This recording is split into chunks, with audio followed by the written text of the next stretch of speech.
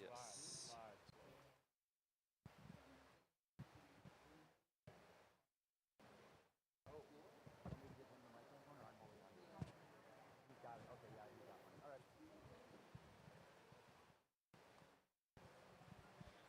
Hello. Hello, East Denver 2024. All right, we got one guy happy back there. Really excited to be your MC for the show right now and 2 p.m. We have a jam-packed agenda with some speakers, presentations, great stuff going on. I'm really excited for the very first kickoff here with Jonathan Wu, Head of Growth at Aztec Labs. He's going to be diving into the case for monolithic rollups. So let's have a big round for Jonathan Wu.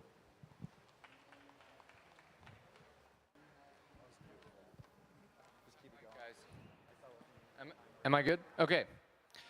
Thanks for coming out, ETH Denver. Big conversation right now between monothelism, very hard word to say, and modularity. I wanted to talk through some of the trade-offs and how Aztec thinks about it. And we're going to do a lot of memes, and we're going to talk about this analogy of an ice cream shop. So let's get going. For those who aren't aware, if you've been living under a rock, modularity is this promise of decomposing blockchains into kind of single-purpose components that can be remixed. And the idea is each of these components is very good at the one thing they do. And so thank you, Celestia, for this great diagram. There are execution layers, settlement layers, consensus, and data availability. And each of those kind of does one thing very well. And the notion is you can construct new blockchains and rollups very rapidly by purchasing these off-the-shelf components. Seems awesome. So I want to kind of try to steelman the case for modularity. I think the number one most important thing is speed, right? That's what they're advertising. They're saying, you know, rather than build all this stuff yourself, rolling your own infrastructure, get to market quickly, buy the off-the-shelf components. The second is specialization. Like maybe you don't want to build all the levels of the stack. Maybe your focus is just on execution and you want the fastest VM. Why don't you spend all your resources doing that, take the other components off the shelf?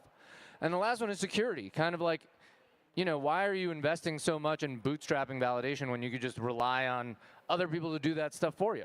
I think it's a very, very compelling argument. And all that leads to this kind of selling case. Like, the more you externalize, the faster you launch. I think that's pretty awesome. And the vision here is, you know, there's going to be 1,000 rollups. There's going to be 1 trillion rollups. There's going to be infinite block space. Okay, so what are the premises? Like, what premises do you have to accept in order to kind of like go into a modular universe? I mean, the first is you have to be like, the security assumptions are like same. You know, like you're getting a lot of convenience and like you're not making many security trade-offs. The second is just integration is easier and faster than rolling your own, right? You could build all these pieces, but it's a lot easier to just pick them off the shelf and kind of stitch them together. And then finally, kind of picking the right combo of these off-the-shelf components is going to be a differentiator. Right? I think you have to accept all these premises to be like modularity is awesome. Okay, so let me talk about why maybe it's not so awesome. You know, one thing is hidden security bottlenecks. Like you're relying on all of these vendors to kind of like provide the different components for you. But you're really only as secure as your least secure Lego block. Like you're putting all these things together, and you're hoping that everyone's doing a great job in the back end. And that risk compounds across all of your modular components. And so there's some failure risk that could happen across your component tree. You're kind of not in control. And you're hoping that you know, none of them have a catastrophic failure and create a liveness risk for your rollup. And because the infrastructure is shared, right, the aggregate prize for attacking just one of these shared components grows bigger and bigger as we go to like millions of rollups. Like imagine if there's like an infinity rollups and they secure all the money in the world and they're all reliant on like a couple small infrastructure providers, and each of them is carrying the weight of like the entire crypto universe. Well, then maybe you might think, well, the security budget or the security capital across any one of these components might not be big enough to support that ecosystem. The second is like integration isn't painless, and the reason why I know integration isn't painless is because there's an emerging category called rollups as a service. They're basically systems integrators. They're telling you, hey, you know, you want to pick some stuff off the shelf, let me tell you what to build, and not only that, we'll do all the stitching for you. And so maybe you don't need to hire devs internally to do all the stitching, but you have to now pay some kind of SaaS fee to kind of integrate and maintain all these pieces. Kind of takes work to figure that out. And finally, like, is selecting the right combo sufficient to win? You know, you talk to founders, they're taking these Lego pieces, they're putting them together. Okay, well, anyone can do that, so is that a sufficient differentiator? Open question in my mind. So I think this all leads to what I call kind of like SaaSification of rollups, where in order to coordinate the different pieces, right, you've got, you know, different governance requirements. Maybe your DA layer or your execution provider or you know, validation provider. Like they all have, you know, some of them are going to be governed by, you know, weighted token voting, some of them by multi-sigs. And you're kind of at the whims of all these decisions from your vendors. Like very, very similar to SaaS, right? You've got all these SaaS software products. They're able to unilaterally change the terms on you. And so what you kind of need is you need a way to like coordinate all these people. And how are you going to coordinate? Like governance, internalized governance is already really hard. But now you've got governance across all of these vendors that you have to keep track of if you're going to build a modularized rollup. So kind of like here come the lawyers. Like if you're a modular customer, you know, you're kind of subject to the whims of your provider. And if you're a provider, you can create liveness failures by unilaterally implementing changes. And so you kind of need like a fallback. You need to be like, okay, in case of a failure, I'll go back to Ethereum, for instance, for DA. And you kind of need some version of like an SLA. You kind of just need a please don't screw me type contract. And then that, how does that get enforced? Well, you could try to enforce it socially. You could, you know, have some kind of token governance where you kind of have a say and upstream to what your suppliers are doing. But really what it is like it has to be governed by some kind of legal contract in a court where if your service provider doesn't do right by you, you can't really reach over there and fix the problem on your own behalf. And so all this means is kind of like a reduction in sovereignty for rollups. And so, like, how do we think about this at Aztec? We're a privacy-first layer 2 on Ethereum, and our goal is to be a fully credibly neutral, decentralized privacy protocol with minimized governance. And so when we think about externalization, right, internal versus external, like, does externalization get us closer to our goals? Like, we're very well resourced, we have money, we need governance minimization, we require deep integration because we have some novel blockchain features. We don't want privacy fragmentation. In the end, modularism kind of just doesn't make sense for us. Now, that doesn't mean it doesn't make sense for everyone, but it means, in my opinion, that modularity is not a maximalist position to take. So some questions to ask if you are a rollup founder. Kind of like, is it worth it to me to internalize most of these services? If you're like a $100 million rollup, like you're securing $100 million, I mean, maybe it makes a lot of sense to trust a $10 billion modular solution as part of your infrastructure stack. If you're a $100 billion rollup and you're heavily resourced, maybe it makes sense to roll your own and kind of buy back your sovereignty. So I have kind of this assertion that the rollups getting going with modularity, once they get very, very big, are going to start thinking about how to buy their own sovereignty back. They're going to be like, wait a second, I have infinite money now. It kind of makes sense for me to re-internalize all of these different pieces. And if anyone can launch a rollup, then like, if you're a rollup founder, you know, what makes me different? If anyone can just click a few buttons and do it, well, then what makes me different? And so my analogy here is kind of like Baskin-Robbins for the Americans here. You know, they got 31 flavors. And so like, you're a rollup founder, you're going to Baskin-Robbins, you're trying to make an ice cream sundae. And like, you're like, I'll have a chocolate and vanilla, and I'll get some sprinkles on top. And everyone can choose to make their own custom sundae, right? But out of these kind of like pre-packaged ingredients. Like, there are only so many flavors, and there are only so many sprinkles, and only so many cones. And you're looking at your sundae, and you're going, my sundae's really, really special. Because it's got all of these exotic components that I bought off the shelf and I put together. But like, anyone can put those things together. Anyone can go into Baskin-Robbins, pick those flavors, put them into their own sundae. So where exactly are you trying to create distance, technical distance, between your project and others? And to make a Marvel reference, this is like the Doctor Strange from Avengers, where you know, he's imagining all possible future worlds, and there's like 14 million combinations. And it's like, is there any one where we win? And he's like, there's only one. There's only one outcome where we win. I think this is the logic, the end state logic of off-the-shelf modularism, which is like, it is a combinatorics problem. There's n degrees of dimensionality. You can make the most exotic sundae because there's going to be so many different providers. And the hope there is like, I'm going to pick the one combo that's the tastiest combo, and that's going to make me win. And I think that's a very interesting hypothesis. And you have to think about, as a rollup founder, is that the path forward? Is my ice cream sundae special or unique in any way? Or is it something that anyone can come in and order?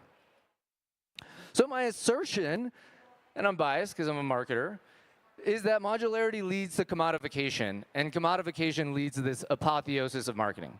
Anyone can make the same sundaes, so what happens when everyone can make the same sundaes? And am I okay externalizing my roadmap? You know, now my roadmap's not really up to me and my dev team, it's up to all my vendors. And my vendors are gonna upgrade as they're gonna wanna upgrade. So my overall conclusion is modularity is a trade-off of sovereignty for speed. And I won't go super deep on this, but you know, when we thought about this problem, it's like, okay, monothelism, fun word, it's well understood. It is very costly. It's very costly to invest in your own security capital, right? To kind of go and get people out there to commit money and funds and effort to kind of securing your network. But it gets integrated economics. We have hand-in-glove compatibility, seamlessness. We don't have to rely on third-party vendors and SaaSification.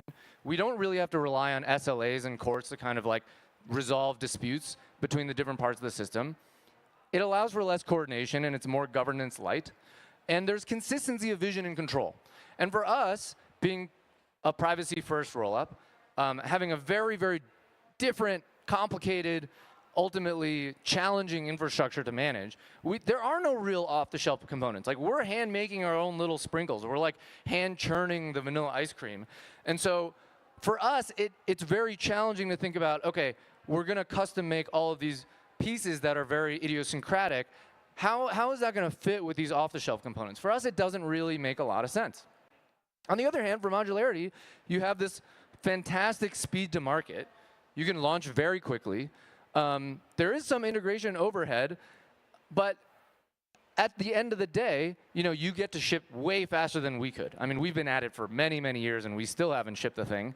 And so someone could look at that and go, no, speed to market is my priority. So what do I think happens like next in this modular universe? The first and most obvious thing is there's going to be a proliferation of ice cream flavors. Like right now, there's like a couple DA layers, and there's a couple VMs you can choose from, and you know, a couple settlement layers, et cetera. We're going to see just a vast proliferation of these ice cream flavors. Like, it's not going to be 31. It's going to be 1 trillion flavors. And there's a strong incentive there to be a winning flavor. Like, if you invent the vanilla, like the flavor that everybody wants in their sundae, that's awesome. So we're gonna see a huge proliferation, right? Modular service providers. But then if you go up one level, like think about the chess game one move deeper, I think we're also gonna see a lot of ice cream shops. We're gonna see a lot of roll-up as a service providers. These are kind of like channel distributors, right? Every ice cream shop is going to say, we carry our own little special set of flavors that you can't get anywhere else. And if you come to our ice cream shop, we're able to offer you the most unique sundae. And so now you're going to see competition between distributors being like, I need exclusivity for your modular piece because I don't want to serve the same ice cream flavors as everyone else. That does not make me as a distributor and an integrator competitive. So the SaaSification means like there's going to be preferred channel partners. And that means there's going to be a creation of these exclusive flavors, these channel agreements, right? And ultimately, we're going to get this highly industrialized, systematized roll-up creation and trillions of roll-ups. And again, I'm biased because I'm a marketer, but I think that in that world, marketers inherit the earth. In that world, nobody really has technical differentiation. And marketers inherit the earth. So I'll just end it here. I know I'm a little bit early on time.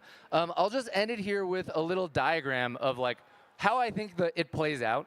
Kind of like modularity is forcing founders into thinking about how important is my engineering team? How important is internalization? How important is owning the secret sauce? And why is it more important to just get something out there very rapidly and with minimal overhead? And we're going to have this externalization and outsourcing of everything that is hard on a technical perspective, both from the componentry to the integration, security, and ultimately, shitposters will rule the world, right? Like the tech ultimately won't be owned inside. The tech will be completely outsourced, and essentially the rarest thing right now, and it's the hardest thing to get, will become even rarer, which is narrative creation, marketing, those really hard to find CMOs. So that's kind of how I see the world evolving, and the case that I would make for monothelism, which allows you to kind of internalize some of these differentiators. Thank you for your time.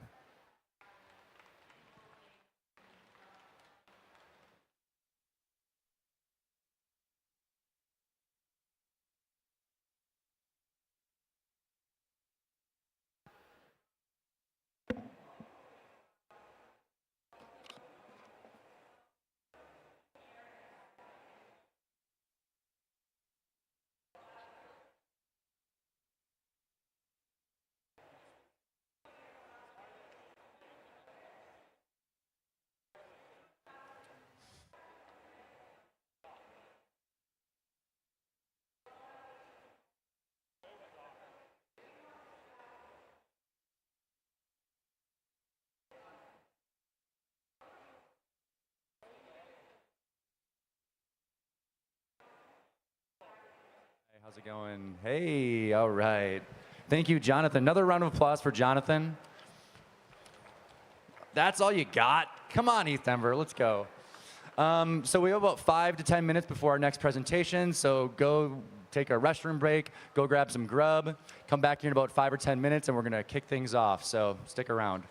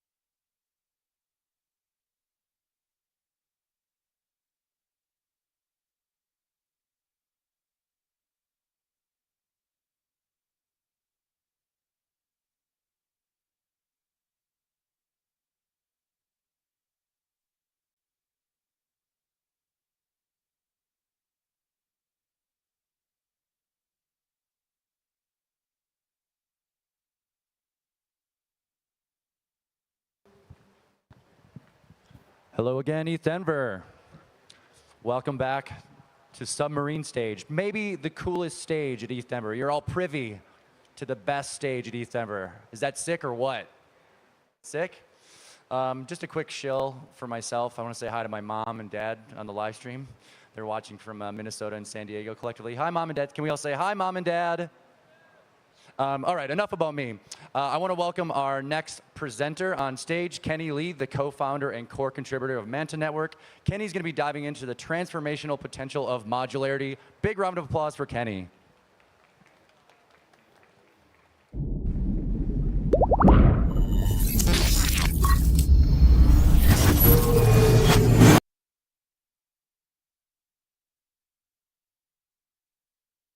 Testing? Oh, hi. Okay, cool. We got 5 seconds. Never mind. All right. So, hey everyone. I'm Kenny. I'm one of the co-founders of Manta Network, and I'm here to tell you about the other side of the story, which is why modular. And so, for those of you that don't really know Manta, we are an Ethereum-based layer 2 solution, and we are the first one to actually start attempting this sort of modular approach. And one of the first major movements that we've made as a network was to actually migrate over to Celestia for modular data availability. And so just wanted to talk a little bit about that experience, the trade-offs, what to think about it, and the overarching higher level purpose of this quote-unquote movement of modularity and what this all means. Click. Oh, it's OK. I'll just use my fingers. All right. So, oh. I think, OK, yeah, there. Sorry. So yeah, I'm Kenny. That's my dog. And you know, I've been in the crypto space for a while now. Actually, before we started Manta Network with my co-founder, I was finishing up my MBA over at MIT, and I was the teaching assistant there for Gary Gensler, who, for those of you that don't know, is now the chairman of the SEC. Anyway, so that's where I met my co-founder as well, and after we both finished and graduated, we decided to go work on Manta Network. And so we are the first L2 that actually leverages data availability. What does that mean? What does that actually mean for us? Actually, over the past 30 days, using this modular DA approach, our L2 has been able to save our users $1.8 million in gas fees in a period of 1 month.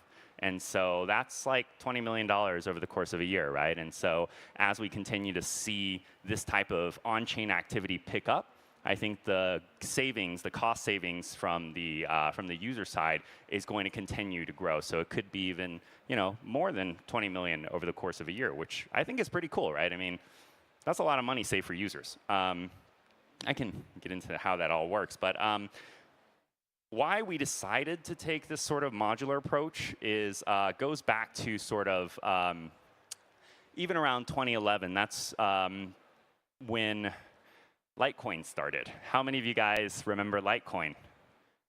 Nice. We're all OGs in here. OK, so Litecoin I think of as more of a movement to become this quote-unquote Bitcoin killer, right? Because what ends up happening is you have Bitcoin, which came out, but then subsequently people start saying, OK, this thing's great for a store of value, but it's a little bit slow, and I'd like to make a faster version of this. So you've got the Litecoins of the world that come out. You've got the Digibytes of the world that come out. You've got later on Bitcoin Cash and Bitcoin Silver and all these other forks of Bitcoin that are supposed to be better than Bitcoin because you reduce the block generation speed or you increase the block size, et cetera, et cetera. And so as a result, you see all these forks of this core technology coming out, and they're all building as a core team to try to outcompete Bitcoin. And so while they're in this little small community, this little pond of trying to outcompete Bitcoin, you see this huge innovation come along, right? You see Ethereum, and Turing completeness comes out. And so now all of a sudden, the needs of the users have shifted. And so once Ethereum came out, Now we're starting to think as a community about decentralized applications. But at the same time, all of these forks, all of these attempts, all of this talent that's been pouring into contributing to forks of Bitcoin has now, in 2024, fallen a little bit by the wayside, right? I mean, Bitcoin's still sort of the core community, and everything else is kind of, still chugging along. In 2017, we see the same thing happening. We see the same thing play itself out with Ethereum, right? I mean, I don't know how long everyone's been in here, but for those of you who have heard of the term Ethereum killers, who's heard of the Ethereum killers? All right, what's killed Ethereum, right? Like nothing, right? So you see all these forks come out for Ethereum as well. The most notable one with like the year-long ICO and everything, EOS. And then you've got like forks that have different programming languages that are supposed to be better for developers, such as Neo, for example, right? Like they come out, they say, OK, we're going to kind of do the same thing, but put a little twist on it. We're going to have our own sort of feature set. We're going to have our own differentiating technology, and it's going to be that killer of Ethereum. And you fast forward to 2024, but nothing has killed Ethereum yet. And shout out to ETH Denver, stronger than ever, right? We've upgraded to a bigger sport castle. And so, all this talent, again, pouring into all of this innovation that at the time was such a differentiating feature of everything. But now that we fast forward to a generation where now we're looking at scalability, all these other forks have become obsolete. And these forks have not been able to pivot, have not been able to innovate to continue to provide value for users in an ever-changing space. Now fast forward to 2024. And I think we're going through the same problem, right? Like you've got this proliferation of L2s. And I guess like we don't know who the winner is going to be here yet. But the point here is that we see this same pattern where these L2s, including Manta, are coming out and saying, you know what? We're going to do exactly what that person did, but we're going to add a little spin on it. And that spin is going to be our core technology that really differentiates us. But I mean, we've heard the same story in 2013. We've heard the same story in 2017.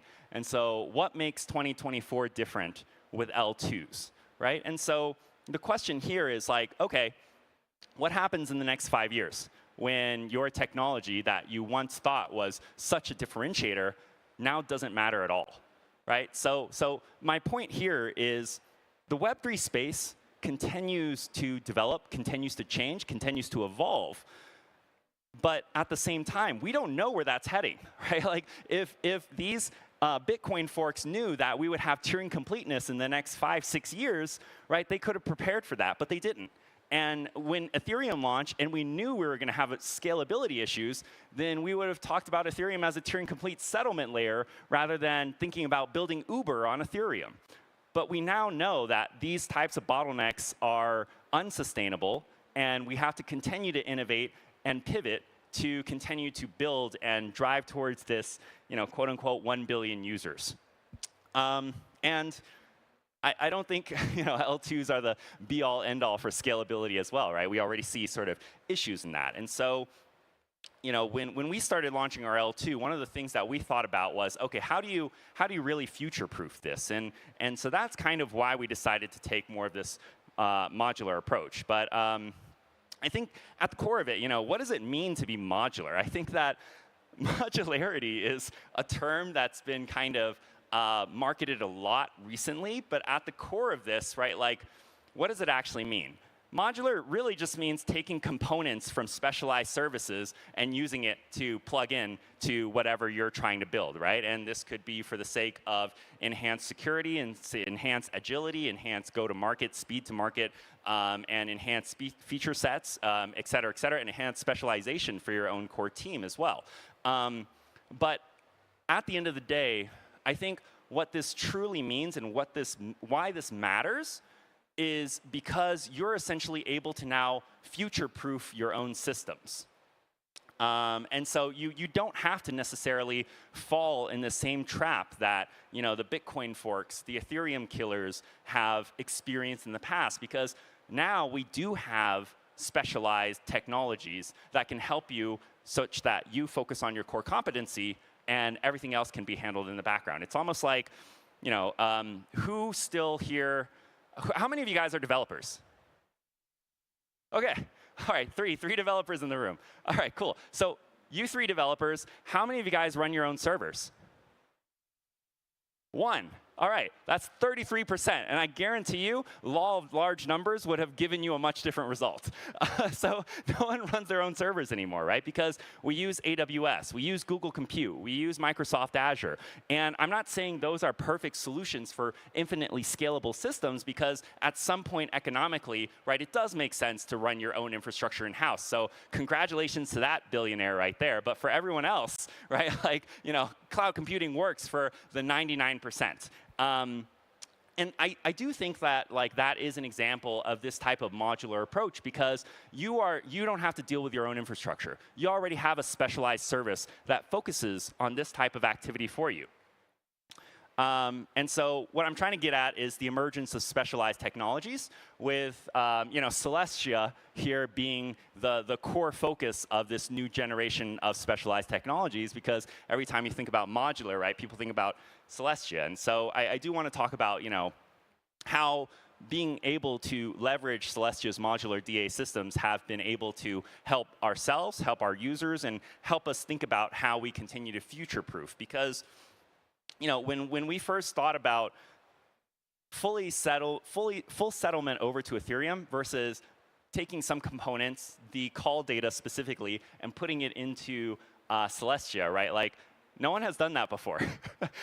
I don't know if you guys know, but Celestia mainnet just launched. And so it's definitely experimental. It's definitely tricky. It's definitely risky. And so we didn't know what to expect here, right? We ran a lot of tests on our test environments. But at the end of the day, right, mainnet launch, every demo goes well until you have to actually present it.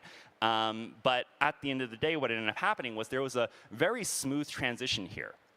And that smooth transition meant that we were now able to service users on our network at a fraction of the cost, and they experienced no downtime at all, right? There was no halt in block production. There was no network having to hard fork or anything. Everything was going just according to plan. And the only difference, the only thing that users started noticing was, oh, the gas fees are much lower than before, which is really cool, right?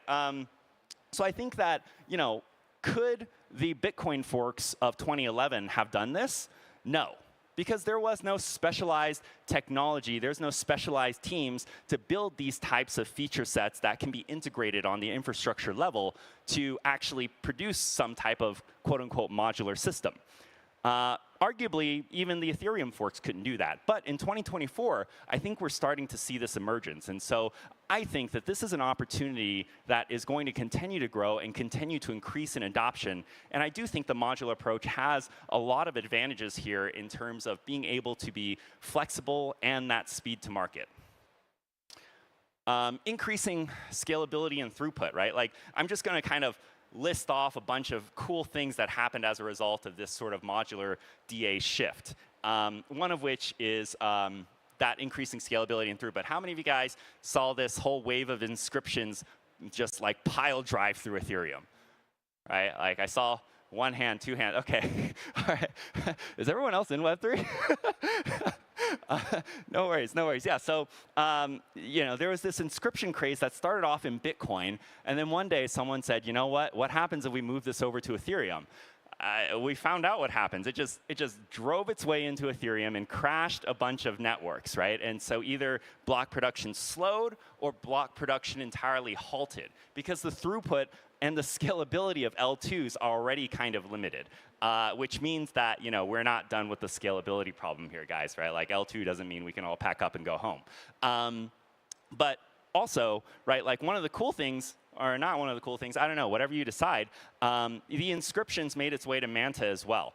But by that time, we're actually leveraging Celestia already for that data availability side. And so that throughput was able to sustain us throughout that entire sort of chapter of major on-chain activity without having to significantly increase costs. I think at the peak of the inscriptions on Manta, we were seeing around 10 cents in gas fees.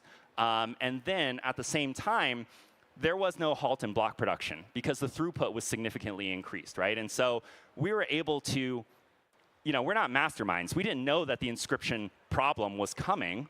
But at the same time, by being able to take something that's been specialized, built, and then plug it directly into our ecosystem, into our infrastructure on day one, rather than having to build it ourselves, we were fully prepared for it. And reducing user costs, right? I mean, again, going back to the gas fees, right? I think that most of you guys in here, who's heard of Ethereum? All right, 4 of you guys. OK, so the Dankun upgrade with proto-dank sharding, right? Because the Ethereum Foundation and the Ethereum community is thinking a lot about scalability on the L2 side as well now, right? And so that a lot of the proto-dank sharding concept with the increase in the blob space and everything, it's kind of been addressed with Celestia on the modular DA side. And so I'm glad to see Ethereum also kind of starting to think about that approach. And then hopefully in the future, we have full dank sharding, which allows scalability based on the number of nodes. But anyway, what does that all mean? It means that you can save a lot of gas fees. And so by actually leveraging Celestia from day one, right, we over the past month or so, we've been able to save that $1.8 million. So I do think that the value of this is also extremely tangible on the user side. And finally, increasing resiliency, OK? So who's heard of Solana? All right, so resiliency and Solana, right? You don't hear them in the same sentence often.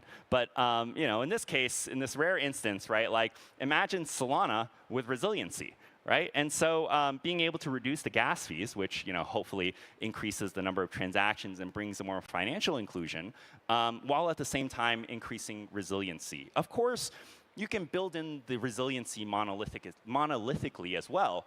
But these modular systems, right? Like, for example, Celestia. OK, what happens if Celestia goes down and I have nowhere to put my call data, right? Like, what happens to Manta then? That would really suck. But fortunately, there's fallback systems such that if Celestia goes down for whatever reason, right, we can fall back to Ethereum to place call data. And so that means the network stays up in the event of any type of these types of emergencies. At the same time, right, Celestia is the first to market, but definitely not the last. We see a lot of other sort of DA systems coming out, most notably EigenLayer, right, Avail. And so in the future, what this means is that Manta Network could possibly take advantage of all those other DA layers as well, plug them into our core infrastructure, such that if Celestia falls, then we've got other options to choose from that will still significantly save on gas costs, while also being able to deliver that same user experience with no impediment to block production. And so that's resiliency. And I think that's really amazing for modular systems, because now you have this optionality to build in additional components for the sake of resiliency, for the sake of redundancy. Yeah, and I think that's about it. And I've got about 2 minutes left. The point here that I'm trying to make is, definitely modularity comes with these trade-offs, right? One of the major trade-offs here is flexibility. If you build something from the ground up, I was watching this TikTok video the other day of this lady like creating her own sandwich from scratch. She like kneaded the dough, she put in all the ingredients, and she made the cheese herself. That's pretty impressive. But like, imagine like, I don't know if that's for you guys, but like I can't do that every single day, right? And so I do think that the monolithic approach allows you to make the cheese exactly how you want, make the bread exactly how you want. But at the same time, right, like when you think about the modular approach, it's more so you've got the bread from the grocery store, you've got the cheese from the grocery store, and so you can start putting these pieces in place today. And so I think John from the previous presentation was talking about that speed to market. I think the speed to market is definitely a benefit here. At the same time, these types of components are still in the early stage, are still very experimental. I'm not telling all of you guys to start taking the jump and start thinking modular and start building in modular components right now. This is not developer advice. But at the same time, I think that 2-3 years from now, when this type of practice continues to mature, then we're going to see the same type of deployment, development as we already do in spaces outside of Web3. Right? Just like in cloud computing, you don't build your own servers. You don't build your own operating system. You don't build your own database. You take MySQL. You take some type of Linux distro, right? And you run it in a data center that's hosted by AWS somewhere geographically. That's great. And that's exactly what works for 99% of applications. And I think that, as we start heading towards this modular approach, I'm hoping that, the blockchain space, at least on the infrastructure side, starts behaving in that scalable manner, just like in the cloud computing side that we've seen so much success in. So with that being said, I'm Kenny. I'm from Manta. And mic drop.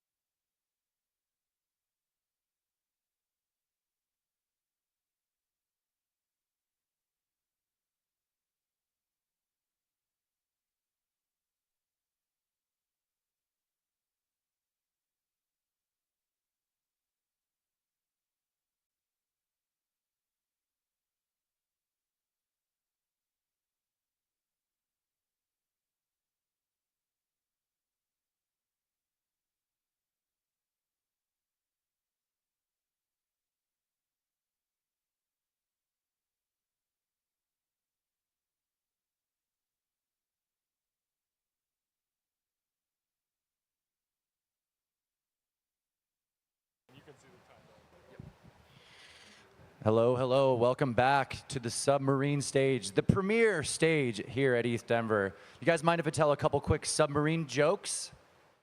People like submarine jokes? All right. This one's going to be good. You're going to love it. What's a submarine's favorite restaurant? Subway. Oh, that was a big one. I got one more before my time's up, and you're all like, get off stage.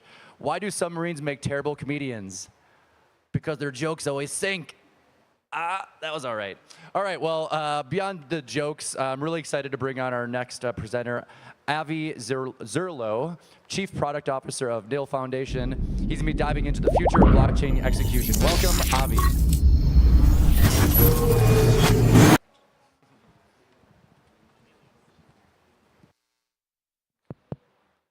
Is this on? Oh, okay, there we go.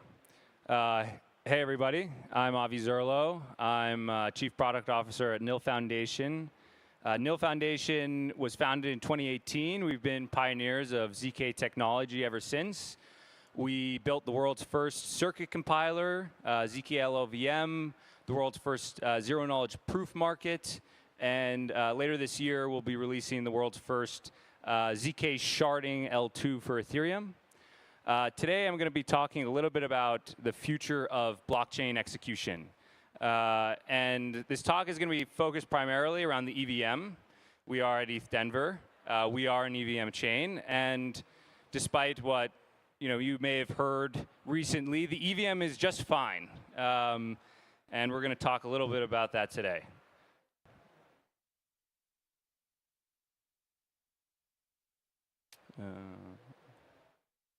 Okay, so to start, some basics.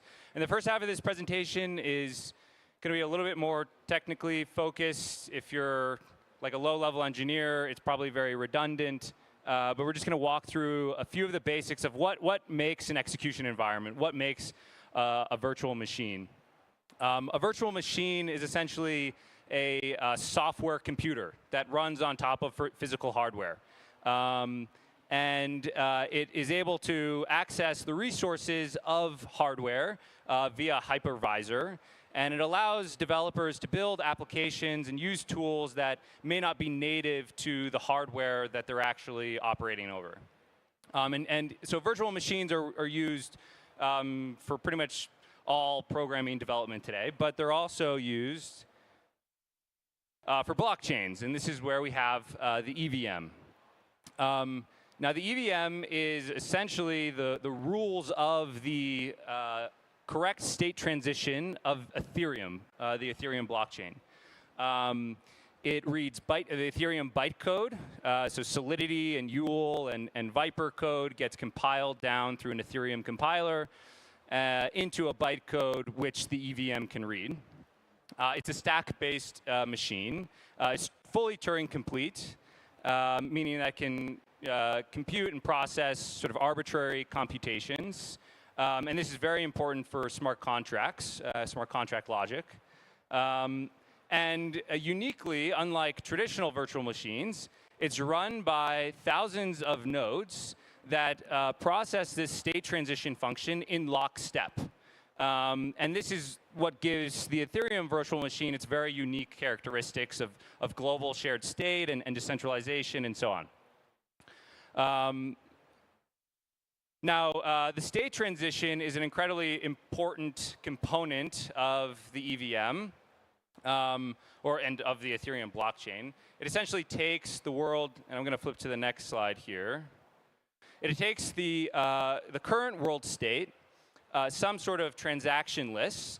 It applies the state transition function, which is essentially the Ethereum virtual machine, and then it computes the resulting world state. And this is how Ethereum builds blocks, and nodes process this in lockstep, and this is how we move the blockchain forward.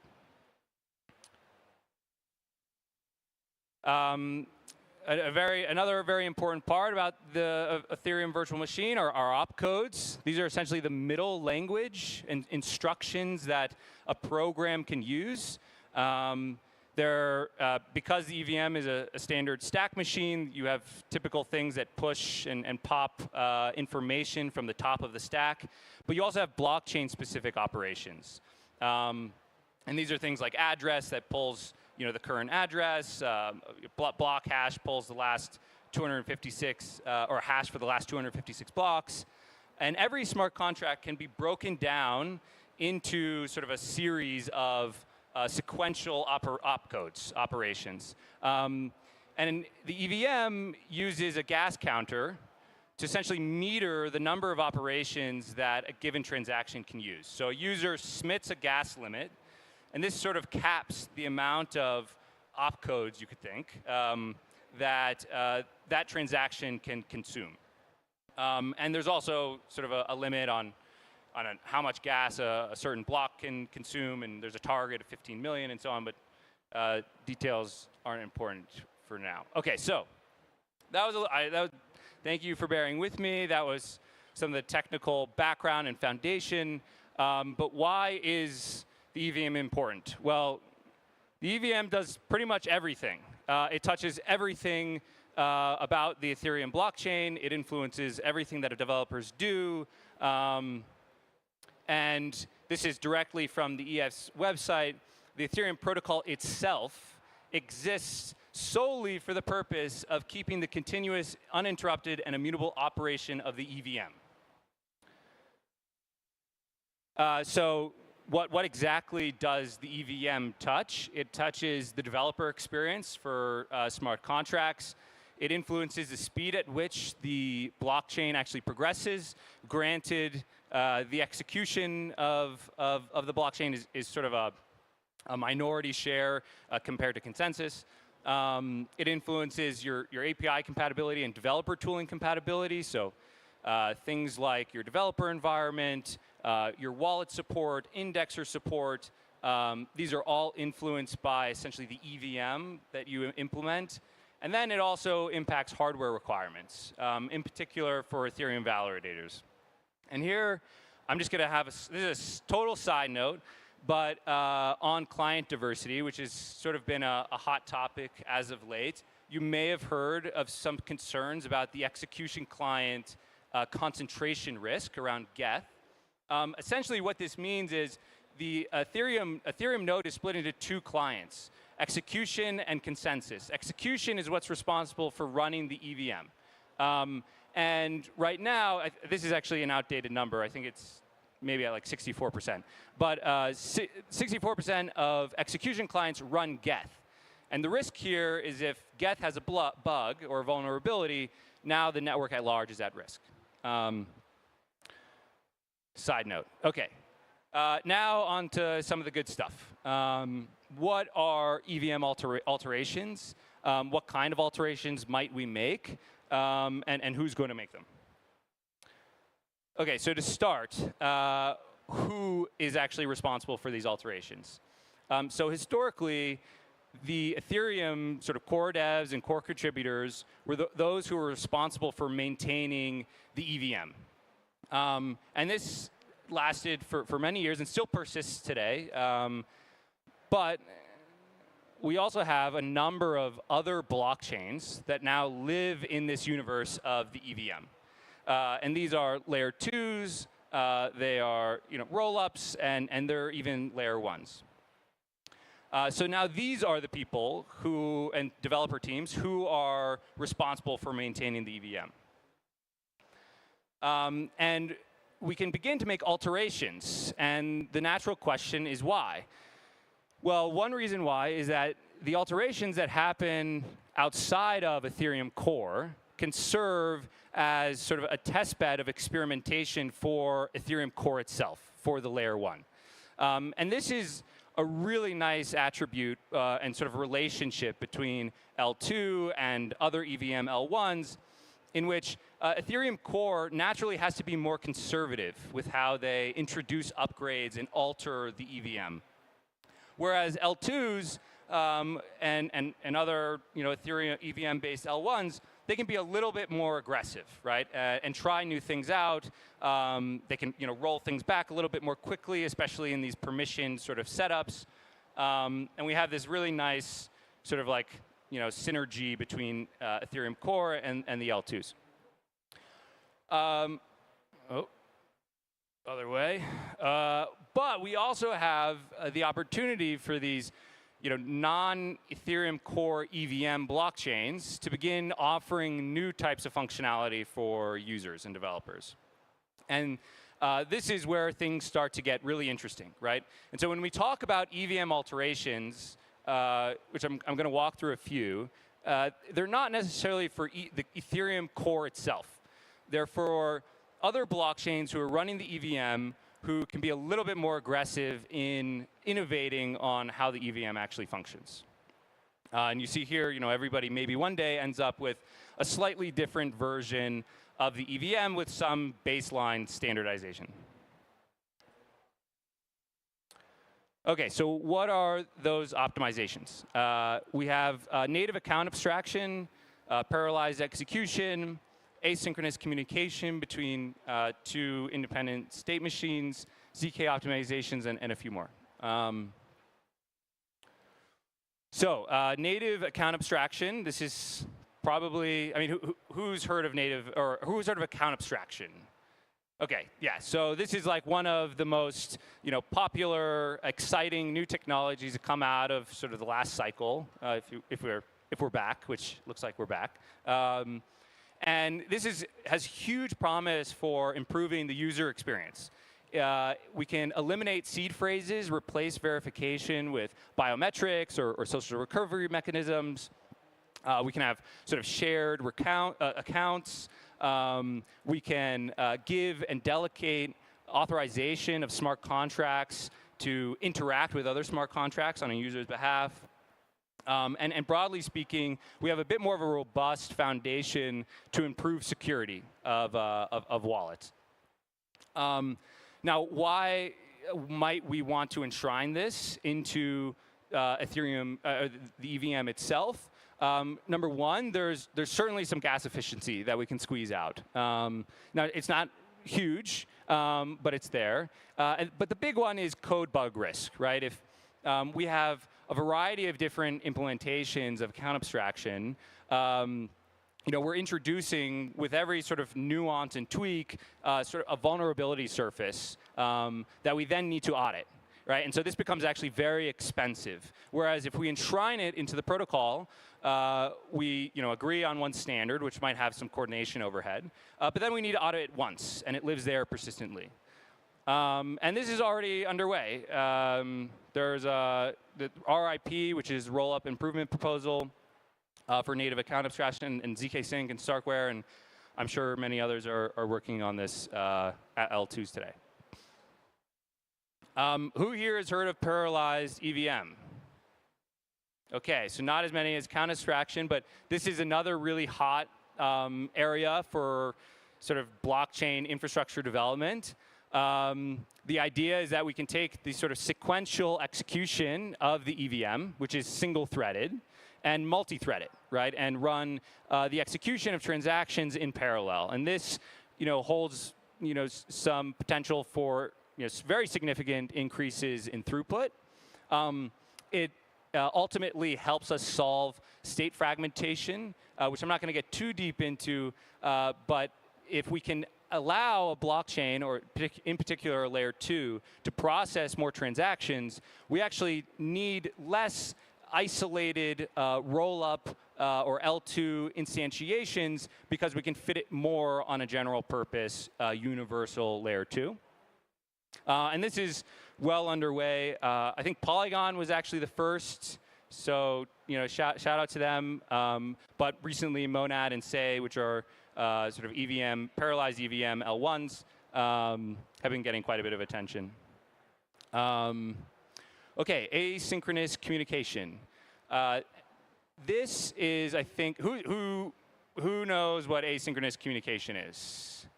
OK, so we're sliding in the knowledge set, but this is super important. This is essentially core to enabling horizontal scalability. And horizontal scalability is sort of thought of as the most optimal scaling solution for blockchains because we can scale by not increasing the hardware requirements of a particular node, but rather adding new nodes to the system of interest. And we need asynchronous communication between these nodes that are essentially independent state machines or independent instantiations of the EVM to communicate. And today, the EVM does not have this ability to communicate asynchronously across instantiations. So there's actually been a lot of research that's gone into this from sort of Ethereum core, given their efforts throughout the years for sharding.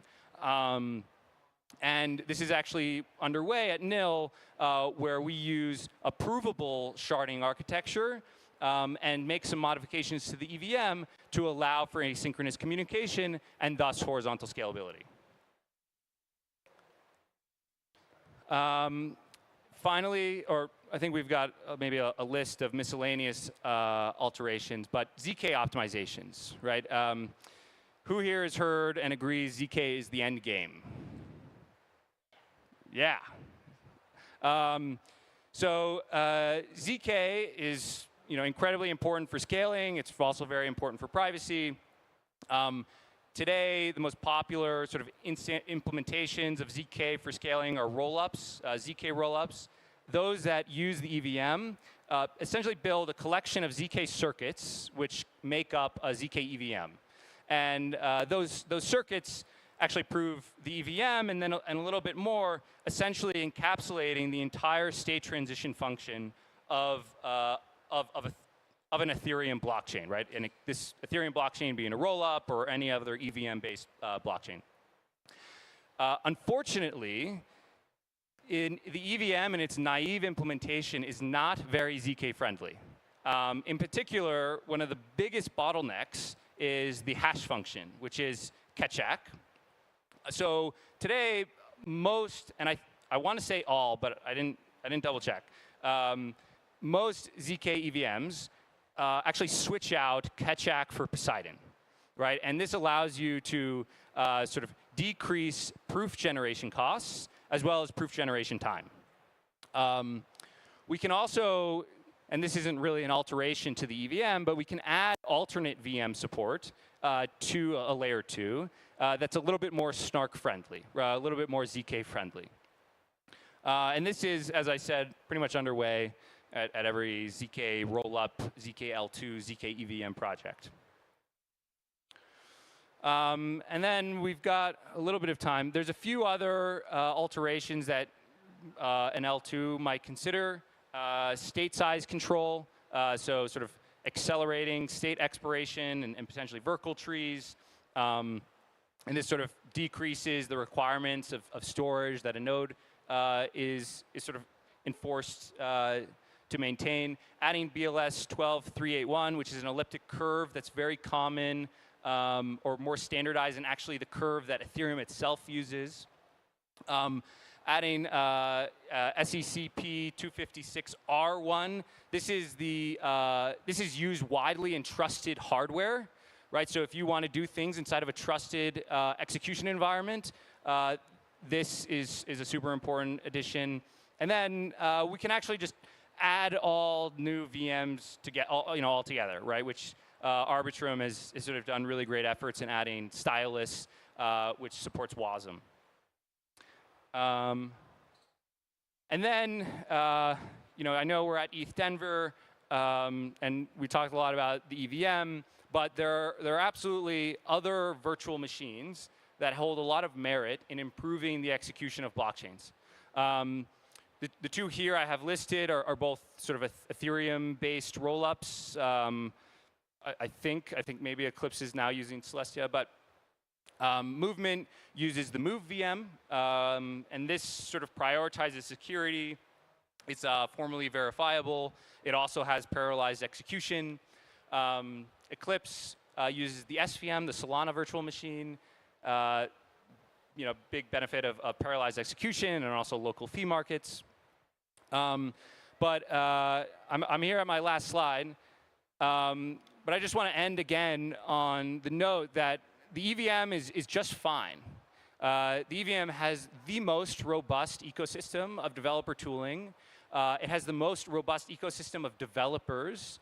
And it's maybe been slow to implement some more innovative, state-of-the-art optimizations because L2s haven't had the opportunity to actually, sort of experiment, right? In that they've been focused on just shipping and getting things live. Now the layer 2 ecosystem around Ethereum actually has a critical mass, right? And so now I think is really the right time for non-Ethereum core EVM-based blockchains to begin experimenting, with making the EVM great again.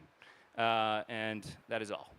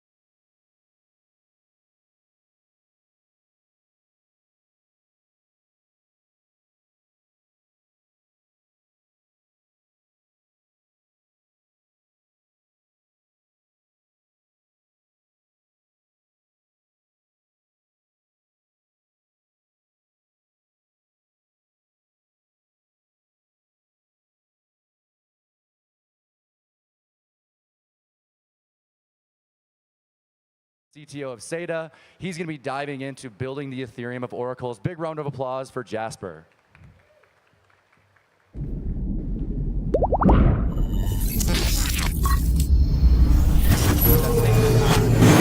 Thanks everybody for being here. Today we'll be talking about how we're building the Ethereum of oracles at SATA. And before we dive into that, I wanted to take you guys through sort of like the era or the ages of crypto middleware in infrastructure.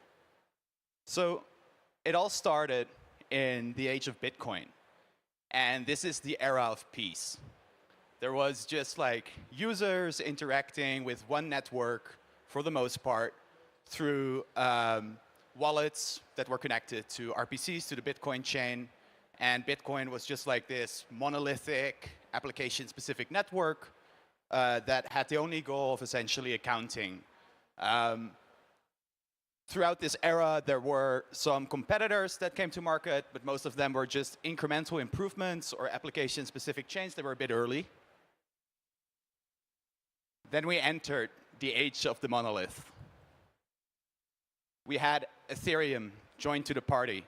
And outside of just having one wallet or one set of wallets or infrastructure to interact with Bitcoin, a second set came to life to interact with Ethereum.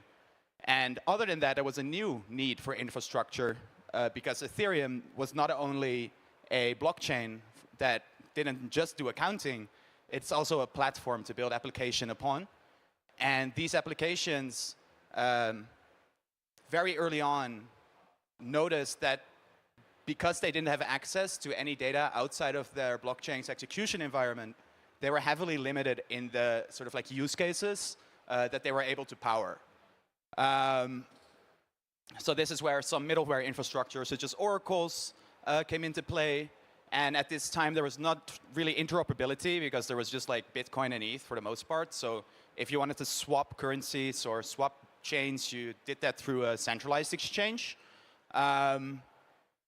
There are some other chains that launched around the same time with similar functionality to ETH. But at this stage, I don't think they're relevant enough to mention anymore, for the most part. Then we entered the age of fragmentation. And I think we are about in the final stages of this era right now. To visualize this is we have like a bunch of blockchains, right, in the beginning, and you're seeing that the middleware is not completely reusable. There's not enough standards. So you're seeing that middleware that was built for Ethereum originally, such as oracles, need to redeploy their entire infrastructure. It doesn't scale well to all these different chains. And at this stage, what you're seeing is that some of the middleware is actually starting to act as kingmakers. If you can get some of the like great middleware providers to launch on your chain, that is like a huge selling point. And I don't think that's necessarily what our industry was built around. Yeah. This is now, I mean, a few months ago, even. So imagine trying to serve all of these networks with sort of like the previous iteration of middleware and infrastructure that we saw. That's not working very well. There's like huge wait times, huge sort of like fees that you're paying or contracts that you're signing with these middleware companies in order for them to launch to your network. So it's time for middleware to catch up. At SATA, we believe that we're now about to enter the age of hyper-specialization. We are going to see a bunch of hyper-specialized networks spin up, and these networks are going to do one thing really, really well, and through seamless interoperability, we'll be able to create an experience that's cheaper than what you're seeing with a bunch of the monolithic chains that are out there today, because you have like specialized networks doing just the thing that they're designed to do. And yeah, as interoperability gets better, that will be like more realistic. So I think we're like right between the age of fragmentation and specialization. Some of the things to look out for right now are like chain abstraction and intent that are really like going to be powering this stuff. So for SETA, entering this age of hyper-specialization, we wanted to do the following. We had the following design goals, kind of. So we wanted it to be horizontally scalable. That means that new chains launching and wanting to interact with our network should not add necessarily more load or integration times. The second point is modularity, which is kind of like, I'd say it's like permissionless accessibility. We want new blockchains, new smart contract chains, new rollups to be able to plug into our infrastructure from day one and have access to some of the core features that are necessary for sort of like having a successful ecosystem, right? So if you're building an ecosystem, there is three things you want. You want developers, you want liquidity, and you want users. And if you don't have, it's sort of like a chicken egg coop problem or something, you know? Like you kind of need all three, and then you need to have like this network effect.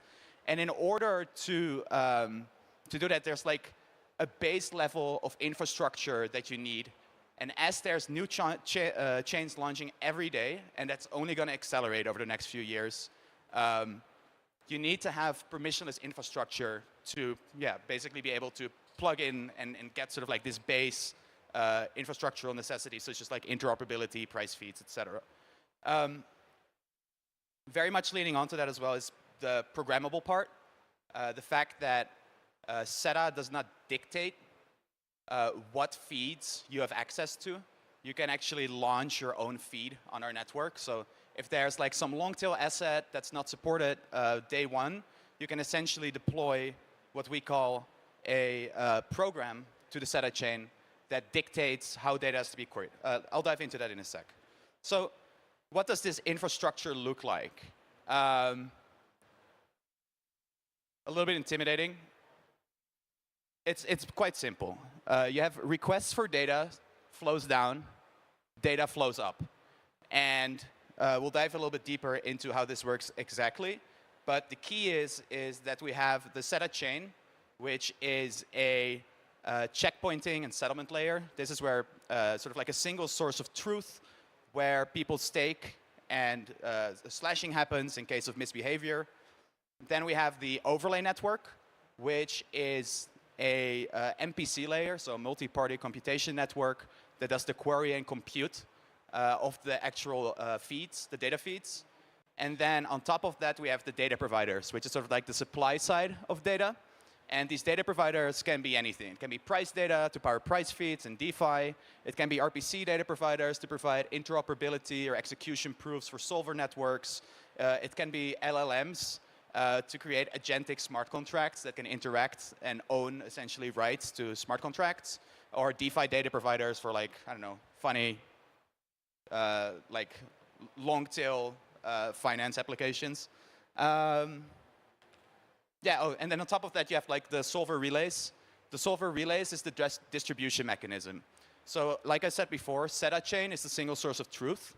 But how do you, from there, bridge that data over to the actually consumer chains? And that's what the solver network is there for. Let's take a little bit of a closer look and like how this would work if I would want to query a new price feed. So what I would do as a deployer of a new feed is I would deploy what we call a program to the network. And the program is essentially a WASM binary that dictates, it's like a set of instructions that dictates what data is to be queried, from where, and then how that should be computed into a final outcome. So you deploy this to the SETA chain, and in return, you get a ID referencing your program. Then anybody that actually wants this program to be executed by the SETA chain references this program in a transaction to the SETA chain. The SETA chain then uses VRFs to select a secret random committee of overlay nodes, MPC nodes, that are then selected to actually perform the query and computation. So yeah, we'll zoom in on like the overlay node right now. So the overlay node is essentially a wrapper around a WASM VM, and it just blindly sort of like executes the binary. So it just does like, in this example, it like queries 4 sources and takes the median price. It then reports the final outcome that comes out of the computation back to the SEDA chain, where it's then batched, Merkleized, and signed by the validator set. And then this is where the solver relays come in.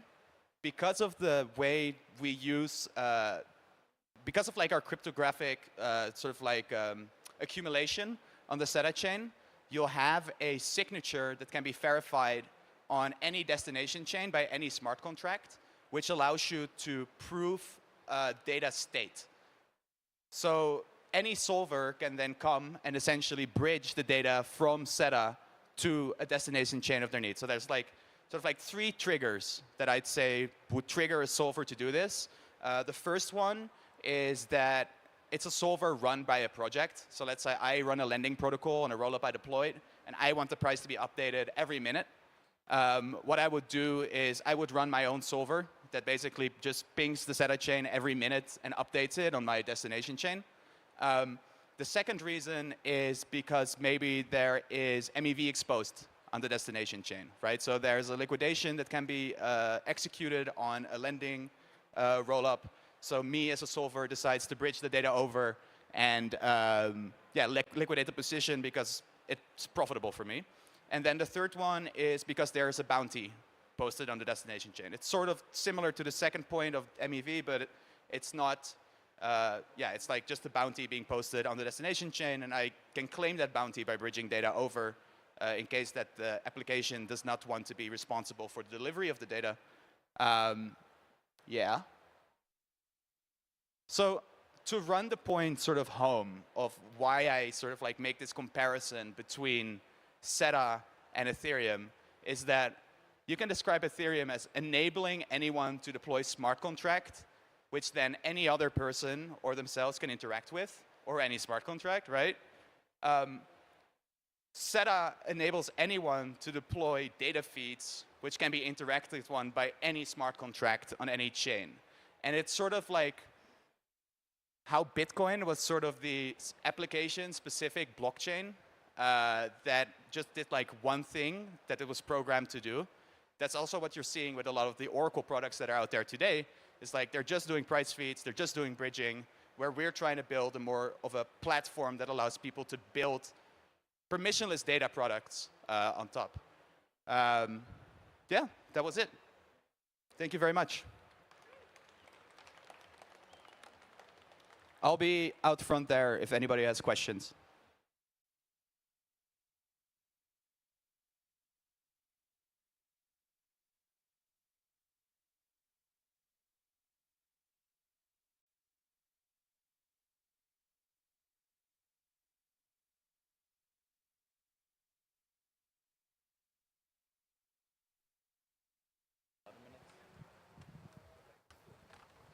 All right, so we have about 11 minutes before our panel event.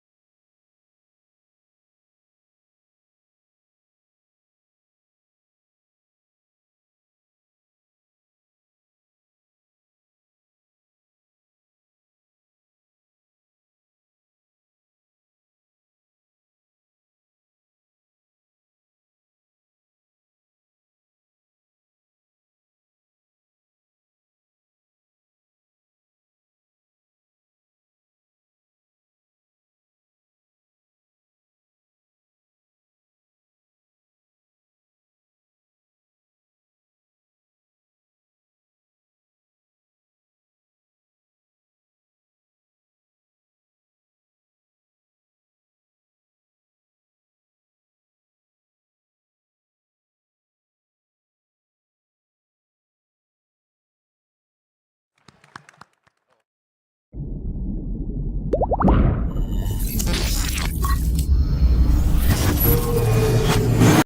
online. I think we do actually have a great panel for you. The premise here is basically dissecting M&A in our industry, which you know, as you probably know, is very, very early. But we've got for you three, I think, unique perspectives coming from investment banking, legal, and also the venture world. So with that, I guess I'll introduce myself, and then I think each of us will introduce ourselves. I'm Tony Scuderi, CEO of Imperi Partners. We are a crypto-native investment bank. We're set up to have industry expertise in this space and help founders and executives navigate M&A in crypto.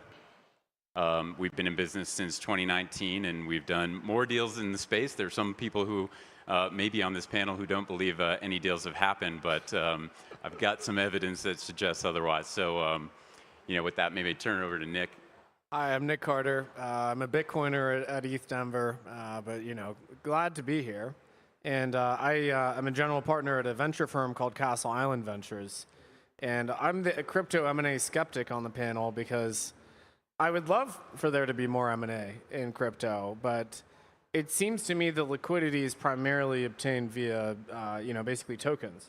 There seems to be much of a less of a focus on M&A, to my immense chagrin, to be clear. I'd love nothing more than to be as optimistic as you guys. But yeah, we can debate. It will happen.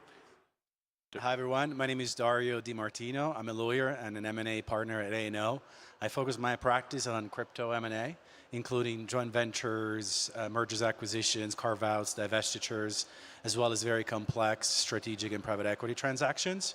I'm also the head of our fintech and blockchain practice. We have about 6,000 people, 30 offices, 40 jurisdictions, and we do work across the globe. There's no such thing as an M&A transaction that only is limited to the United States.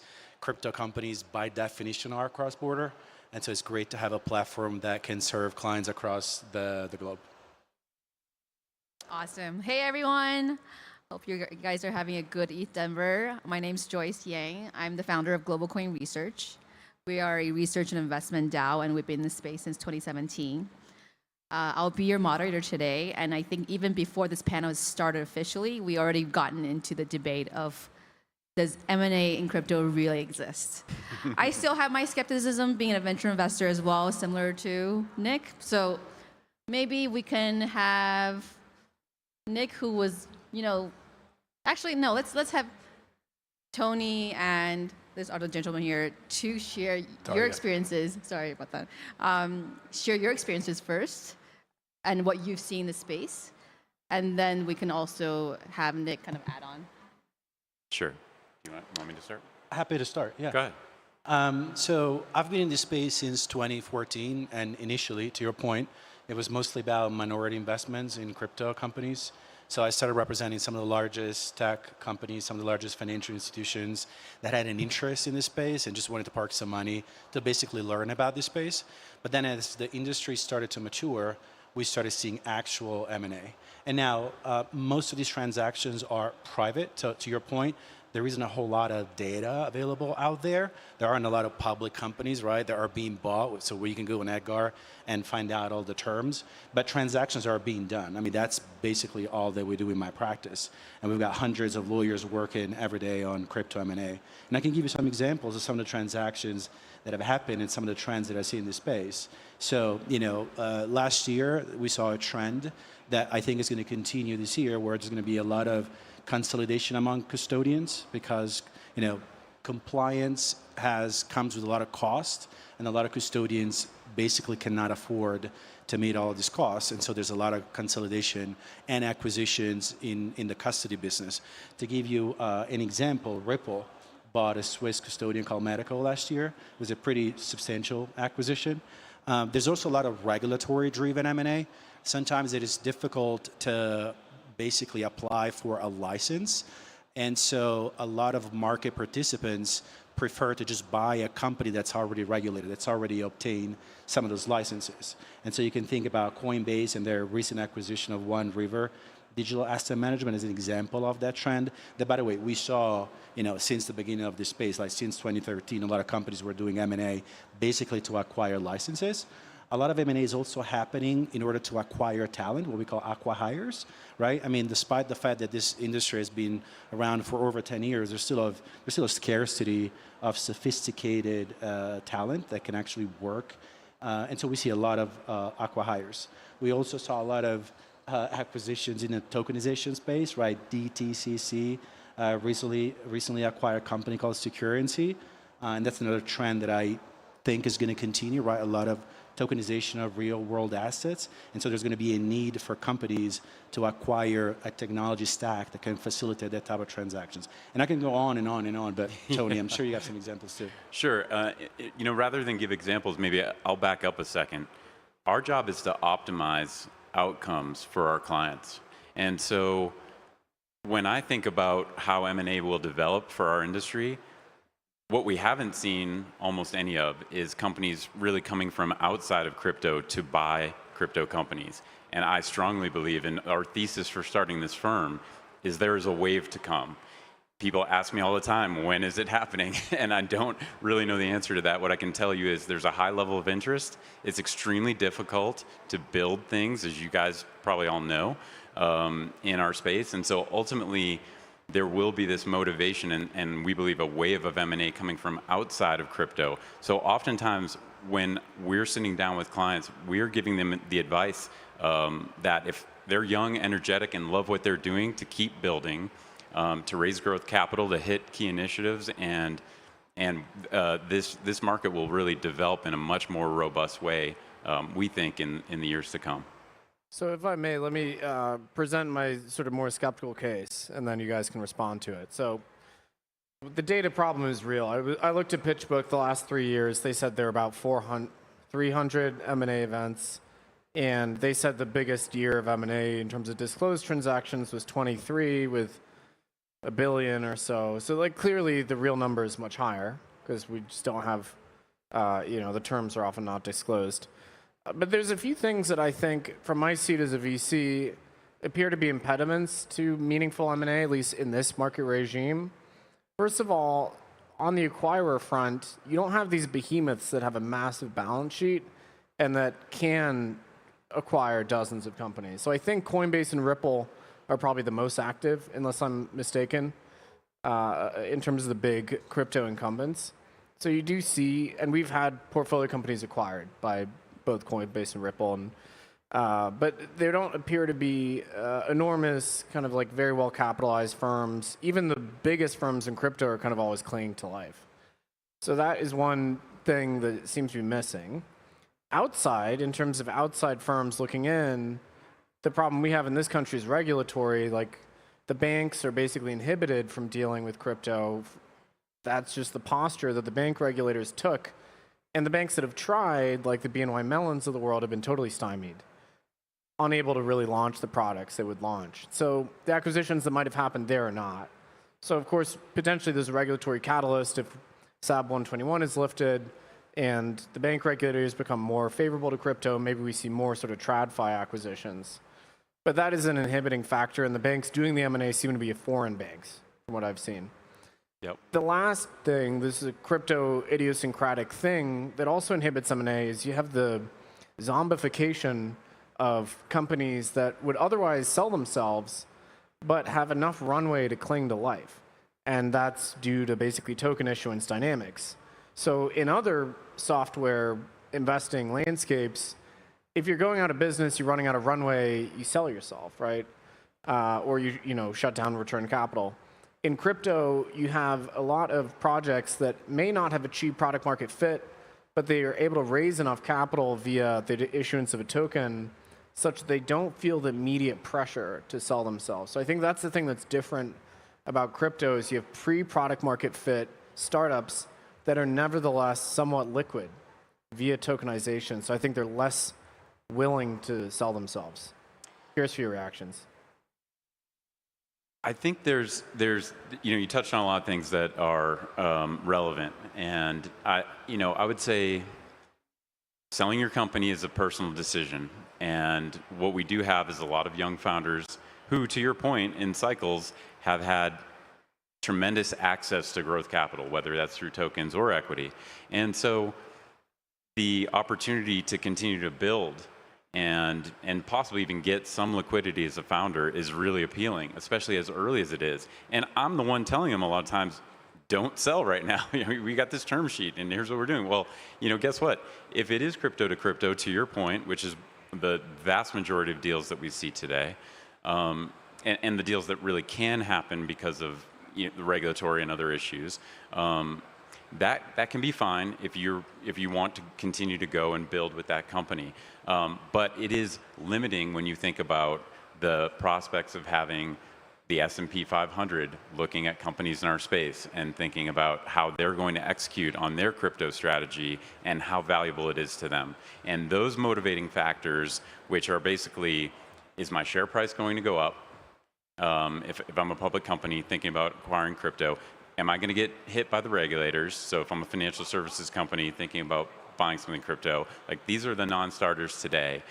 At the point we see Main Street companies starting to execute in a relevant way in crypto and crossing over, that's when you'll see the motivation from their competitors that they need to do something. And your guess is as good as mine when we're going to see that. But those are some of the key factors for me that will break down these barriers and allow that wave that I'm talking about to come.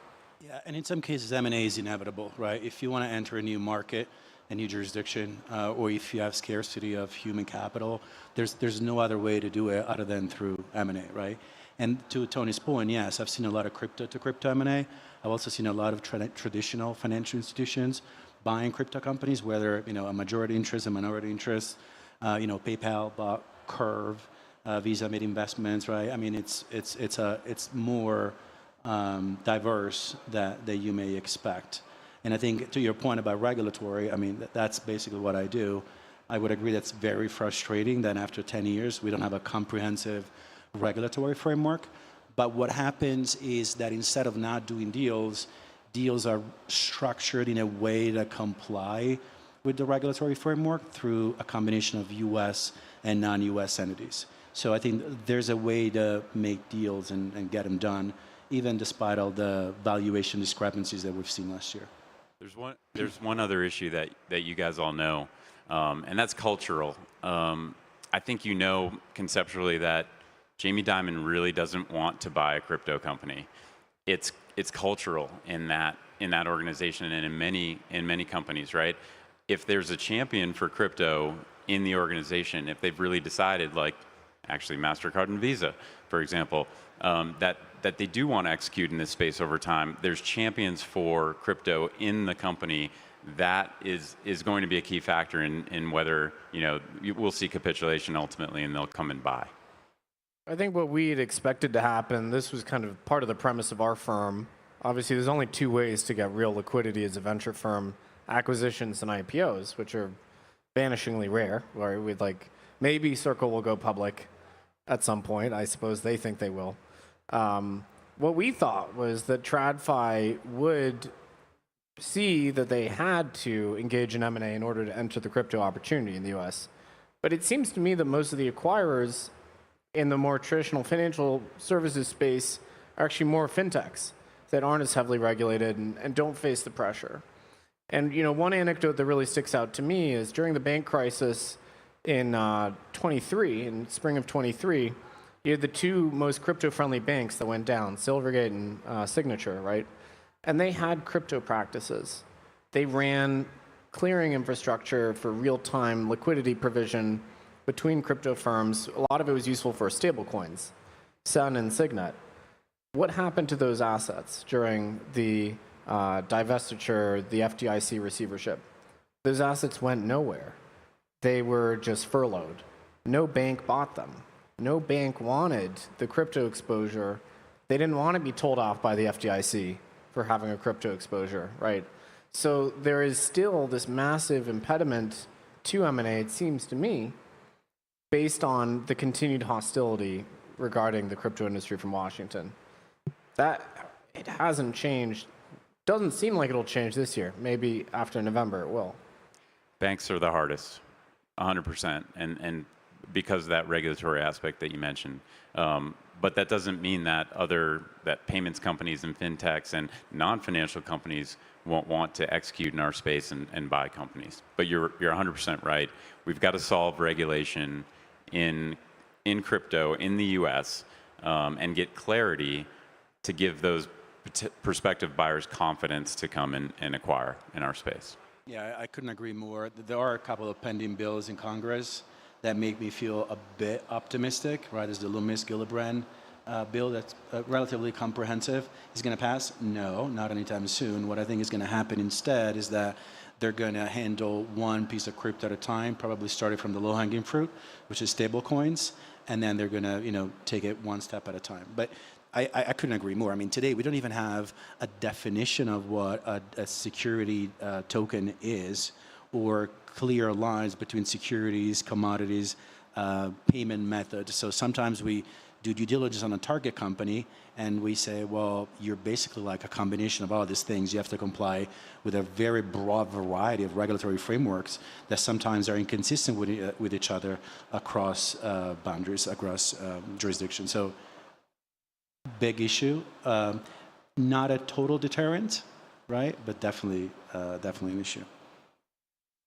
Yeah, following up with that, given the current market situation and Bitcoin now, hitting $60,000, I'm curious what you're seeing from your side when it comes to buyers or seller activity, and just any kind of difference or changes in reception coming from Web 2 or any of the other potential acquirers that you're seeing. Sure, I can start with that. I think that we have some founders who've basically survived our crypto winter recently, and they're thinking about a business in many cases that's really monoline, right? We're a group of founders. We started this business. We do one thing really well.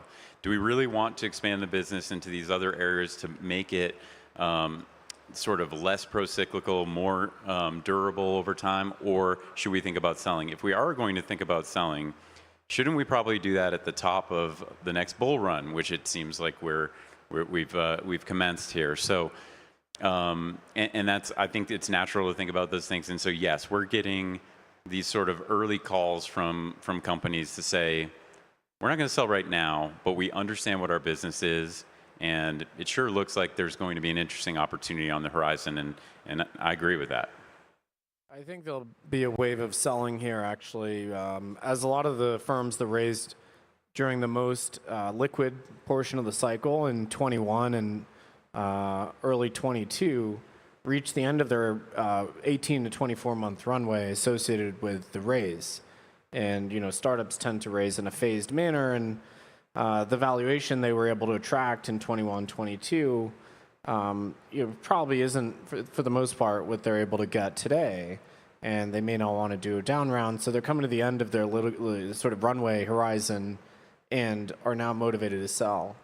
The other thing, though, is tokens are always a liquidity mechanism for many of the startups that we follow in our portfolio. And as liquidity returns to the market, the motive to issue a token as an alternative fundraising mechanism becomes greater. So some startups are able to defer those M&A decisions until later. So we kind of see both things, but I generally agree. Like Wall Street, traditional asset managers, they do now see the opportunity in blockchains. BlackRock is launching a tokenization product that will be a very key moment for the industry. So I do think there will be more outside-in interest, and we're hopeful about that. Yeah, and look, M&A is a confidence game, and with interest rates stabilizing, recessionary fears disappearing, I think that more buyers are coming to the M&A market looking for quality targets. At the same time, I think sellers are understanding that 2021 valuations are not coming back anytime soon. And they're getting more willing to accept more realistic valuations. But even in cases where there's a valuation discrepancy, through the use of earnouts, you can bridge that valuation gap. And I've seen the past year and a half, a lot of very creative ways to structure earnouts, right? Not just the usual EBITDA, net income, and revenue-based earnouts, but a lot of different milestones to account for the specific crypto market. Yeah, hello. Let's talk about that a little bit more, Dario. I love to dig into a hypothetical project now looking to sell to a, say, multi-billion-dollar FTV project, right? What do they need to consider? What do they need to think about? And what kind of terms are you seeing that's most founder-friendly? Look, in terms of how to bridge the valuation gap, a lot of sellers want to structure their earnouts based on revenue metrics because they don't want to give a buyer the ability to potentially manipulate those metrics post-closing, where buyers typically want to have a net income threshold or metric to have more control. And so what typically happens is that you start with this conversation, net income versus revenue, and then you sort of end up in the middle with an EBITDA-based metric. And then there's a lot of conversations around retention of talent. One of the most important criteria for the success of an M&A transaction is a successful integration. According to a recent study, more than 30% of the employees end up leaving within the first year after closing. And so it's super important for founders and for sellers to make sure that there's blending with respect to the treatment of the employees to make sure that they will be happy post-closing. If you can't secure a talent, then your success is quite frankly tarnished. Yeah, Tony, you have anything to add? Yeah, just that, a lot of these issues are solvable by structuring. We still have, I think one thing that's unique in our industry is, as early as it is the amount of subjectivity. So the lack of that financial data and being able to reasonably model it over time. And so the challenge of modeling and integration. So how do you solve for that? And Dario mentioned a few ways, but clearly in the structuring, if we're talking about a higher stock component, where the target is effectively going to own stock in the combined company, and so they're sort of solving for is that 2021 print, is that really the value of the acquired? What's our stock worth? Well, if we do stock for stock, it matters less, right? Or if we change that component. So there's a variety of things that we can do in structuring to kind of close that gap. But clearly one of the impediments is the subjectivity in these deals and in valuing companies in our space. What's the typical timeline that you're seeing for projects doing deals now? Sorry, what do you mean by timeline? From initial conversation to closing? Oh, to consummating a transaction, Yep. If they want to sell. So we're typically a sell side banker,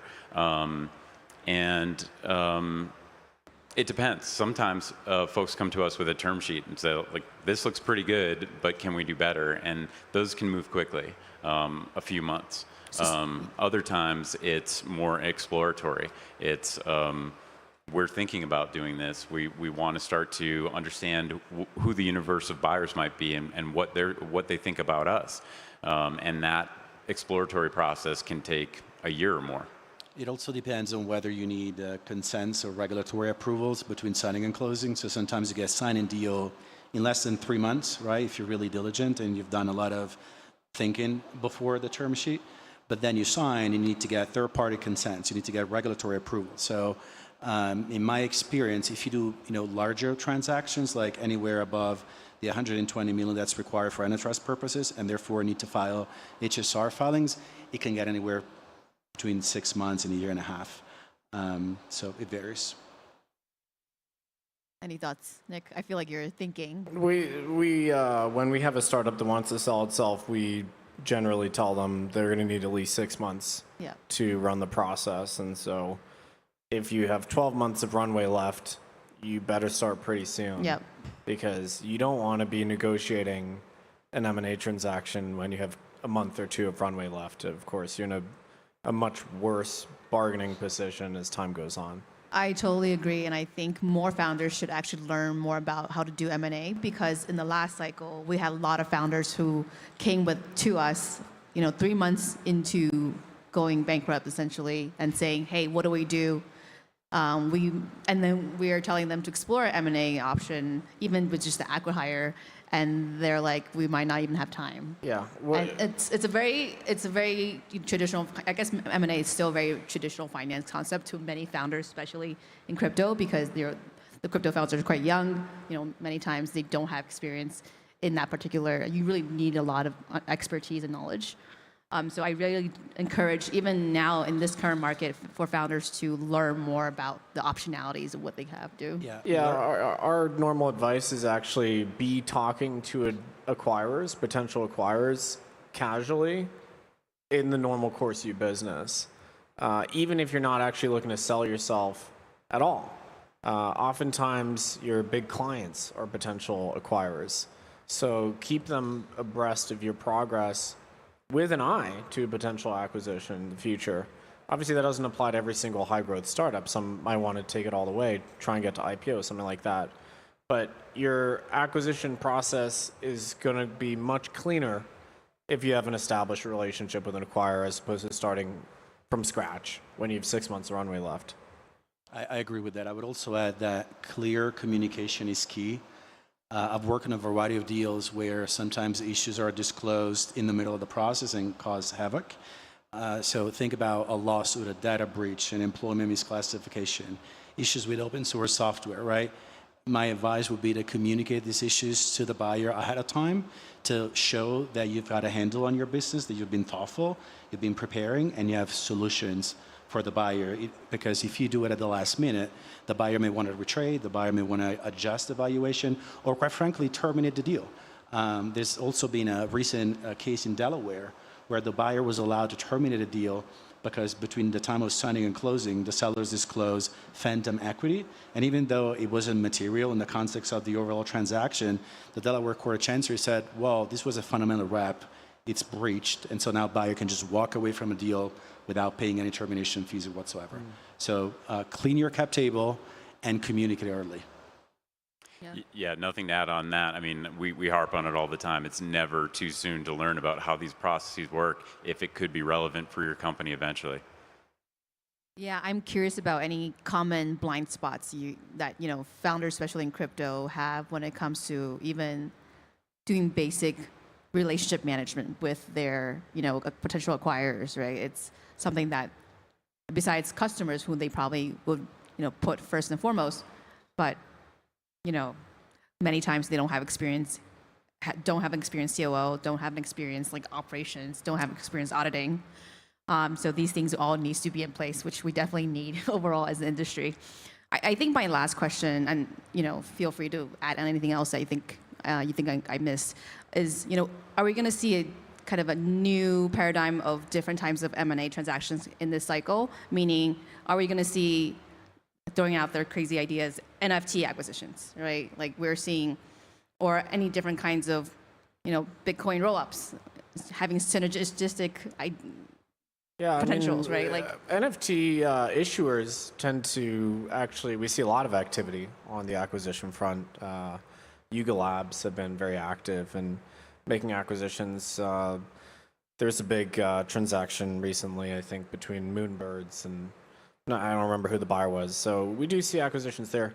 What I'm interested to see more of is actually token projects or even L1s and L2s merging or acquiring. I haven't seen much of that. I haven't seen many DAOs or sort of like DeFi native, crypto native projects sell themselves or be sold. I think Rari is one example, but I haven't seen a lot of that. So I'd be very curious to see if standard transactions can be worked out in that sector. Yeah, we've seen some of it, and I think we will continue to. And I guess I would say, those deals are have their own interesting dynamics. But I think overall, when we have more bullish markets, we tend to see more deals, and I think that's going to happen across sort of deal types. And I think we will see. We'll see at least a couple of transactions coming from outside crypto this year, and I predict we're going to get one in the billion plus range as well. All right. I would agree with that. I expect mega deals this year. I also expect more consolidation among custodians. I expect a lot of non-market participants to tap into the whole metaverse and NFT marketplace, right along the lines of what Nike and Adidas already did. And also a lot of acquisition of companies that develop layer 2 scaling solutions. Those are trends that I expect. Well, it looks like we're out of time. Thank you guys so much. Yep. Thank you, everyone, for listening in. Make sure to find Tony and Dario after you have questions about this, because they're the experts. Thank you. Thank you.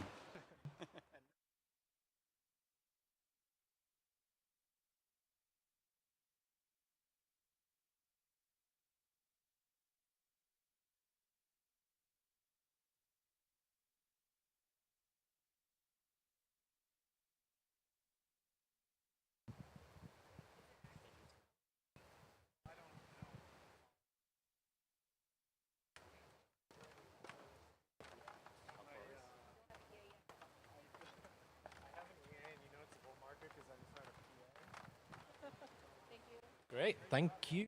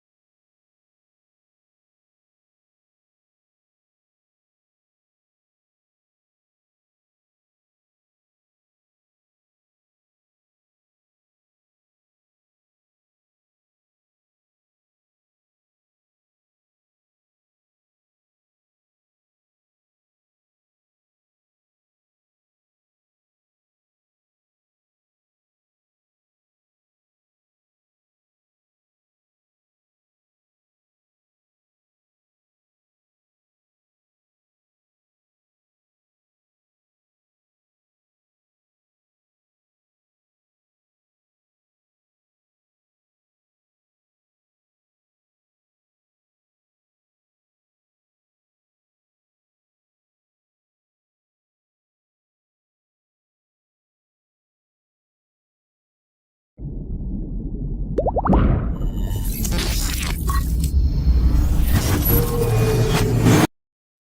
here.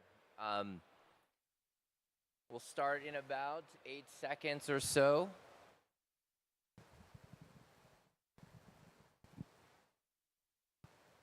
All right. Welcome, Denver. My name is James Young. I am CEO of Abridged.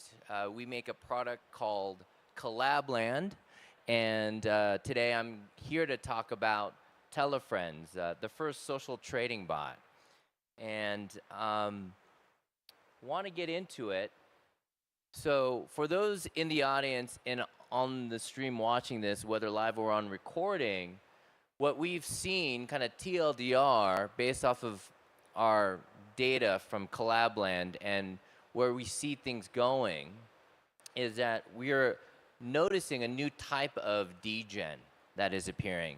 And I'm going to walk through our findings and what we've experienced. Hopefully it'll be illuminating and educational for all of you. So some context. So before I talk about Telefriends, I want to give you some information about Collabland. So we've been around for about 4 years. We service and help manage about 54,000 communities on Telegram and Discord. We are a token gating bot. And what that means is if you have an asset, like an NFT, you can use that and use the Collabland bot to verify that you hold that asset. And if you do, you get into special channels within Telegram, chat channels in Telegram and or Discord. Currently, we have about 13 million connected wallets. We manage over 30 different chains, so all of the major EVM chains, but also non-EVM chains. Bitcoin is recently popped up. If all of you or any of you know about like ordinals or inscriptions, we service Solana, Near, and Flow, and a bunch of other chains like Polkadot, for example. And a lot of the communities that we manage are the blue chip NFT communities, a lot of prominent DeFi communities, gaming communities like Axie Infinity. And what we're seeing as crypto and NFTs mainstream is a lot of consumer brands.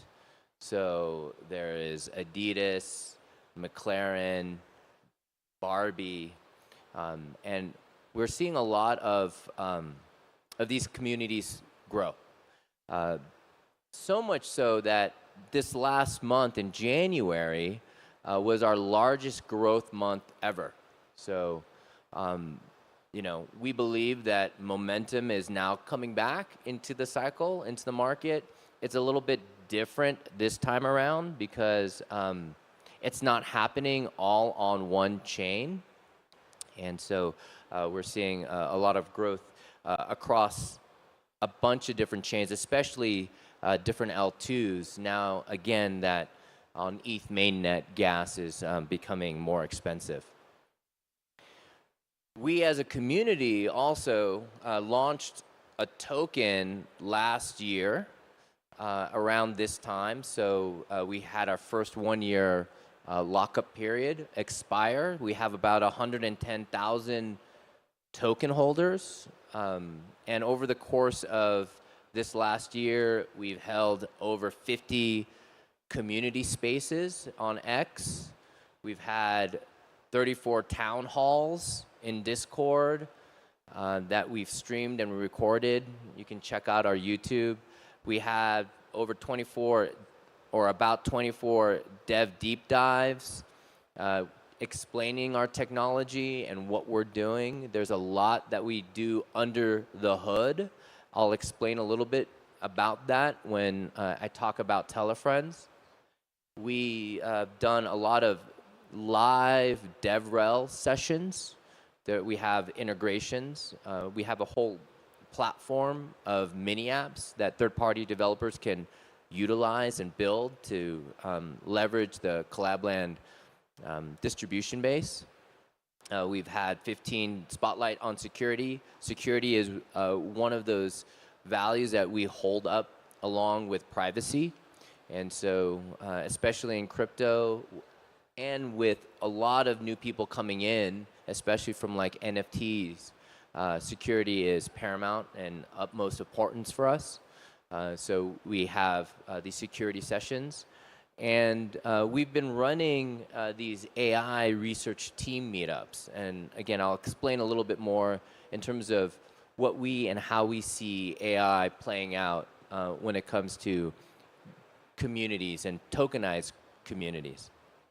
So that's a little bit about Collabland, what we've seen happening, and what we are coming from. Now, as we get into this next cycle, and arguably, I think people would say that we're already in a new cycle right now. We've not only taken a look at our data, not only listened to our community, getting feedback, but what has also informed us is the technical advances, the technical innovations that now have become unlocked. So these 4 techs are kind of initiatives have really set the groundwork for us, and we really try to figure out, how do we utilize these innovations. So one is smart accounts. I don't know, who's heard about account abstraction here in the audience?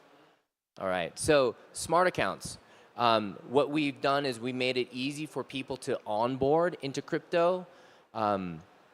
So you can, in a Telegram or a Discord, if it's managed by a Collabland bot, we have the capability where you as the end user can do transactions within these third-party platforms without having to leave the platform. So it's that convenience factor.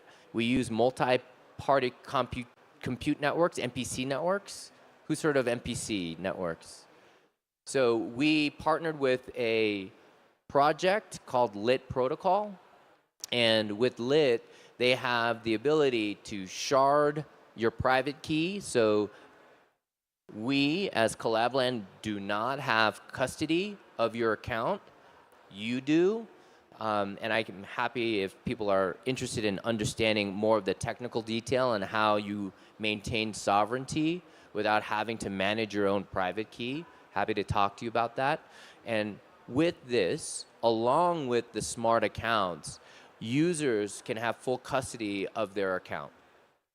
And there are other things that we can provide along the way with these smart accounts under this EIP, this Ethereum Improvement Proposal 4337, where you as a user onboarding into crypto don't even need a ETH or anything to pay for gas.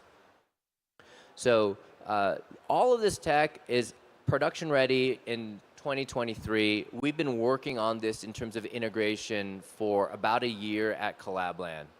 And everyone understands, and if you're, coming to ETH Denver, I think it's hard pressed to not hear about crypto and AI. And so we've been working on fine-tuning a language model for a group community setting where people can express in natural language, because community chat is not only a great interface for people to talk together online, but it's a great interface for AI. So that's why I think you see a lot of AI interfaces being chat-based. And so, and I'll talk about that a little bit more when we get to Telefriends. And then these like yield-based business models. So I think it's today there is an L2 that's launching with a yield-based system. And so with all of this, with our data and what we're seeing in terms of growth and the type of communities that we see are engaged online that have a token, and with all this tech that is being ready and production available, we thought to ourselves, okay, how do we apply this? And with that though, we also took a step back, and we also looked at what's happening culturally. And all of this, like this next slide that I'm gonna present, is just kind of my subjective opinion. And so, and I'll go through this real quick, and then we'll get to tell our friends. So you see, after COVID, and I would argue that a lot of this previous cycle was spawned from COVID and people being locked down, but people wanting to connect, so they go online. People not being able to really make money, if you will. So I think there was an intention and a mainstream interest when it came to crypto. And so with that, you see the proliferation of NFTs, for example. But post-COVID, after COVID, you've seen these different social platform dynamics. You see Twitter changing its name to X, new owners. You see Threads applying and reaching a new demographic or audience. You see decentralized social networks like Mastodon pop up. You also have seen this multipolar shift where you see cultural dominance, from, I guess, other areas of the world, specifically Asia, rising in dominance. So that has this internet kind of resonance as well. And I think you see that a lot too in crypto.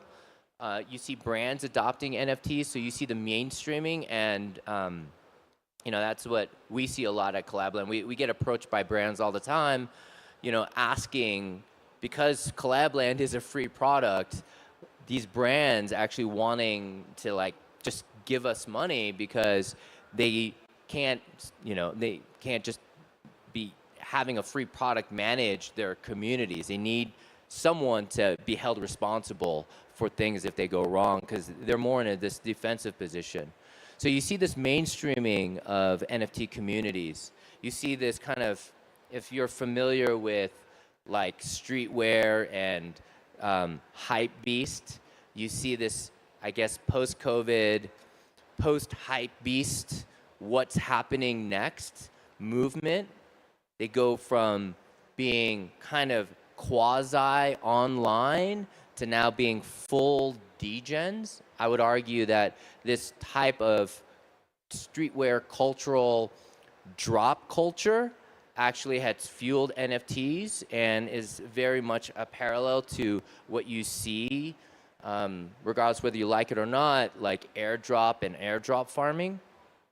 And then what we're seeing now too, which I don't know if a lot of people, especially in the Ethereum ecosystem, really understand, is this Bitcoin kind of cultural energy that is coming down the pipeline. And again, this is my opinion, but the way I see it is that the halvening is going to happen probably in April-ish time frame. Miner fees are going to get reduced. And what you're seeing and what I'm hearing, I would love to talk to anyone that is part of the Bitcoin ecosystem or community, is seeing the miners being okay with these new type of experiments like layer 2s and with their version of NFTs, so ordinals or inscriptions. And I think you're seeing this huge ecosystem buy-off there from these communities. And I think with that, you see this renaissance happening in Bitcoin right now. That is this overall revival. They may be, in my opinion, a cycle late, but Bitcoin and the community and the ecosystem there feels kind of like 2019, 2020. So they're kind of like a cycle behind. But all of this together, so our data, the tech that's happening in the Ethereum or EVM ecosystem, the kind of dynamics that are happening worldwide and culturally, we, I think, are coming into this next cycle of if you want to call them shit coins or if you want to call them meme coins, I think I'm just labeling them status coins right now because it's really about status. And for me, I've been an Ethereum developer since 2016. Personally, I had this kind of, I don't know, distaste or this kind of hands-off approach when you see the 2017 ICO cycle. And you saw that most recently. Even though a bunch of our communities are NFT communities, I'm not coming from a trading background. I'm more coming from the DAO space and coordination space. But I think that, and this is where Telefriends comes in, and this is why we are experimenting with it, is that you're seeing just this new mode of a trader coming on. And I think it's really going to be spurred on by these AI agents. You can imagine, so for Collabland, we manage the largest Discord server in the world, which was Axie Infinity. That has now been dethroned by Midjourney. So Midjourney is now the largest Discord server in the world. And you have all these channels of people typing /imagine and then doing these prompts. And the AI returning visually these AI-generated images. And what we've seen hold and getting traction is people wanting to understand how to make trading prompts. Because if you're a DJ and you're probably in a couple of these Telegram alpha groups, these private groups, and you can probably you're in a few of them trying to get the latest alpha. But what we're seeing is people learning and using AI to get that edge. Now, for us at Collabland, working on smart accounts and making mainstream adoption easier, for us, what we're thinking is if we allow mainstream adoption to happen, retail is just going to get fleeced by these algo traders. And so for us with Telefriends, trying to kind of nurture this new type of trader / reseller / collector, if you will, of these status coins, what we're seeing is that they come together in a group and they're creating these trading prompts to be able to gain status, whether they're early or in a group or know about a coin first, or through the fragmentation of all these different L2s, being able to arbitrage. Because it's really hard, and I think as we get into this cycle, the whole thing is people are going to be in front of their laptops or their desktops 24/7. We see this new kind of gameplay happening with AI, and it's emergent. We see this as an extension of NFT communities, so these kind of new form of degen traders, if you will, are more on the collectible side. They're not reading charts, they're not doing TA, they're not creating algo scripts, and they're not sharing them. They're just basically, collecting these coins and selling them. And they are not NFTs. They are fungible because their fungible tokens are just a lot more liquid and more quickly to be traded. And you're seeing the rise of this group trading. And people are doing this for status. So that's Telefriends. That's our experiment. I hope it was insightful to everyone in terms of how we've distilled 4 years of analysis, trying to understand the technology that is coming our way this next cycle, and in the context of these broader, macro dynamics, basically culture as we see it, because I think that we have this mainstreaming moment with crypto. It's not something that I would have imagined 8 years ago, but here we are now. So 8 years ago, I thought it would happen in a year or two, but now I see that it's happening now, and we're embracing it. And so be on the lookout for Telefriends. I'm James Young. I should have put my Twitter there, but I'm James Young on Twitter if you want to reach out. And thank you very much.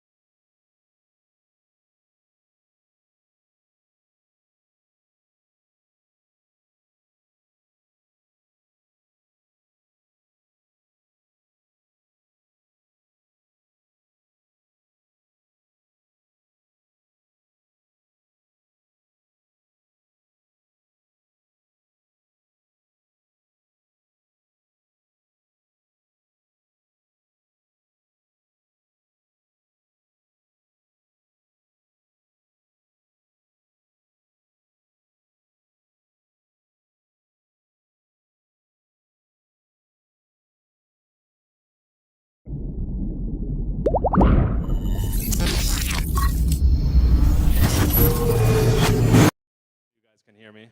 All right, I guess this will start. Is the presentation fine or no? Yeah, it's good? OK.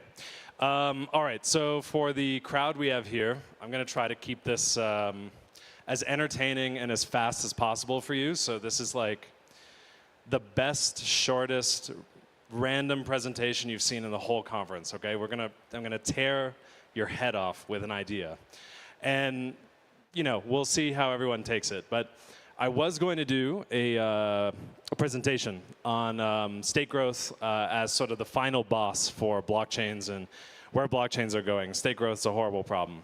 But instead, I'm going to talk about something else, something that we researched and discovered very recently, which might allow us to basically not need ZK rollups at all for quite a while. So effectively, I'm going to present an idea. And for now, I'm just calling this idea fast finality optimistic rollups. So for those of you listening, it's a novel idea. We just released it. I've got a few people that have already looked it over. So far, no big red flags. And I'm really excited to present this today. So fast finality, why wait a week? Why wait a week for optimistic rollups anymore? That is the question. So for the agenda, real quick, I'm going to start with just a quick overview. What are optimistic rollups? Then we'll go into censorship. We'll go into the prior art for reducing the optimistic finality window. As well, we're going to get into something, a trick, which is transacting on Ethereum without transactions. Then we're going to go into a check-in model, which is the idea. We're going to talk about some downsides and some solutions and the conclusion.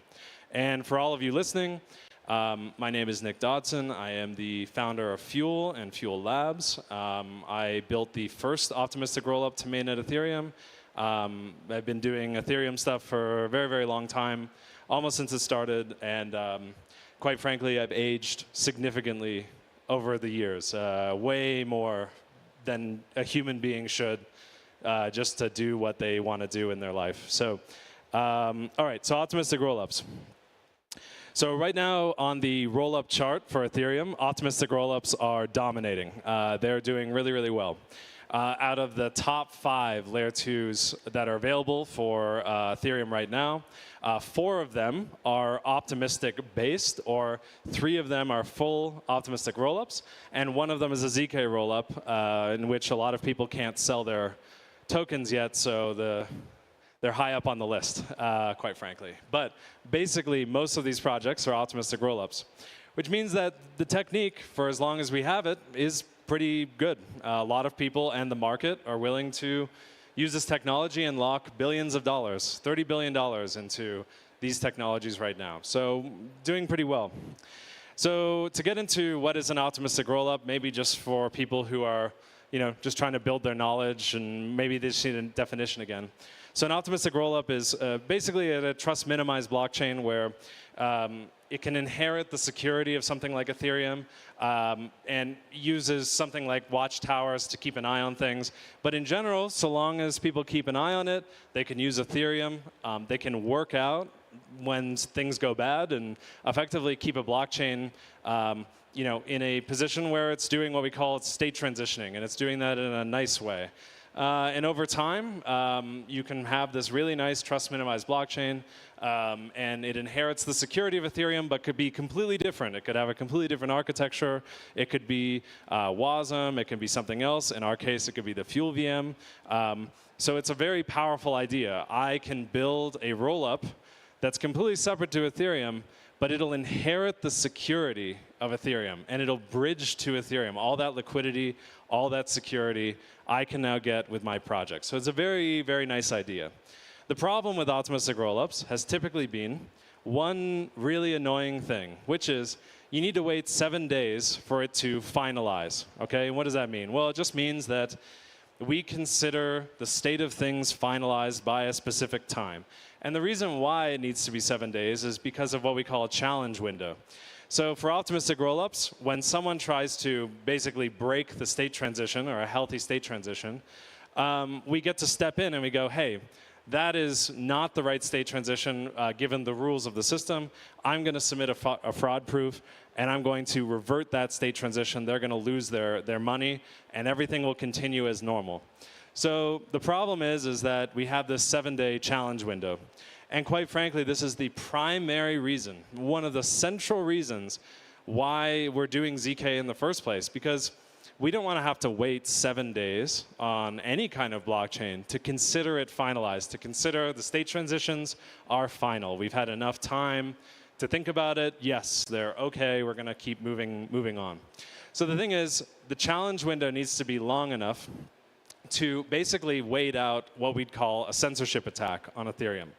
Now, we'll get into censorship in just a second, but the period needs to be long enough to wait out the censorship, okay? This is very, very important for everyone listening. So what is censorship? Well, I define it very broadly as the following thing. Definition. Broadly meaning the prevention of transactions from state transitioning a blockchain, right? So I'm trying to submit this transaction to say, hey, there's fraud, there's something wrong.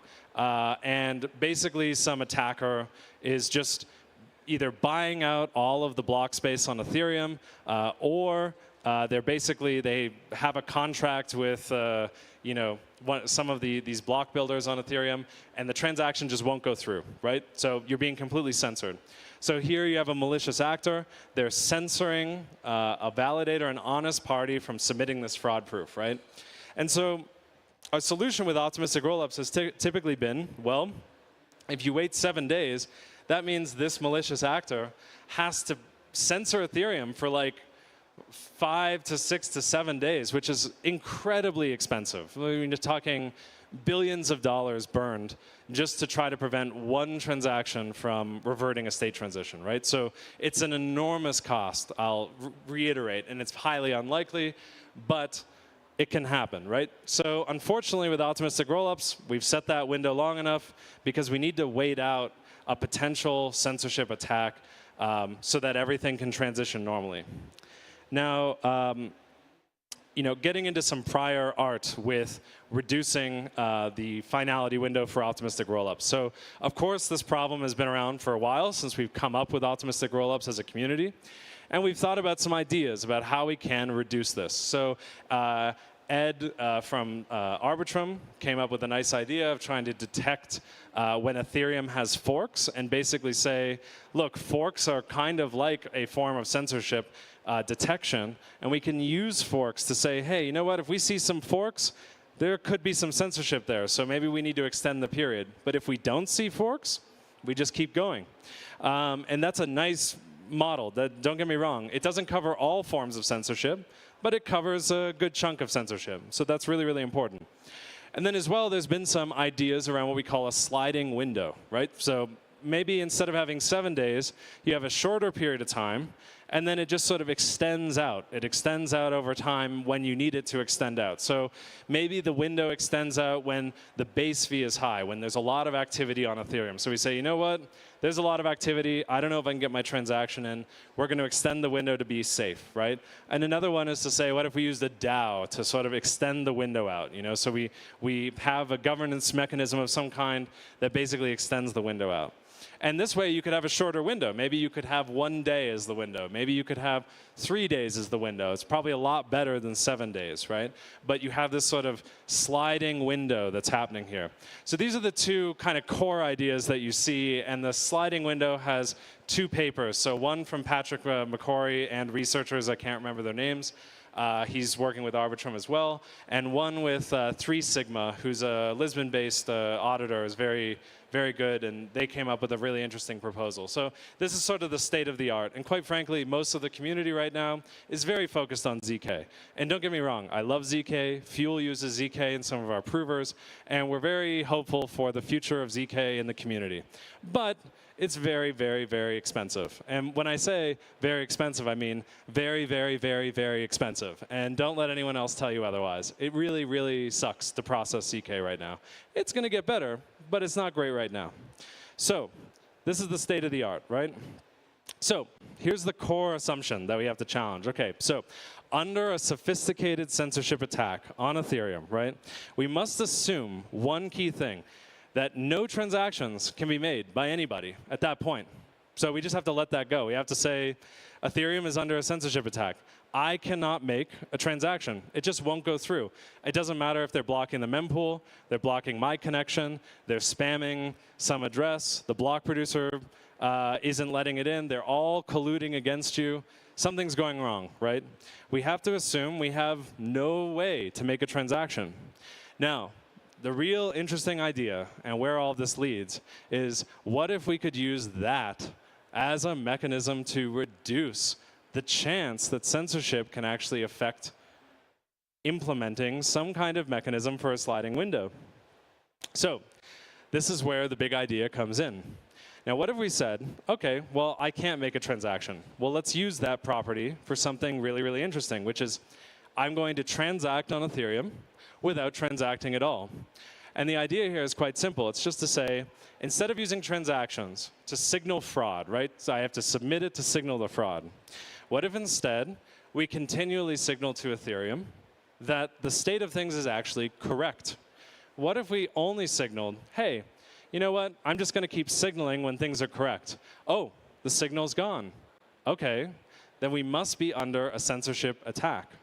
And using this mechanism, we can go, OK, now we're going to get a bunch of signals of correctness. But if a censorship attack happens, right, say some kind of like warlord buys out, $2 billion worth of funds, and they pay off all the block producers, and they go, can you just censor Ethereum for 3 days? Because if we do this long enough, then maybe I can slip in this state transition, I can take all the funds out of this optimistic rollup. Let's just assume the worst case, right? Well, with this mechanism, that becomes really difficult, because basically, you're going to be signaling correctness, and then when the signal's gone, someone's paying for the censorship, well, now there's nothing they can do. We know we're being censored. So this mechanism is a reverse idea to submitting fraud proofs. But it opens up a lot of interesting design potential. So this is where we introduce a check-in model. So what does this mean? Well, I've got an optimistic rollup, and I'm going to be checking in. So all the validators on the rollup are going to be continually checking in, OK? Now, if any one of the validators doesn't check in, OK, something goes wrong, they don't check in, we just assume that there is censorship. We assume we are being censored. Now, what does this mean? Well, it means a few things. With optimistic rollups, particularly, we use what's called an honest minority assumption. What does that mean? It means that you only need one person on planet Earth to actually validate the chain to defend the entire chain, right? And this is a very amazing property of optimistic rollups. And using this check-in model, we can still retain this property of what we call an honest minority assumption. There's one person, the minority, that can defend the entire chain. Now, all the validators are going to be submitting signals of correctness. And then when someone comes along and says, hey, I'm going to censor you, I'm going to censor someone else, the chain just goes, whoa, OK, well, we're being censored. And what you can do with this is you can passively expand the window based upon the signaling of correctness. So we can say that if all the validators check in, we can assume that the state of things is final, because all the check-ins are done and they're correct. And that check-in can happen really, really quickly. How about one Ethereum block? All of these validators could theoretically check in, and it would just take one Ethereum block. What does that mean? It means optimistic rollups can retain a minority assumption and finalize within one Ethereum block. And if anyone tries to censor, and if anyone tries to do anything there, then it just takes one of these validators to not submit a check-in, and the window passively expands. And it can passively expand until 7 days, until the censorship attack is over. So in practice, it sort of looks like this. You have an honest validator, you have a malicious actor. The malicious actor has, let's say, $100 billion to burn on a censorship attack, OK? Now, given Ethereum's economic security, how expensive this would be, et cetera, a little hard to say. But you have a regular check-in. Oh, we're being censored. OK, the really rich guy is censoring Ethereum. So he censors it, but then realizes, well, wait a second, I'm running out of money really, really quickly. And effectively, the honest validator just goes, OK, I don't submit anything, and I'm being censored. And then the honest validator comes in after, once the censorship attack is over, submits the fraud proof, and then resumes the regular check-in, and everything is passively OK. So this is a very interesting mechanism because effectively under the greatest forms of censorship on Ethereum, we can still progress the state of things and finalize things, but effectively not need any more mechanisms than just continually checking in by validators. So some interesting downsides to this. So there is some grieving that can go on. What does that mean? It just means that basically a single party could hold up the system, right? They could say, I'm just not going to check in, and I'm going to make sure everything waits till 7 days. OK, well, what we can do is introduce a little bit of bonding and a little bit of slashing. So if they wait the 7 days and they don't submit fraud, then you better have a nice mechanism to deal with this. But effectively, you could just say, well, if we are being censored, you could probably prove that either socially or some other way. And if they don't have fraud to submit, then we know, well, it's either something we need to analyze, maybe some social mechanism, or you can just give them their bond back, or you slash them, depending on the situation. But what's nice is you can design a nice mechanism where it really accounts for a lot of different situations. The second thing is accessibility. So now validators have to check in more periodically. This is a difference from the previous optimistic rollup model where you kind of only needed to make a transaction when things go wrong. So it was a lot cheaper maybe to operate. So this does raise some costs, but this is where we can use things like ZK aggregation, and we can use nice incentive models to basically ensure that there's enough incentives and the correct bonding and everything else to ensure that everything works normally. Now, we've got a lot of nice mechanism design that can help with the minority grieving issue, because Tendermint has a very similar issue with inactivity. And so effectively, there's a lot of nice things we can do there to make sure that this model works, the incentives are structured correctly. But remembering that the incentives at the very base of this idea don't really affect security. The main thing that affects security is going to end up being, can an honest minority extend the window when they're being censored, or bring the window back when they're not being censored? And the answer is yes. And we didn't know that answer was yes before, but now we do. And so when it comes to having many rollups and many check-ins, it could get very expensive on Ethereum. So the big idea here is to say, well, all these rollups in the happy path case can take all their votes, and they can compress them in a ZK coprocessor. And then we drop that into a smart contract, and then all the rollups can use these check-ins. Now, if everyone does check in and the incentives are right, it means that the state of things is actually final, even under the honest minority assumption, which means that I can have an optimistic rollup that settles in one Ethereum block that still retains the security properties, roughly speaking, of optimistic rollups. Now, we can get into arguments about incentives and slashing and bonding and higher requirements, but the point is I know for a fact there's enough people that would do this kind of validation for Arbitrum or Optimism or all the other optimistic rollups out there, and they would take rewards and they would take other things, and you can basically do this for a very low cost in comparison to ZK proving. And remembering here that we're only ZK proving the check-ins, so the votes. We're not ZK proving the entire rollup. So it's a lot cheaper to ZK prove, and you still get really great finality guarantees while having Ethereum security and inheriting the base level security. Now, so what are the conclusions from this presentation? Well, what we've shown is that we can actually safely remove now the 7-day window from optimistic rollups while still being censorship resistant and retaining only an honest minority assumption, which is really, really wild. Now, if all validators check in, and as well, you'd say the finality window is very small. You can also use this for cross-rollup interoperability. So one of the big pitches of using ZK is that, well, we know every ZK is going to be valid. So effectively, if they're all valid, then I can aggregate all of this stuff again, and then I can communicate between them. But once the finality here is solved in the way that it is here, all I need to do is look for all the check-ins on the validator sets, and then I can understand, well, yes, everyone's checked in, thus the state is valid, and thus I can do atomic cross-chain interoperability with optimistic rollups, not with ZK, which is very fascinating. The last thing is we can use these check-in mechanisms potentially elsewhere in DeFi, where you have like lending protocols and other things that need to close out certain CDPs and other things like that. Potentially, this mechanism is also useful there as well, the mechanism of transacting without transactions. So effectively, that's the big idea. And I am very excited to, well, carry this idea through. We'll repost it on ETH Research soon. Thank you for listening to my crazy idea. We'll have the community vet it further, and we'll see what the situation is. But in general, yeah. Now, why do we have to wait a week? So thank you very much, everyone.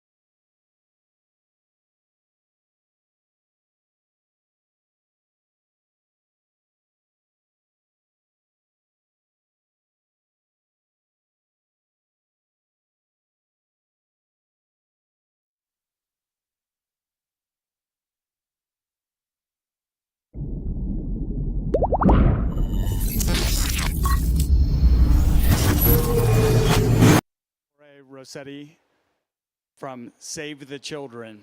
I head up the intersection of emerging technology, innovation, and partnerships at Save the Children, where I've been for more than 19 years.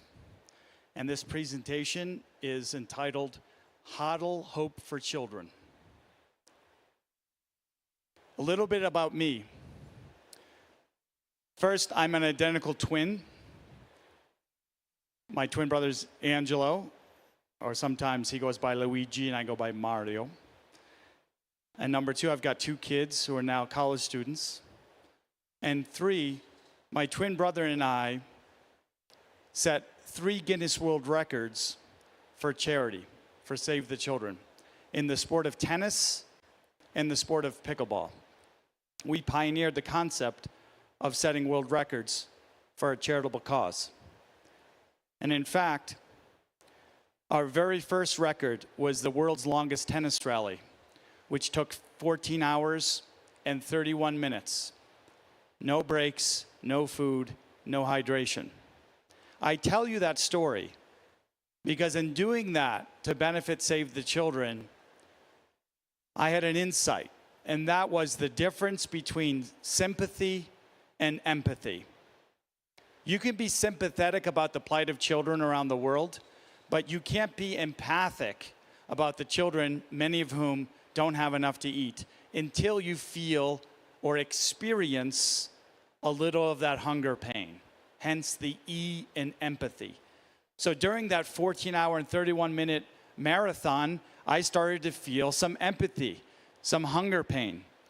But the difference was we were doing that voluntarily, whereas children around the world are involuntarily feeling hunger pain. The founding of Save the Children, our founder Eglantine Jebb and her sister Dorothy Buxton founded Save the Children under the belief that all children have human rights in a time when women didn't even have equal rights. And they were protesting the plight of children starving because of the blockade in Europe at the end of World War I. And she said that all children not only have human rights, but they should be protected from harm. But they were arrested for their beliefs for creating a public disturbance. And when they appeared before the judge, the prosecutor was so moved by her purpose and her cause, though she was found guilty as charged, he said, "I will pay the fine. Who do I make it out to?" And she said, the Save the Children Fund. And that is how Save the Children was born. And now Save the Children works in 120 countries around the world, giving kids a healthy start in life, education, and protection from harm, both war and conflict and natural disasters. We work in the United States, including right here in rural Colorado. I had the opportunity to meet some of these refugee children in real life 5 years ago in Lebanon. And when I did, I was startled by the fact that nearly half of the refugees in the world, as of 2022, according to UNHCR, are children. More than 43 million children are refugees. In fact, if they all lived in the same country, that country would be the 36th most populous country in the world between Iraq and Afghanistan. The population of Colorado is 5.8 million people, to put it in perspective. So the children that I met in our programs, though it was the winter and it was cold, in the refugee setting, Save the Children had child-friendly spaces. There's these white tents, and inside there was color and joy and happiness, and kids were playing and laughing and being children in this bubble, a visual metaphor of the Save the Children circle around the child, giving them protection. And I colored with the children, and some of them were so traumatized that they were mute and they wouldn't speak, but others were playing along. And then I played Ring Around the Rosie in the yard with them. And then my host took me to what the equivalent of an elementary school. And I went there, and that's where I took this photo. And it's a panoramic view of the inside of that classroom. And there were children sitting there, boys and girls, between the ages of 8 and 12. And my host was translating the Arabic, asked a prompt for everyone, starting with me. Please say your name, your age, and your job. And I thought that was a peculiar question, given that it was an elementary school classroom. But I complied and said, my name is Ettore, I'm a lot older than you, and I work at Save the Children. And then the first girl stood up and she said, in a quiet, meekish voice, my name is Yasmin, and I'm 8 years old, and I pick vegetables in the field starting at 4 a.m. every day for 10 hours so that I can make a day's wage so that my family can get enough to eat. And down the road, one by one, every child told such a story. By the end of the introductions, I was speechless, and I was tearing up, and I thought, what can I do to brighten the mood?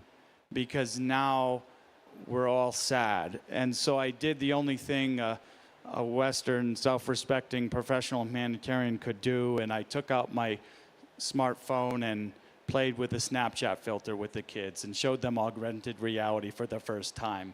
And they laughed, and they were kids, and they were shy, and they were playing with the phone, and they couldn't believe they could see themselves in the picture with a dog's tongue, and they were being children. They were playing, they were laughing. I like to say that crying and laughter are two sides of the same coin. Why do you sometimes laugh so much that you begin to cry? They are sibling emotions. So they were laughing instead of crying, and I wish in that moment could last forever for them, but I knew it couldn't because I had to leave. But I had an insight, a moment of inspiration, and that is a moment of illumination, a light bulb moment. Why is it that those children are in a classroom and not in a field or in a factory, working for their day's wage? And it's because donors of Save the Children in our programs, through our cash and voucher assistance programs, would give them funds so that they could be in school and learn and be children and not be working for a wage. So what if in our digital transformation, we, in the words of our founder, Eglantine Jebb, gave children basic human rights, basic human needs, and not only the rights, but we protected them and delivered them on a blockchain with Ethereum, with smart contracts, using cryptography. That could be the future of our work. That was the breakthrough. And what if we could solve these sustainable development goals that way, which are pictured there? And the first sustainable development goal is end poverty. Why? Because it's an enabler for all of the other 17 goals. So that was the big idea. How might we manifest it? So we came up with a campaign. I had an idea. What if we reach out to the Ethereum community, the Bitcoin community, the crypto community, and we create a campaign just for them that you could only donate using Ethereum and other cryptocurrencies. You could not donate with fiat currency. You could not donate with credit card. You could only donate with Ethereum and crypto. And it worked. Communities reached out to us, starting with Own the Doge. You know, the Doge meme coin that is popular. They procured the official rights of the photo, and they said this should be a public good shared by everyone, not owned by anyone. And they fractionalized that picture into 1 billion pixels, and you could buy one of them as a token, as an NFT. And then through their DAO, they voted on donating $1 million from that acquisition to save the children for our work in Afghanistan. And they were the top of our leaderboard as far as NFT communities. And then the World of Women, the iconic empowerment of women, the art collection also supported Save the Children. And they wanted to support our refugee programs in Uganda because at the time 1.5 million refugees were being housed there. And then MetaGood and On-Chain Monkey, the first collection that had the visual asset embedded in the chain, also contributed to Save the Children. It was working, and in the end, we raised more than $7.5 million in fiat value of crypto donations, more than half of which was from Ethereum donations from NFT communities like Own the Doge, World of Women, and On-Chain Monkey. And it is because of them that we were able to deliver our services to children like the ones I had met in Lebanon. So those children could be children and not workers in a field being denied their childhood, being denied their education.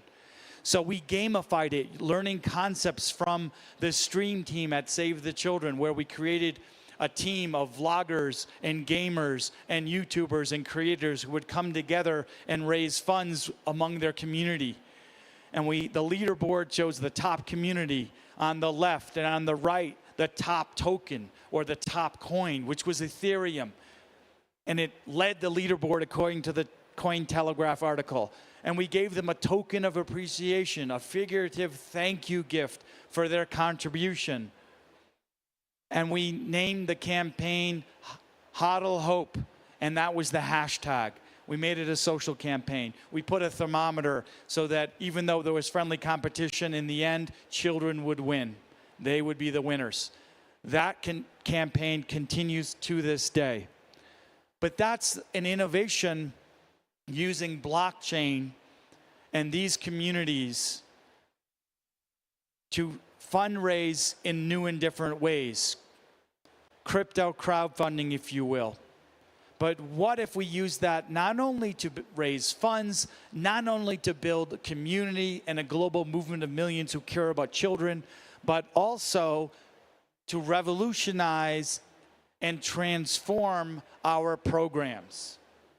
What if we were to create and tokenize our service delivery? Instead of giving cash to kids and families in need in our cash and voucher assistance programs, what if we digitized that and we gave them Ethereum? We gave them Bitcoin. We tokenized our service delivery. This is a token for education. This is a token you can redeem for food. This is a token you can redeem for water. And it could be available on a blockchain. It could be decentralized, it could be transparent, and it could be near real time in its transmission, assuming there was internet connectivity. That, I believe, is a vision for the future of humanitarian aid delivery that Save the Children can help pioneer with the help of the Ethereum community. And you're here this week building and developing innovations, doing a hackathon. What if we were to build this together? That could change the future of the next generation of children. In fact, children are our future. They are literally the future of humanity, and it is our duty to leave them in a better place than we left them and from where they started. In the words of our founder, it might seem impossible to end poverty this way, but I believe we can do it. We can accomplish the first Sustainable Development Goal of ending poverty in all 17, and the 17th is partnerships. And in fact, that's how we can do it. We cannot do it alone at Save the Children. We need people like you who can help us achieve this ambition. And in fact, if you take this world impossible As our founder, Eglantine Jeb, said, it's impossible if we make it so. It's impossible only if we refuse to attempt it. So if we believe it is possible, then it is. And we can take that word impossible and split it into two words. I'm possible. We can do this together. You can do this. This last slide shows you a photo of rural Colorado where we work, and children giving their gratitude to all of the donors of our Huddle Hope community for helping to raise funds and awareness so they could have a childhood and not work during their childhood and be denied their basic human rights, which are child rights that we all share. If you want to join the campaign, you can do so by scanning the QR code with the Save the Children logo. And in that, I will close with a thank you for your help. And with your help, nothing is impossible, and impossible is nothing, in the words of Muhammad Ali. Thank you very much, ETH Denver.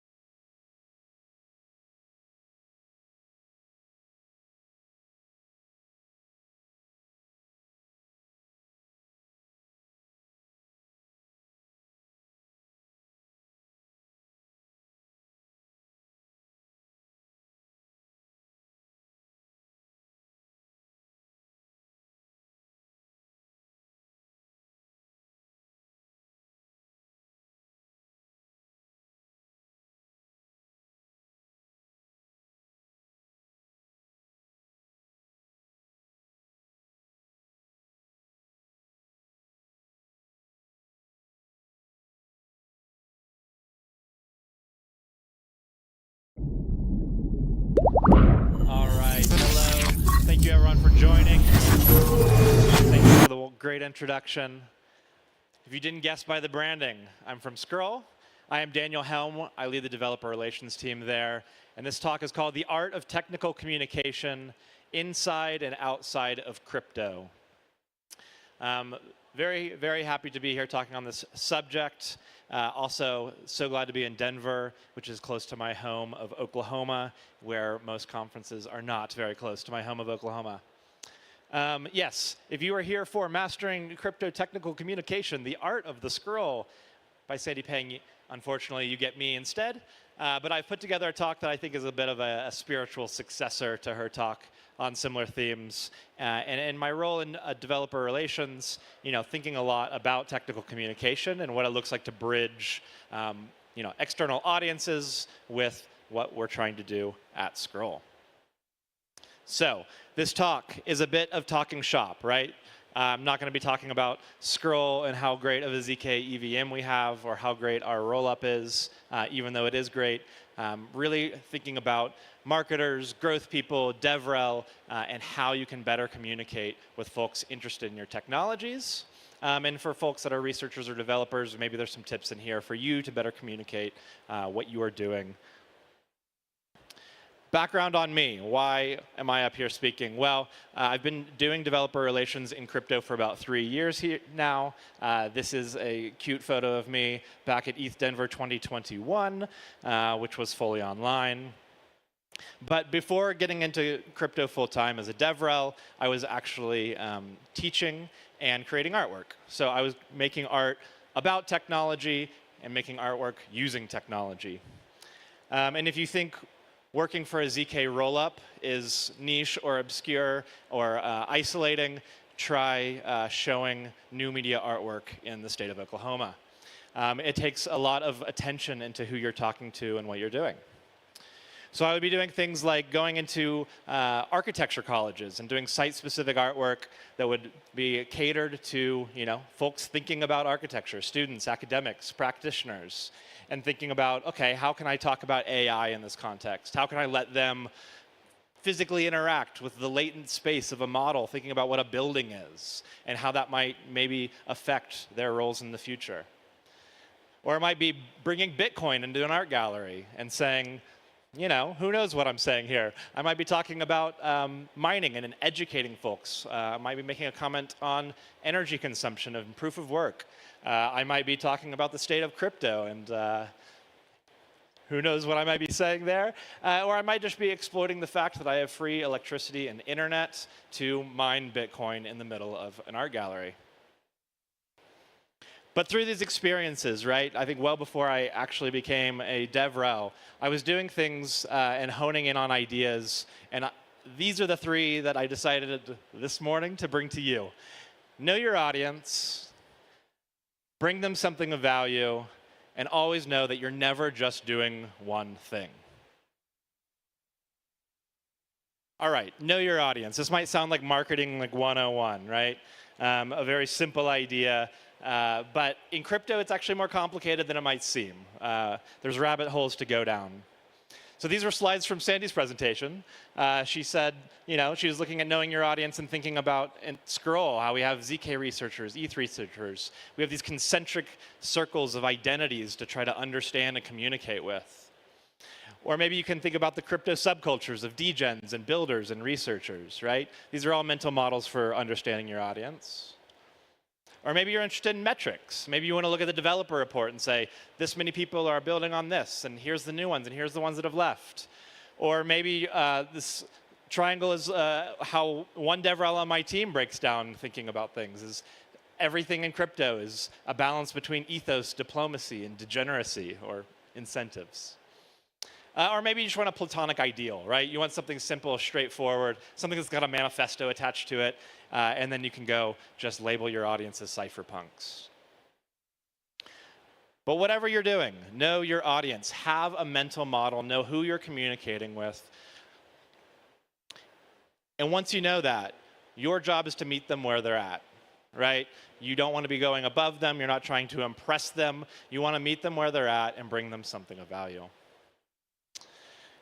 And the last item I have for this is that you want to make sure that you also account for who you are in relationship to them, right? I'm not a degen, and when I'm talking to degens, I have to acknowledge that. I have to acknowledge that I'm not a researcher, but know still what I can bring them and bring that audience. When knowing those audiences and knowing those mental models, right? Like, as developer relations, people want to ask me about developers. Well, developers aren't a monolithic thing, right? Someone with 20 years experience living in SF is going to be very different than a first-year student in India, and we have to acknowledge that in the types of things that we're making and how we engage with them, and understanding that our values and what's important to us might differ from theirs, and we just need to acknowledge that. So here's an example from our work at Scroll, right? We have talks talking about zero-knowledge proofs. On the left, you see us describing zero knowledge to folks that have no idea what zero knowledge is. If I say ZK, their eyes gloss over. But we still want to make that accessible to them, make them feel empowered when we're talking about this technology. But this is quite different than the slide on the right, where we're talking about ZK EVM circuits and the stack and execution traces, right? These are different audiences. You want to know what you're doing. You want to cater to the right audience for the right moment. Perhaps a more fun example here. Recently, we had a lot of great contributors spam our GitHub repos in the hopes of achieving an airdrop. It created quite a commotion a little bit internally and then on Twitter and in other spaces. And having kind of like the awareness and confidence to just embrace the chaos is always a ploy to be able to communicate to folks your values and what you understand about the people interested in your project, even if sometimes it can be painful. All right, next step here, bring your audience something of value. Okay, so one great way to provide value is don't shill. Don't show up and try to sell developers or researchers on something. No one wants to be sold to. We in tech are chronically skeptic, especially in crypto. If you want your developers to run the other way, try to sell them something. Instead, give knowledge, give ideas, give head starts, give non-trash swag, give money, whatever it takes to build these relationships. You are there to provide and help these developers and the people interested in the technology. The next one I have on here is pretty simple. Don't waste people's time, right? You know, I think I put this on there thinking about the DevRels who might show up at a hackathon, right? And they have this brand new project and they've never even tested it in production. Don't waste people's time. If your shit doesn't work, don't waste people's time. If you're just there to sell them on something and not actually help them, don't waste people's time. Lastly, communication is always a relationship. You know, you want to open up, you want to let people get a read on what is valuable to you, what your ethos is, what problems you're solving, and you want to make sure that they understand that you are speaking to real folks with real needs and that you're having a conversation for a reason. So again, showing some of the work that we do at Scroll. Back in our pre-alpha testnet days in late 2022, we had largely an audience of developers, or largely an audience of researchers and some developers that were interested in our technology, but they couldn't quite grok it yet, right? There wasn't very much out there providing support for people to understand this emerging field of zero-knowledge cryptography.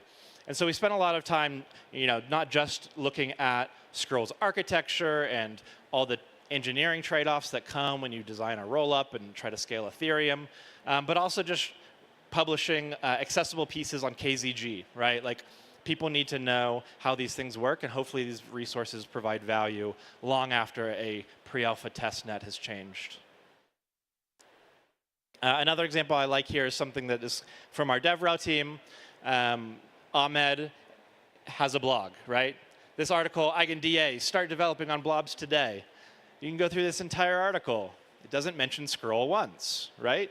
That's not what he's interested in doing here. He's interested in providing a need. He knows his audience is interested in these emerging technologies, these new primitives. They might get used on Scroll, they might not, doesn't really matter. If you try to look for Scroll, you won't find it, but you will find it right up there in the corner, right? We have Noir on Scroll, a different article.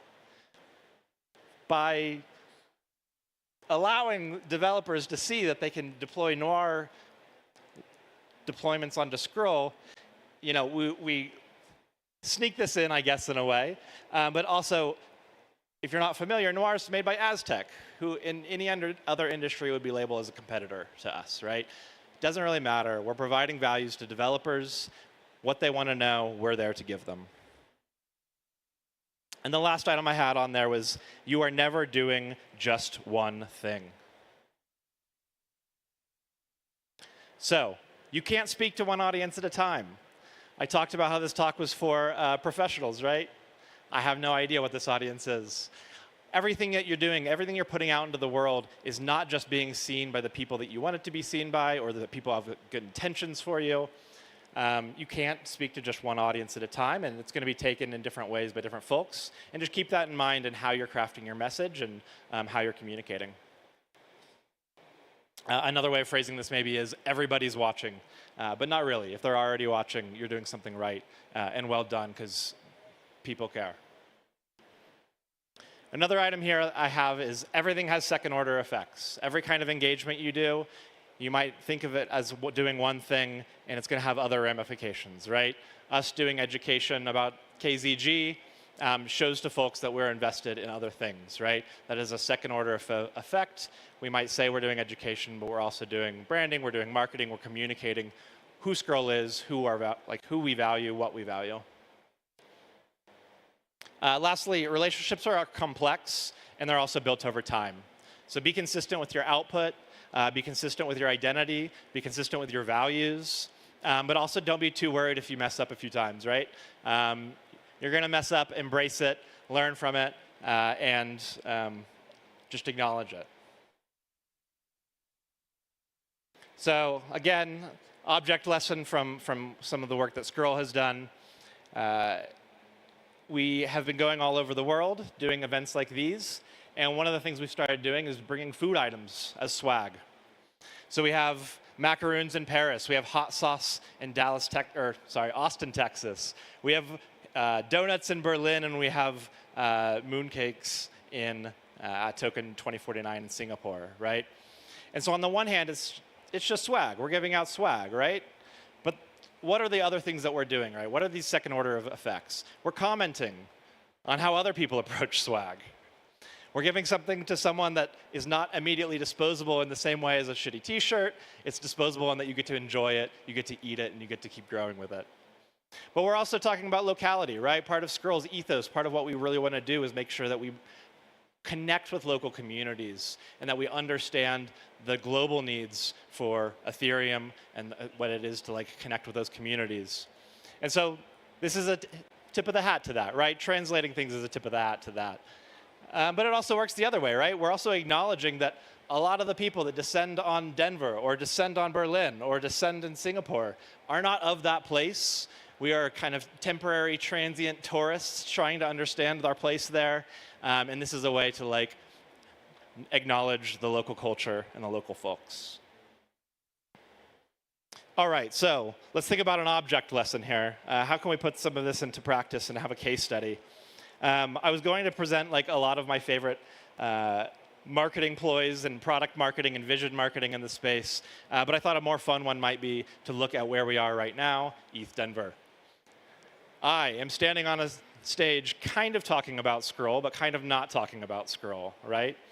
And what am I doing? I'm not teaching you about Scroll or what we do. I'm trying to imbue things into folks. Maybe, right? Know your audience. I started off this talk saying, hey, I'm talking to all you Web3 professionals in marketing and growth out there. I'm well aware I'm on the Biddle Hub stage. Most of you are not that. Most of you are maybe folks showing up randomly from Denver. And so implicitly, I might be saying one thing, but I actually know that there are various audiences watching me right now, and this content is valuable to all of them, right? Because I'm trying to bring something of value. I'm trying to let normal users understand that in the circus of ETH Denver, everyone here is doing marketing efforts, right? All of this is marketing. It's all games.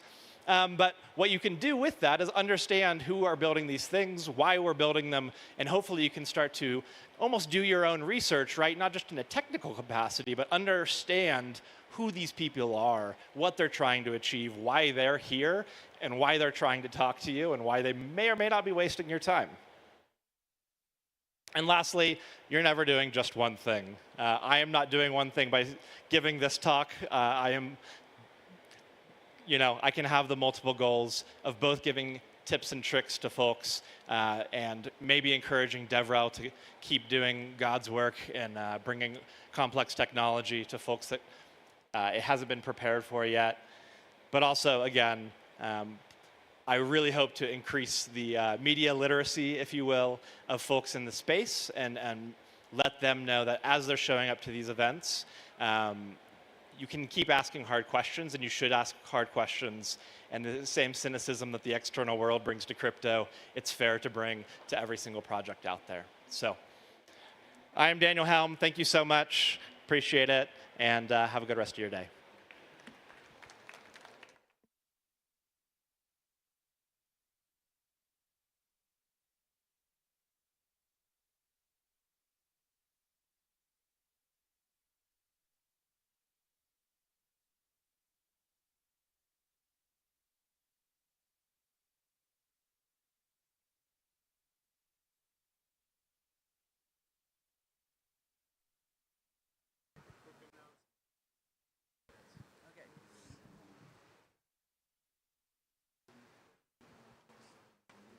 All right, everybody.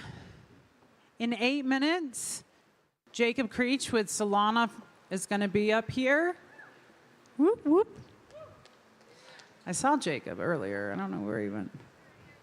I'm Kelly LaValle Hunt with Mint Gold Dust. I'm emceeing today. Mint Gold Dust is an NFT platform that we started in 2020. I got the curtsy from John Crane and Charlie Crane. I was their first investor, so I wanted to do an 1155 token. They were a 721. So we started Mint Gold Dust. The team at ETH Denver is amazing. They always ask me to MC. This is my 7th year. And there's some really cool stuff around that you haven't probably noticed. If you've gone and checked out all the different rooms, it's really beautiful. The maker space is really great. But also the Zen space, if you haven't been up there, it's like super cool. There's a lady by the name of Katie. She does like energy clearing. I did it and I woke up. I was like, whoa. It was kind of very, very cool, but very energizing. So if you guys want to go up there and check that out, that's super cool. But the art in the makerspace is beautiful. I always love that space. I was one of the first people to ever paint the walls at ETH Denver. The first year I painted a decentralized female. But I also, the second year, I did the Garden of Ethereum. It was like a room of a garden that was like really cool. We pumped in like bird sounds, so it sounded like we were pumping in oxygen. So if you guys are creative, go over there and check that out. Somebody said to me, yeah, she's a coder, but she also paints the walls. And John Pollard said, I'm the only one that lets her paint the walls. So you guys can create anything you want here, whether it's code or cooking or painting. It's really a very, very cool space. So check it out. The next speaker will be up in a couple of minutes.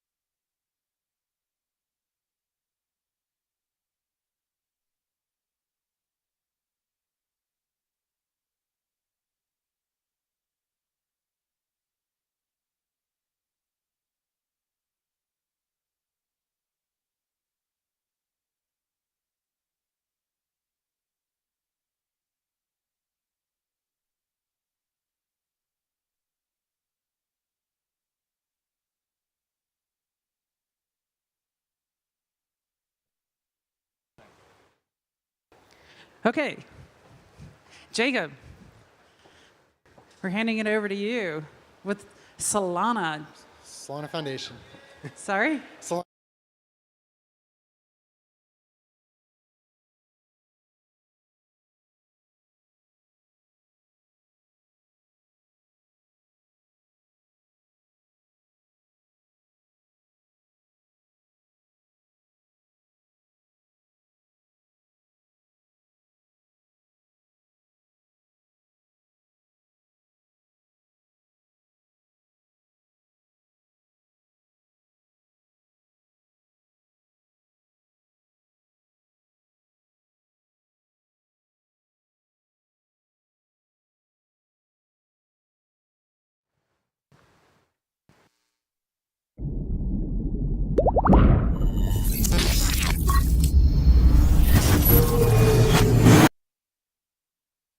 All right.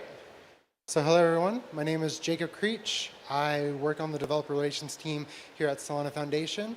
And today we're going to kind of talk about how Solana is built for consumer applications, or more specifically, how Solana enables consumer applications to reach mass adoption. So before we get into that, we're going to kind of first go into like what's the mission for Solana Foundation to facilitate Solana to become this. So we at Solana Foundation are trying to help Solana to become a decentralized blockchain that it's enabled for user-friendly applications and enables this mass adoption, this scale for user-owned and operating platforms. So we're here at ETH Denver. Most of y'all probably within crypto or work on blockchain. You probably have a very similar mission. You want to create a platform for a blockchain that enables user applications to be used by not thousands, not 10,000s of people, but 100,000s, millions of people, so that they can actually reach that scale to make a difference, to make that user-owned and operated platform. So this is what we're doing at Solana Foundation on specifically Solana. So what we usually see, though, is that a lot of other blockchains run into a scalability problem. Whenever they get any amount of users, the gas fees start going up. You can't actually be able to use this in most different countries around the world because they can't afford to use the blockchain. So Solana is trying to solve the scalability factor because, like, if you see, say if you're using a traditional tech application online, for the most part, users that are using it, whenever they click a button on their phone, they're expecting an action or a response to be seen within about 1/3 of a second. If a half a second or more starts passing, they might click that button again, thinking maybe I did something wrong. After 3 seconds, they probably think the application is broken. So what we see here is most blockchains within the crypto ecosystem, they can't meet that need or that expectation of applications that they use every day. They can't actually have those fast blockchains. This is why you see multiple layers. They're trying to make everything a lot faster on those extra layers. Solana's trying to do this on one single layer. And at the same time, they're meeting that low cost that enables those new markets to use Solana. They're enabling that high speed transactions that people are able to build those applications for what mass adoption requires, at the same time giving the user experience that people expect and the security that you need and expect from any type of blockchain application. So if we look at, for example, this is the confirmation times for, let me actually close this. These are the confirmation times from the Circle website on USDC. So if you see here, there's a lot of them that are more than that 3-second time. This is what you would expect as a user that thinks that the application is broken. But if you look at Solana, which is third from the bottom, that is 400 milliseconds and is the lowest out of all of these ones that use USDC. And 400 milliseconds is roughly that 1/3, that expectation that people are used to whenever they're interacting with a application on just AWS, GCP, whatever. So Solana has that ability to reach that confirmation time at scale. So there's a lot of work being done behind the scenes to actually scale Solana to this level. So I'm going to talk about 3 things. I could probably spend all day talking about the different things that scale Solana. I know some people in the audience can also do the same thing. But we're going to kind of touch on 3 of them that are very easy to, very high level understand. And if you're interested in more, you can go look up the architecture on the Solana docs and understand more like what's happening behind the scenes on Solana. So first off, we have Turbine. Turbine is basically a block propagation platform or propagation protocol that allows you to have a tree of neighbors to basically get the block through shreds to different validators across the world. So you have a validator out in Japan and you have a validator out in the US. You want to make sure that they get the information at the same time as other people in the world. So that is part of what Turbine does. There's another one called parallel execution. So Solana is one of the first parallel execution environments for smart contracts. What that means is if Alice is sending money to Bob and Carl is sending money to David, because they're not using the same accounts, there's no conflict. You can actually run those transactions in parallel versus what you are used to in the EVM land where everything is serial. There are some projects like Monad trying to do the same thing, but they're not live yet. Solana already does this today. They have parallel execution on those transactions today. And as part of this account model, another thing that this enables is something called local fee market.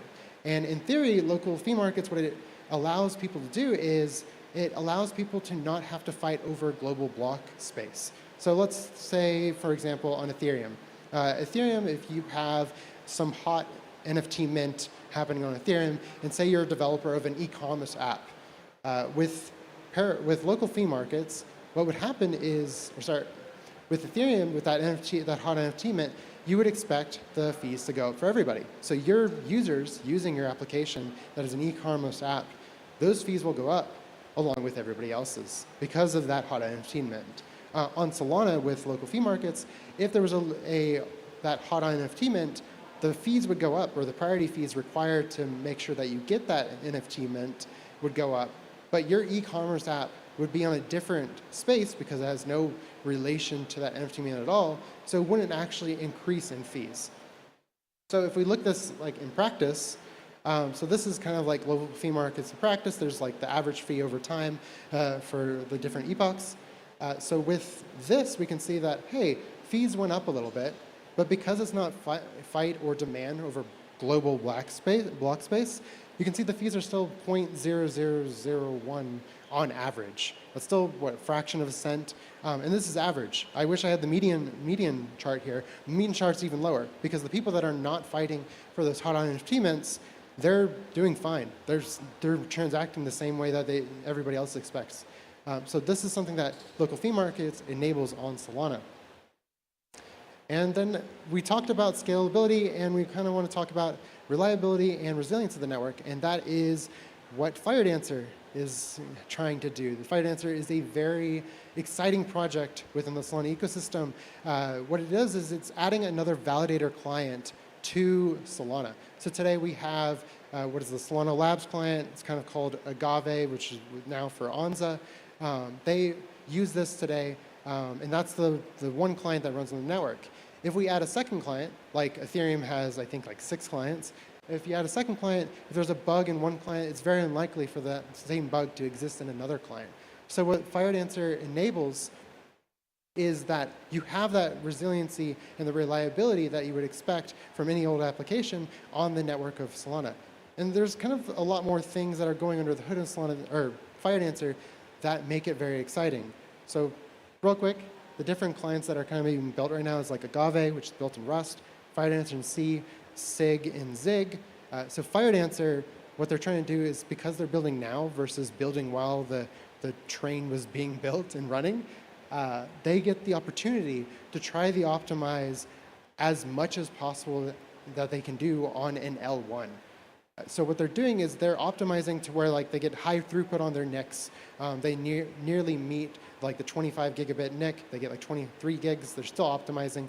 They're able to get those high level throughputs to where the software is not the bottleneck, but the hardware. And if we're able to do that overall on all the clients on Solana, you'll get the performance that is beyond any other blockchain out there. And it's kind of like where if we optimize the L1 as much as possible, if there's ever a need for like a layer on top of Solana or something like everybody does with L2s on Ethereum, that L2 will go 10,000 times faster.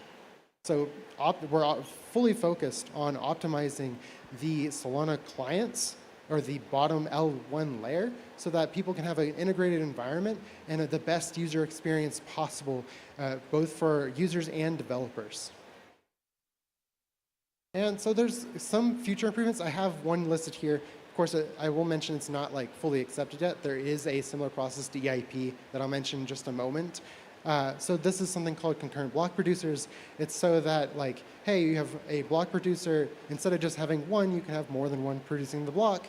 And also you can have a block packers that are like separately so that you can make things even faster. But if you want to keep up with this and many of the other things that are happening on Solana today, you can kind of check out what is called the Solana improvement documents. We call them SIMDs for short. This is EIP, what you were expecting in Ethereum. This is where you can find a lot of the different discussions about the future improvements on Solana and where they are right now, as well as the accepted proposals and where they are to be built in the future and deployed in the future on the cluster. So this is happy to have y'all get involved and understand of what is going on Solana. All right, so we talked a lot about the different ways that Solana is scaling, but who's using this? Because here, what we have is basically a slice of the total ecosystem applications. This is only a slice. There's a ton more. I can't fit everything on this screen. And what we see is because there's so much focus on scaling the layer 1 as much as possible so that the applications can make the best user experience for their users as humanly possible, as much as the hardware can actually allow it.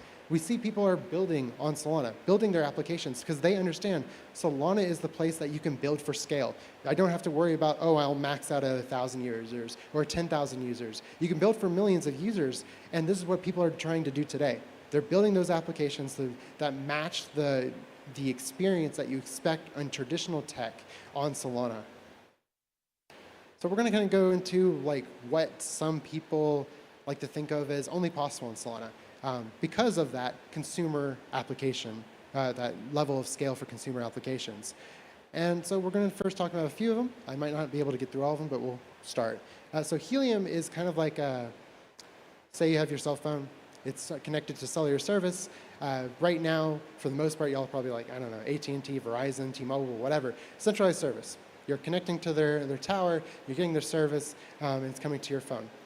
What's cool about Helium is it actually, everybody's running these basically like low-RAN antennas, and they're providing service to people that are in that smaller area. But it's because there's multiple of them, they can have a better coverage, and what's more on the blockchain side of it, as you're using these antennas of people, as you're like traveling through Denver or whatever, you're paying for use of their specific antenna. And so it's more decentralized than the current centralized cell phone providers, and it brings blockchain at scale. It's required, really, Solana is required for Helium to work economically.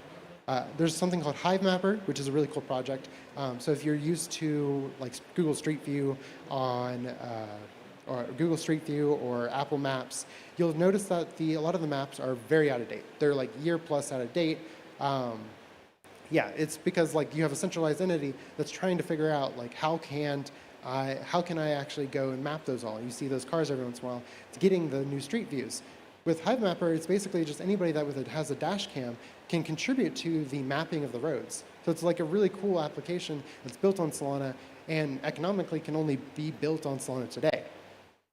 So we'll move on to Star Atlas. Star Atlas is a game on Solana, and they realized because they're building on Solana, they can make, instead of like games on other blockchains, they make most of their actions off-chain, and then they bring out maybe just the NFTs on-chain. They actually can make a lot of their actions on-chain with Star Atlas. They're still being built today, but there's actually already people playing the game and using it, and they don't just have to rely on only using NFTs. They can do more things or more actions within the game on-chain because Solana is providing the user experience at scale for them. I'm going to move over to Drip just in the interest of time. So Drip is kind of like a time-based collectibles platform. There's a lot, it's probably the simplest way of saying it, but there's a lot more under the hood. They basically are minting NFTs for people off of art. Artists are minting NFTs for people on a certain time window, and it's making it collectible because it's only time, like that time that they can actually receive them. This is enabling a lot of people or a lot of creators to be able to make a living based off of Drip. And what's really cool and what makes it only possible on Solana is today, I believe today they have minted up to like 60 million NFTs. Might be more, but it's about 60 million NFTs. And they do this because of something called state compression. So state compression is what enables people to mint NFTs, like a ton of them, on-chain, and be able to actually use them and still have the cost that would be negligible on some large company's balance sheet. So you can see like 1 million is what, 5.35 SOL today. That is, like they can mint 1 million NFTs and they can keep going. The Drip team has minted 6 million NFTs and they estimate their total cost is around 16 grand. That's not possible on any other blockchain today. And this, because you can unlock a lot more for a lot less, and also it allows you to think of NFTs a little bit differently. Instead of just having those 10K NFT collections and limit the size of your audience to only 10,000 users, you can suddenly do a lot more. For example, if you have a loyalty solution and you want to mint NFTs that are like coupons to allow them to interact with Solana Pay, which is financial infrastructure on Solana, to pay for goods at your store, you can do that. And you can do that for 10 million customers for almost nothing. You'll make more on your coupons coming through and being used on Solana. So it's like, this is basically enabling a lot more to be done with NFTs on Solana, and it's today only possible on Solana. Another thing is, if you're, just to touch on tokens and the developer experience on Solana, if you're used to Ethereum, right, or any other EVM solution, you know ERC20. You know it, probably know it by heart. It's an interface that you can basically copy and paste into a smart contract, you redeploy it, and then you have a token on whatever EVM solution you're using. What Solana does is it's slightly different. It optimizes for reusability and composability of a single program. So on Solana, you have already a program called the token program, and you can use this token program to create tokens in minutes. Like you just have to, the minutes are mostly just installing the CLI. So that command right there, the SPL token create token, will create a token with a single transaction, and it's just a CLI command. Alternatively, you don't have to write that CLI command. You can write it in any language you want that can create transactions. You can do JavaScript, Python, whatever. It'll create the tokens, and it's as easy as that. You don't have to learn Solidity. You don't have to learn Rust if you're afraid of it. You just write the small amount of code, and it immediately creates those tokens. And what's cool is tokens on Solana that you can have customizable extensions on tokens as well that create these custom transfer logic. Like for example, transfer fees. You can make automatic transfer fees on all your token transfers. This is enabled by default on token program or token extension program. You can have this with non-transferable tokens, just a simple transaction. You can make privacy preserving transactions where you keep it private, the amount that's being transferred by default with a single transaction while you create your token. It's very simple to just add those just like Legos onto your token without having to think, how can I build this custom logic, or worry of that, okay, now I got to go build a smart contract and deploy it on chain. It's actually already built there for you. So that is a very brief overview of the scaling efforts on Solana and how Solana enables consumer applications to be built on top of it. You can find out more on like docs or solana.com/docs. If you're a developer, I would go to solana.com/developers, and we're happy to have you. I look forward to meeting the rest of you at our Solana booth this week. But thank you.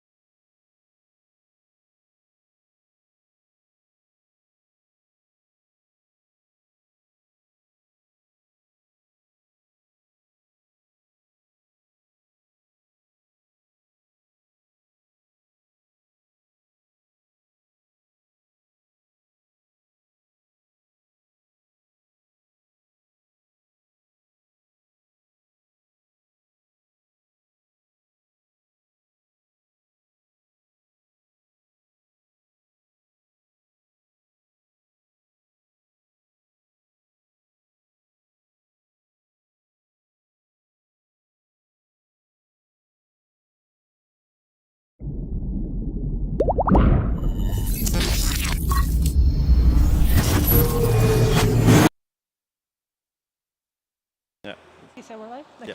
Hello, everyone. Thank you so much for joining us. We have an extraordinary panel here today to talk about a very important topic called platform dilemma facing every Web3 developer today. Before we get started, I just want to get a quick poll in the audience. How many of you are here developers? Can you raise your hand? Everyone. A handful of you. How many of you are founders? 4 of you. How many of you are thinking about becoming a developer in the Web3 space? 1 of you. Okay, great. So you came to the right panel. We're in the right place with industry experts from EigenLayer, AWS, and Chainlink.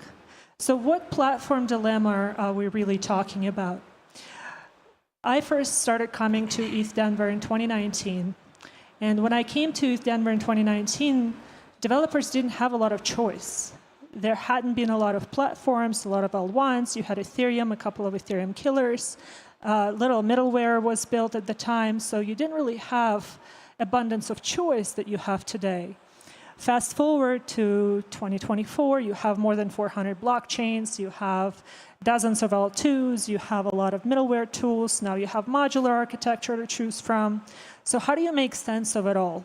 How do you find product market fit in the context of this abundance of choice? This is what we're going to cover today.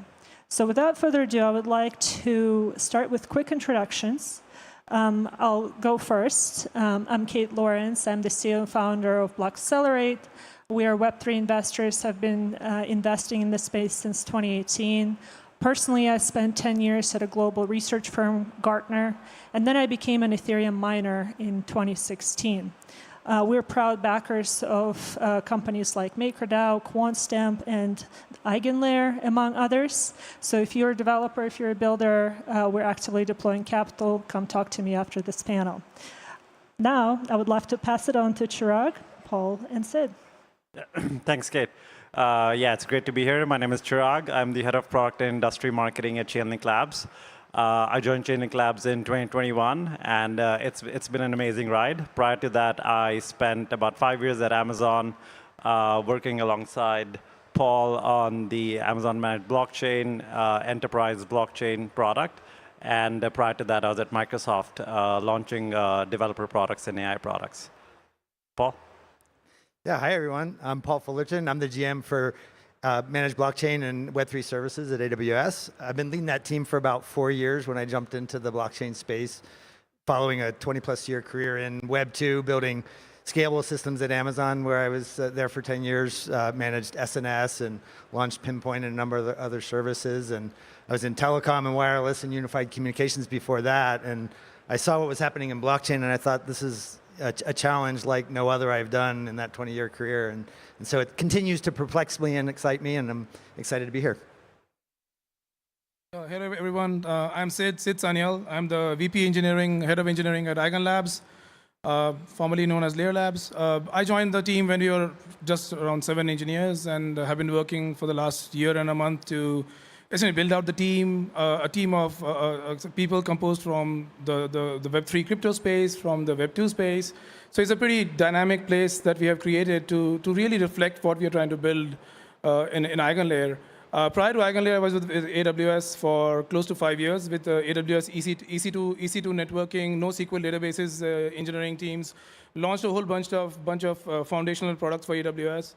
I also spent some time at Facebook building out the data infrastructure for implementing privacy controls for all the products. Then, of course, I got super attracted to the whole proposition of the decentralized web. Worked at Protocol Labs and on decentralized data storage protocols like IPFS and Filecoin. And prior to my time in the US with AWS, when I joined them, I was in Australia working for traditional finance, big banks, as an architect, trying to make sense of all the things that we are trying to build in the financial services space. But right from day one, I've always been in the P2P middleware integration, like middleware development space. And this journey up until this point in time has been a reflection of how technology has evolved to put the user and the developer at the center of everything. So super stoked on the mission we have at EigenLayer. So yeah, glad to be here.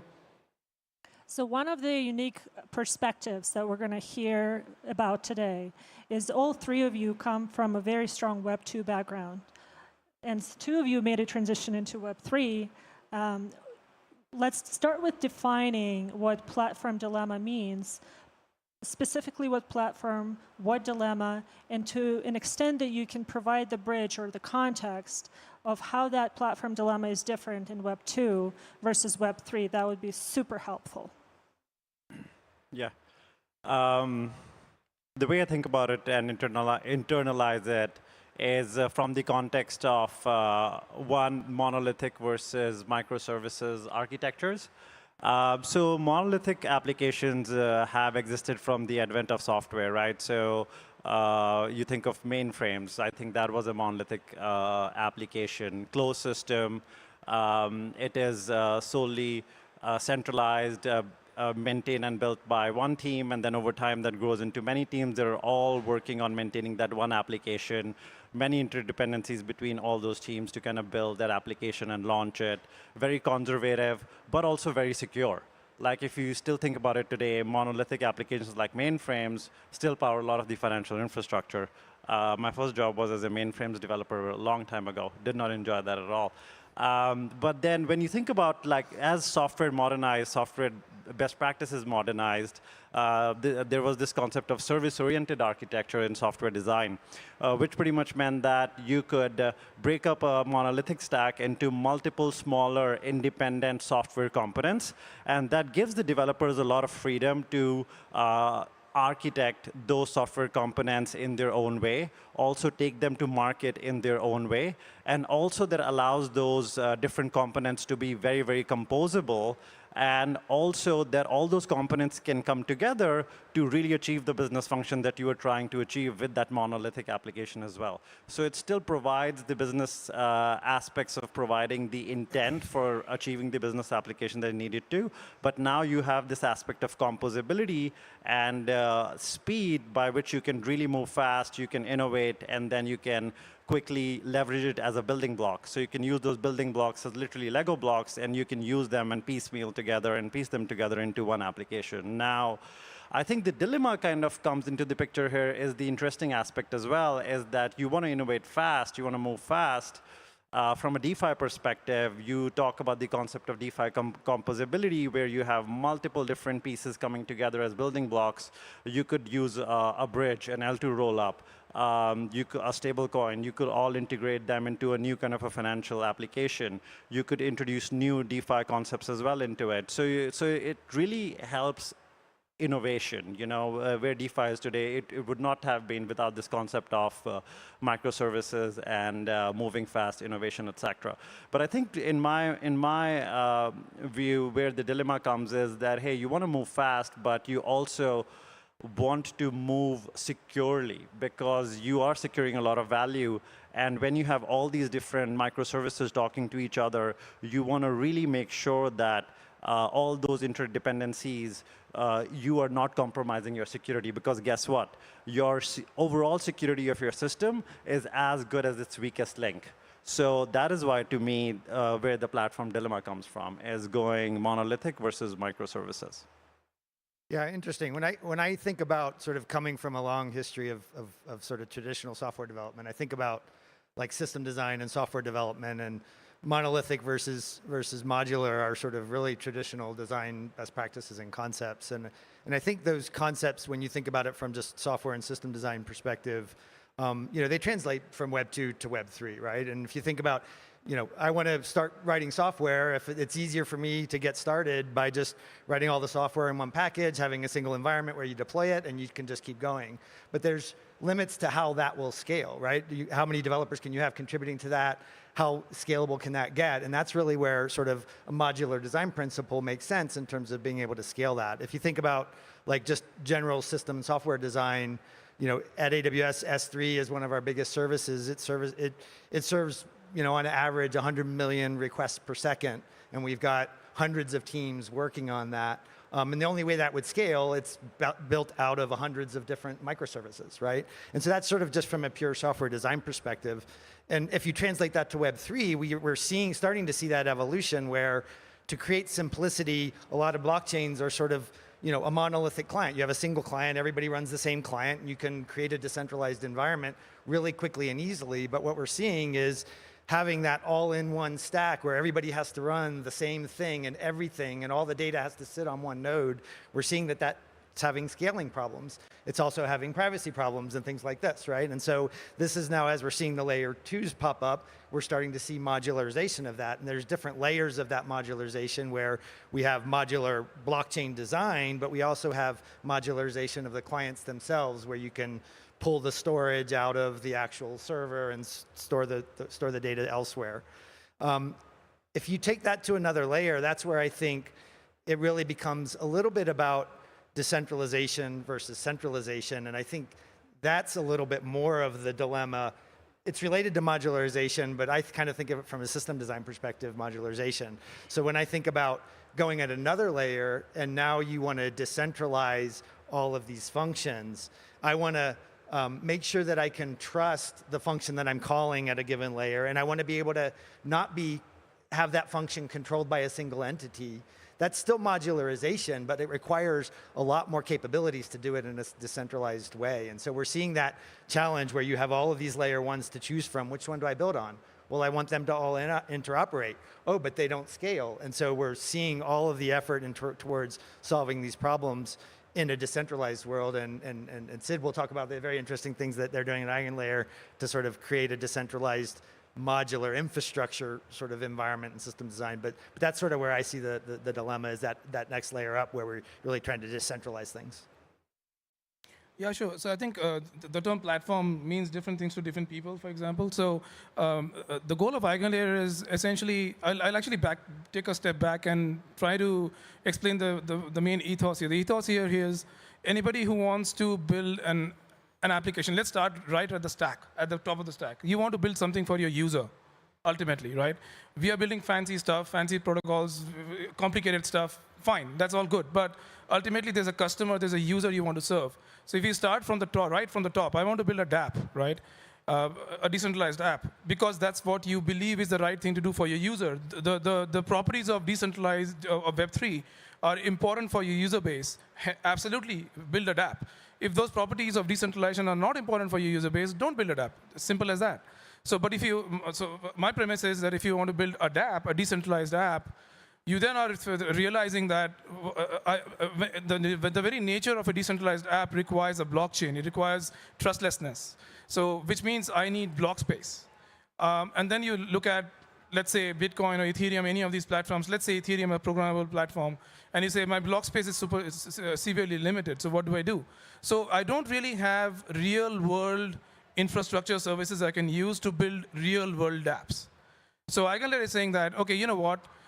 There's a lot of innovation that's going to happen on the dApp layer. There are a lot of builders out there who are super well connected to the ecosystems. They know what to build. Let's provide the infrastructure services. Let's provide the ability for developers to build infrastructure services, A, permissionlessly, and B, reflecting the properties of scalability, security, robustness. I mean, you're only as good as the thing that you use for your application. So if I'm deploying on a particular infrastructure layer, that infrastructure layer needs to be probably even more resilient than your app itself. So EigenLayer's goal is to create positive sum games and an open permissionless marketplace where infrastructure service developers, AVS, actively validated services we call them, they can actually be secured by the stakers who have restaked their ETH to secure infrastructure services other than the Ethereum core network. So once you have this sort of a economic game playing out, EigenLayer is essentially providing you this open platform to create these developers to this open platform to go and don't have to bootstrap your own network anymore. You just do what you do best. Build your infra service, build your bridge, build your data availability layer, build your sequencer. So build all these foundational things while they are being built in, they have an off-chain implementation, so you're not limited by the block space. And you make use of the on-chain primitives and leverage the cryptoeconomic security of the Ethereum proof-of-stake blockchain, and you get the best of both worlds. It's a complex thing to do, I understand, and that's why we are doing everything in open source.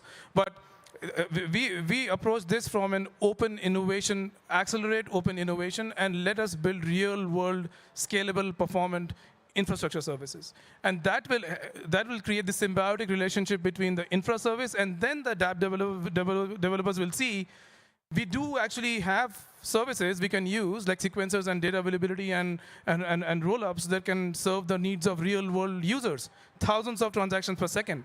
We can achieve it. So it can't be achieved entirely on-chain. Hence, EigenLayer is opening up the entire world of off-chain compute to allow traditional Web2 developers to come and say, you know what, to my users, these things are important. Decentralization, censorship resistance, user sovereignty, trustlessness, all these things are important, and hence I have real-world infrastructure services I can use.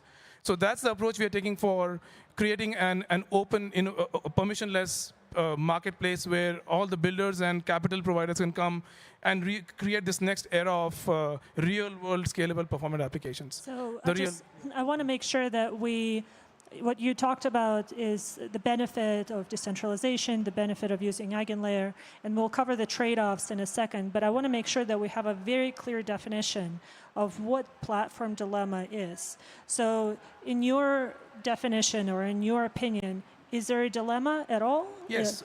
What is it? Absolutely. So, for example, some of the benefits that you get, typically used to get, and rightly so, you want to provide the best quality of service for your users. You want to have your application should be robust.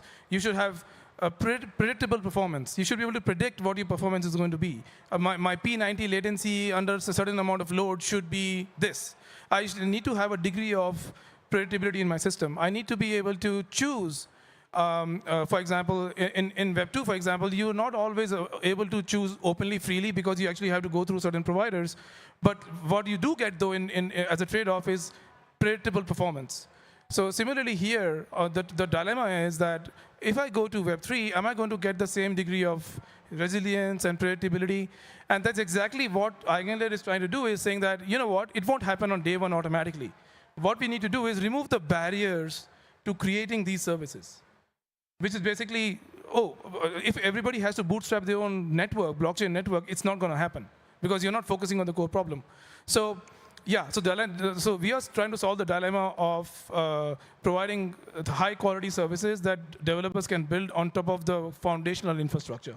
So that's our mission, to make that a reality. So now let's dive into the trade-offs, because obviously we talked about a few different architectural approaches. We talked about the concept of scaling economic security of Ethereum. Specifically, let's start with security. So how do you balance security while enabling developers to move faster?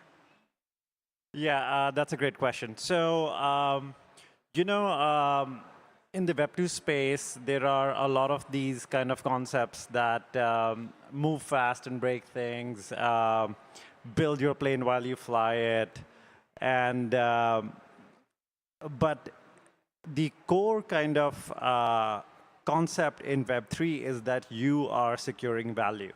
And the one thing that every developer out there should always prioritize is having a security-first mindset. And that is the way that we can all ensure that more and more value flows into DeFi. So from that perspective, when you think about it and some of those principles that people talk about, hey, you can build your plane while flying it. So what does that translate into Web3? So that could translate into, hey, you could launch a semi-ready or not ready or an MVP product into the market. You could then continue to add features onto it. But guess what? When you're trying to add features and you have a very modular approach, you have interdependencies. Now you need to make sure you are testing and auditing all those interdependencies. Then you also need to make sure you are passing all the governance proposals. So what is that doing is that it is counterintuitive to innovation. So why not start with the security-first mindset and build a product and have the airplane ready when it leaves the hangar so that it is secure for the users, and it's secure for the whole ecosystem, and is secure for the trillions of dollars that the TradFi folks are going to bring to Web3. So from a Chainlink perspective, when we think about the approach, we think about it in in a best-of-breed way. And the way I talk about it is, when you use more than one Chainlink service, you are not adding any additional trusted assumptions. You have the Chainlink Oracle decentralized network that is powering all the products and services that leverage it.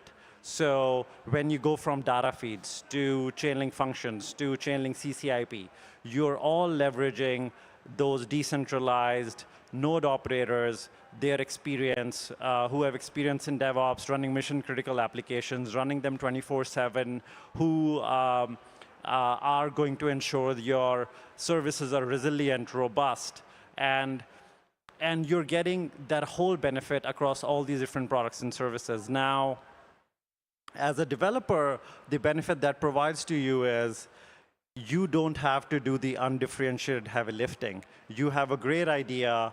You are now going to implement that idea and bring it to your users. Guess what? You don't have to build your own Oracle. You don't have to reinvent the wheel. You can leverage the industry standard, security-focused, reliable, resilient Oracle network and leave that work on the Oracle and focus on the business logic, on your creative idea, on your innovative idea. So now what you're looking at is you're being modular, you're being innovative, you're launching quickly, but with that security-first approach, with the security-first mindset, and leveraging that to build your app and launching in the market. Yeah, look, I mean, there's always trade-offs in terms of different dimensions, and security is one of the big trade-offs you have to make individually as you're looking at what you're trying to build and what you're trying to deliver to customers. You have to assess the risk and the impact of, relaxing on some aspect of security so that you can move faster. At AWS, where we're at, by default, no questions asked, security is job number 0, right? Like, we don't launch any service without satisfying a very long list of baseline security controls and operational requirements. And that's just where we're at, right? We don't want to afford losing that customer trust. That's the most important thing for where we're at. And I agree with Chirag that in the Web3 space, this is where maybe we've, as a whole, on average, indexed on the move fast break stuff and not enough on the security side, given the value that's at stake here in many apps. There may be some apps where that value is different, but we've seen a lot of value lost because security probably wasn't treated with the right level of priority. And security in the Web3 world certainly poses a different set of challenges, right? You're deploying code to this open, transparent system.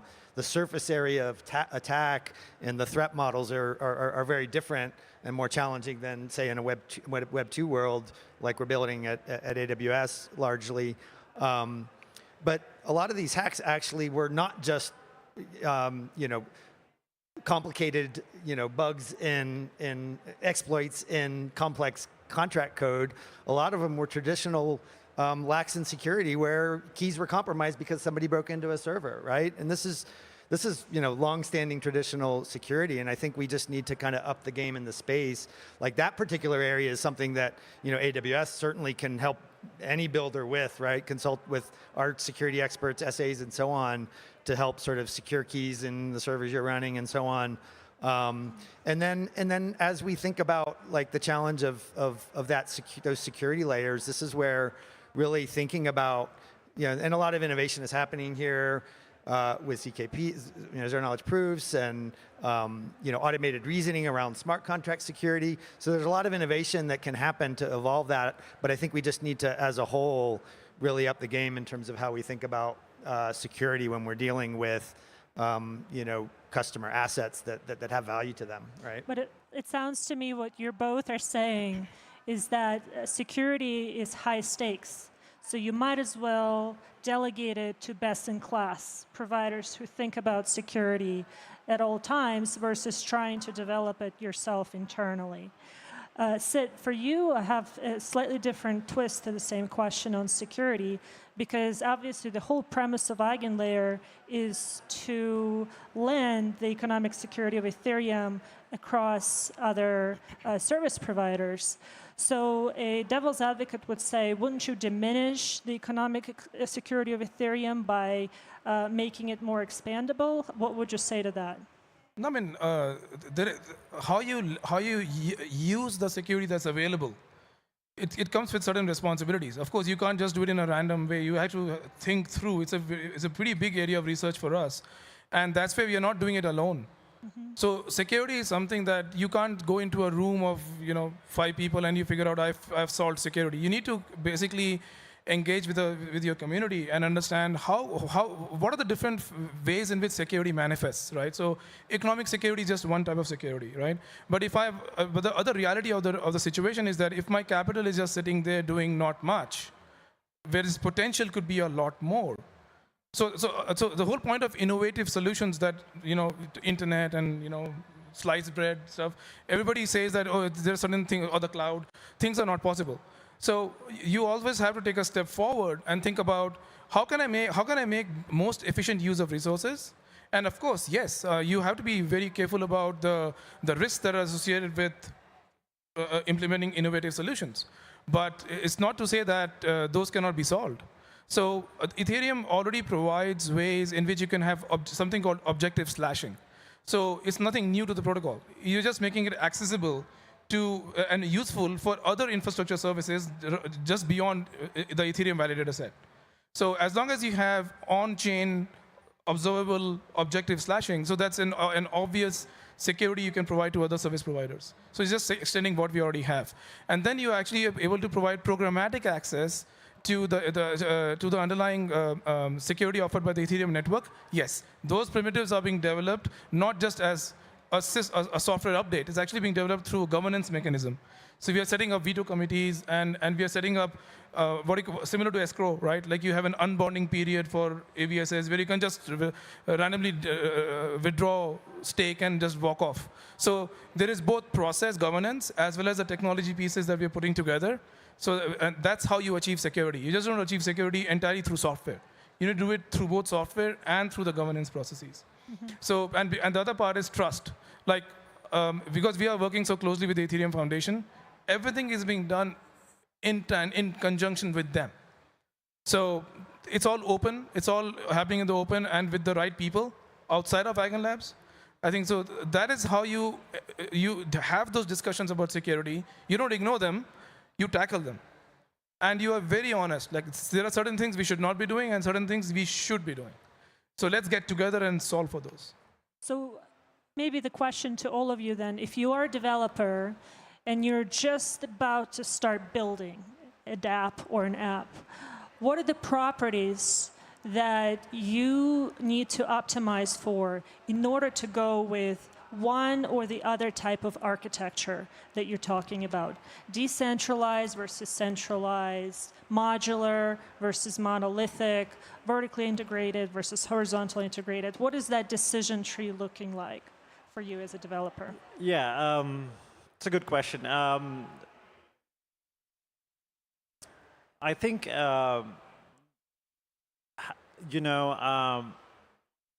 having optionality from an infrastructure standpoint, with roll-ups, with interoperability, with the DeFi stack. I think developers now have the right tool for the right job. The way I think about it is you can leverage off-chain computation, for example, with the Chainlink Oracle node infrastructure.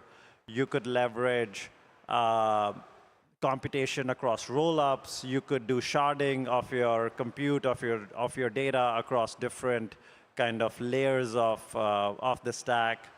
So you have all these options available that were not available probably 1, 2, or 3 years ago. Obviously, you have wallet abstraction as well, which is a whole other concept. So all these optionality, what that means is it's allowing you to kind of use those Lego blocks and build really application, the right application that serves your needs and provides the value that you're looking for it to provide. So if you think from that perspective, I feel you can start from what is the user that you're looking to serve, what are their core needs from a business perspective, and from that, you can start putting the Lego blocks in place and then figure out, okay, what are the business logic pieces that I need to focus on to build that dApp, and then obviously audit, test, and then bring it to market. I love it. Starting with the user. We oftentimes start with a blockchain. Which blockchain is going to give me more tokens? Instead, we should start with the user. Paul, for you, since you're coming from a centralized provider, maybe you can shed the light on, does everything need to be decentralized, or what is okay to be centralized? Yeah, absolutely. And I think that gets to sort of these trade-offs in this decision tree. It's not sort of a static thing, right? It's not like you make your decisions and you're done and you're going to succeed forever, have your journey forever on out. It's a constant thing that you're evaluating. And so at the beginning, right, like Chirag said, is you work back from your customer and you understand, well, what is the most important thing about my proposition to solve customer needs that I need to test out to see if I'm going to get product market fit, right? Like if customers are going to tell me that they really need this. And so from that perspective, you kind of focus on the things that are important. So if it's important that that I have self-sovereign custody, so like I need to have a self-custody wallet, right? That's really important to my use case, and I'm catering to a certain customer base that needs that, then that's something that you need to have decentralized. But does it mean you need to use a decentralized data infrastructure to do your analysis and your metrics and your reporting, or a decentralized storage layer to store actual data for your business logic, right? And no, not necessarily to get started. Maybe there's a vision where you want to move some of those things to that way, and that's where using managed service at AWS, for example, can get you going faster, right? Like we've done a lot of that heavy lift, and some of that heavy lift for forever can be decentralized. Like I kind of tend to think, I think there's a vision certainly that Eigenlager has in terms of creating a decentralized infrastructure ecosystem, and that's super interesting. And I think AWS has a role in that. We have to change how we offer our services. We have to integrate with a different sort of commerce layer and control plane. But S3 absolutely, with the standard interface on top, could participate in a decentralized infrastructure economy, at the end of the day. But what I think really, at least for the mid and foreseeable term, I feel like there's a couple of things where decentralization is really hitting what is bubbled up to sort of drive this Web3 evangelization, which is ownership, value exchange, and identity. And those are key things where, them being tied up in the silos of the big few tech companies is where that frustration has come about in terms of all of the value of my data is accruing to those companies, and I don't have control over my ability to transact, my ability to be in control of my assets and my identity. And I think focusing on decentralization of those things and not necessarily trying to take one leap to the decentralization of everything, I think will help us find the path to that product market fit for a lot of these apps. So ownership, value exchange, and identity. Yeah. Those are the three properties. And censorship resistance. I want to make sure that user sovereignty, data ownership, censorship resistance. I don't want all my data, all my compute, everything to be with controlled by one entity. That could be a government, that could be a company. I don't know. But I will actually answer that question from why can't I create a decentralized app? Why can't I? So we are working towards the goal of this question doesn't even arise. Like you have all the tools available, and you're not this dilemma that we discussed.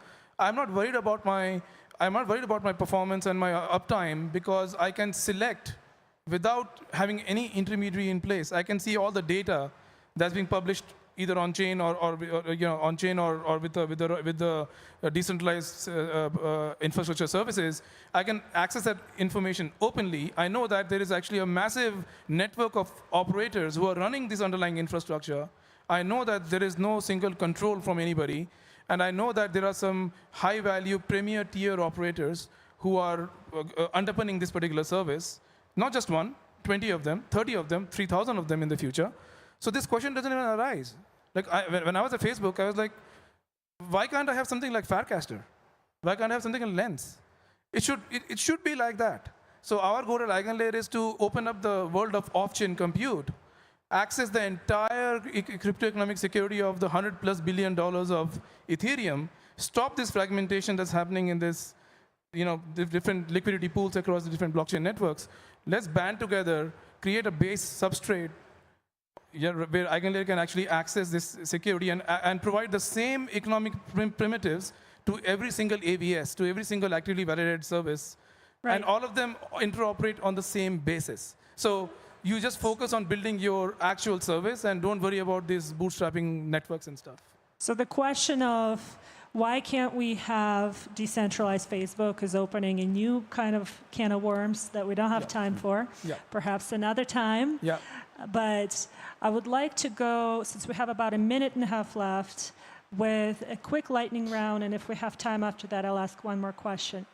So lightning round, quick question, yes or no answer, or a very short answer afterwards. First thing that comes to mind.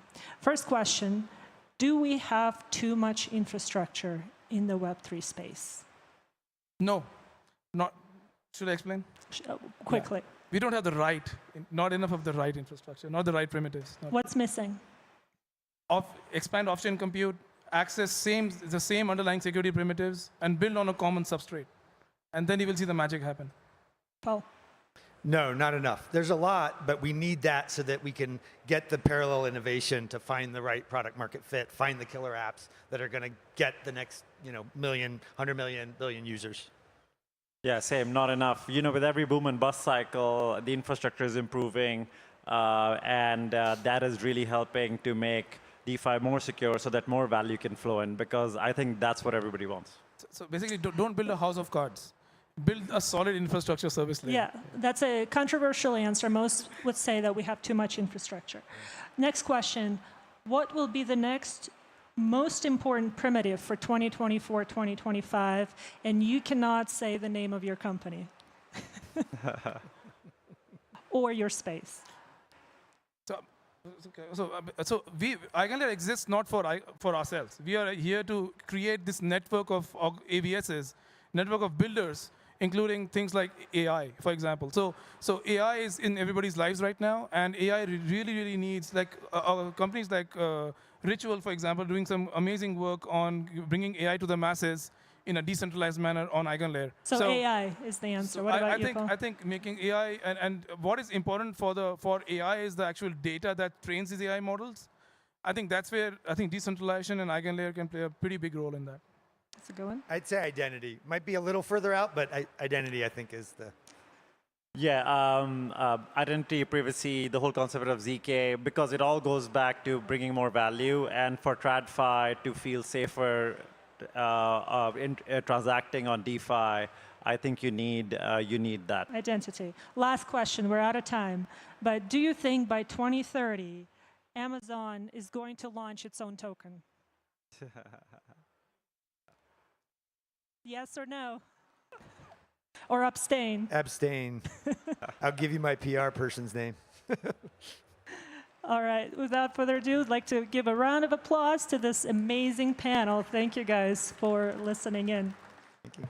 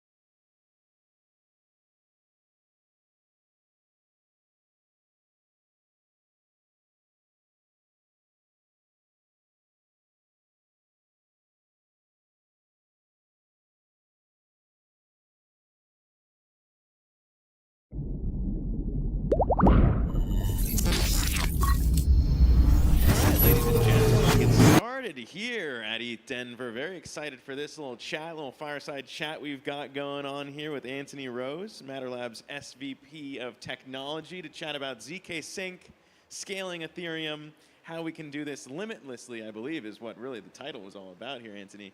I'm the co-founder of Trustless Media. I'm excited to be digging into this because we're all at ETH Denver to learn a little bit more about this technology and what it unlocks. And Anthony, I figured we start just with your background because you came from a big tech company that people might know in SpaceX and have a bunch of, I think, cool insights on why crypto matters. So why don't we just start about why you're working on ZK Sync right now to scale Ethereum and why you think this is such a huge opportunity and moment in time to be building on ETH. Yeah, it's cool. Yeah, good place to start. So in terms of like why ZK Sync, why work on this? So for me personally, I've been following the space since 2013. So I was doing a postdoc at the time, became aware of Bitcoin through other people I was hanging around with doing physics, and it was one of like many people, right? Immediately you read the Bitcoin white paper and it resonates. And I'd followed the space off and on over the next however many years, probably with my level of interest kind of like peaking and waning, maybe as a function of everybody else's. But I kept coming back to it. And yeah, I was at SpaceX for like 4 years leading up to working on Matter Labs on ZK Sync. And you'd be working 12 plus hours on something completely unrelated, and then go home and read about DeFi protocols, or like look at NFTs, or dig into all of the technology that all of us are here to kind of dig into together today. And like when you feel that compulsion, you should explore it seriously. So I thought about the problems in the space, and for me, like Ethereum was the only chain that really offers the promise of what we think public blockchains can deliver, at least for me personally. So looking at the problems for Ethereum, scalability is the only one. If we don't solve that, I would argue that why do any of it? And to solve scalability, we have ZK. And inside ZK, I spoke to the Matter Labs team and was kind of just blown away by the quality of the team. Like the vision, the commitment to the mission, it was just obvious from my first phone call. And as I spoke to the engineers, I hadn't necessarily expected to leave SpaceX at the time. Yep. And then I was, handing my notice in shortly after. I wonder sometimes, too, and you're much more coming at this from a technical lens than, I am, maybe perhaps, in terms of, how this technology can be used. And now, as we've arrived here, right, it was hard before to kind of, the gas fees on Ethereum were one thing, but now the solutions, there are so many. And so maybe get into a little bit of what makes ZK Sync different from the other solutions to scale Ethereum and what the big unlock is. So yeah, huge number of different scaling solutions. I would argue that, if we look over the last couple of years, the ones that really hold the most promise are the rollups. They don't offer as many compromises as previous attempts at scaling Ethereum. And they really broadly fall out into two categories. We have the optimistic systems and we have the ZK systems. The ZK systems are coming into maturity now. And optimistic systems, I think, were fantastic technology to relieve the pressure on layer one. But you have game theoretic guarantees to correctness. With ZK, you have mathematical guarantees, right? And you have the ability to not require this week-long fraud challenge window. You can get to the point of instant guarantees to the state transition and fast finality on layer one. For ZK Sync in particular, because even inside ZK, there's many great teams building, everyone with different design decisions. I would argue that we've optimized for the future, right? So we've optimized for a system that is super high performance in ZK. We've optimized for an architecture that we think gives us the ability to make the system extremely cheap. And really trying to build an execution environment that we imagine builders being able to build really interesting, fantastic user experiences on that move us beyond kind of where the space is today to a world where you've got the internet of value on chain. Yeah, so it's performance and price and a really amazing user experience. Yeah, I think the trade-offs in each technical team and how you want to scale Ethereum are always interesting to get into because there are trade-offs at the end of the day, right? And one of them, I suppose, is kind of how you build out in this idea of why everyone's trying to scale Ethereum is because there's community there and there's builders here at this conference that you might not have in other ecosystems. and getting into that technically, like EVM compatibility versus equivalency, things like that. Talk to me about the trade-offs that your guys' team looked at in how you wanted to attack this, I guess, differently than others. Yeah, this is probably like the maybe most fundamental design choice. But at least as we were thinking about this, the EVM was designed prior to anybody thinking about using ZK, right? So the design of the system isn't trivially provable when it comes to building this cryptographic proof systems. And these systems are complex. And what we're building is a virtual machine. The virtual machine will be running a bunch of compute. But to do the corresponding computations in zero knowledge can be orders of magnitude more expensive than doing them in a regular virtual machine. So we designed the virtual machine to be efficiently provable. But this meant that you actually end up having to implement the system in a very different way so that you can make the user experience feel like the EVM. So users can still write their smart contracts in Solidity or Viper, compile them, deploy them. It should behave as it does on layer 1. But the system itself is very different, and it's designed for that performance. And I think we're starting to see the benefits of some of these decisions, right? We've, I think, demonstrated the most performance of all rollups, ZK or optimistic, on mainnet. And it's the cheapest. So it's like the fastest and the cheapest, which for the execution environment are like obviously critical characteristics. Yeah. Yeah, I was talking to one project today, and they were talking about some of those trade-offs and the idea of maybe the edge cases of copying over in terms of EVM compatibility and what that looks like. And obviously, again, there are always trade-offs. When it comes to that and the incentive structure, I'm sure you get asked all the time, as any project in crypto does, when token, what does this look like in terms of the incentives to build with your team versus others? I mean, it's interesting to think about the incentives and the token, everything in the space right now. The excitement's back around that. How have you guys looked at it in terms of, I guess, a snapshot, airdrops? What does that look like? And is it maybe asked too often? I mean, too often is subjective, right? But I probably get of the order of 50 Twitter DMs a day on the topic. That seems lower than I would have expected. Well, yeah, don't read the other folder. Sure. But at least nothing to announce, right? Like for us, we are building. We haven't needed a token, so we don't have a token. I think, at some point in the future, if it changed, like we would be the first to be talking about it. But at least for now, we don't, have a token to talk about. But when it comes to incentives, like if I think about putting my getting in the mindset of like the builders who are building on these systems today, like if I was building an application, I would want to design it and build it on a platform that I actually believed could get to the point where like millions of users can use this application, right? Like if you're looking at systems that are limited by the performance or they're fundamentally expensive, just like with layer 1, right? Like you can't build applications that huge scale on a system that doesn't scale. So the incentives for me are like if you're building, you want to choose the execution environment that you can believe in and you can be successful with. I think what's interesting too is, when we think about this conference, maybe a lot of explanations don't need to happen here when you're talking about, zero knowledge proofs. When we remove ourselves from ETH maybe there is a bit more, right? And right now we're seeing a lot of excitement in the Bitcoin ecosystem because of a very simple narrative of, hey, Wall Street just figured this out, and now there's a lot of money coming in and number go up. When it comes to like your excitement as someone who is deep at SpaceX and in physics and working on telescopes, and like what do you see as kind of the demand side of what your technology unlocks, and maybe not now, but in 5-10 years time, what it unlocks? I mean, the thing that first appealed to me when I was really thinking seriously about the move was it feels like we're on the cusp of a phase transition, right? Where we can really see a world with much, much better financial infrastructure. And, as I've been deeper into the space over the last few years, like we can see now the path to an architecture that can basically provide the backbone for an internet of value, right? Like a world in which you have the properties that we like about public blockchains, right? You have self-custody, but they're accessible to everybody.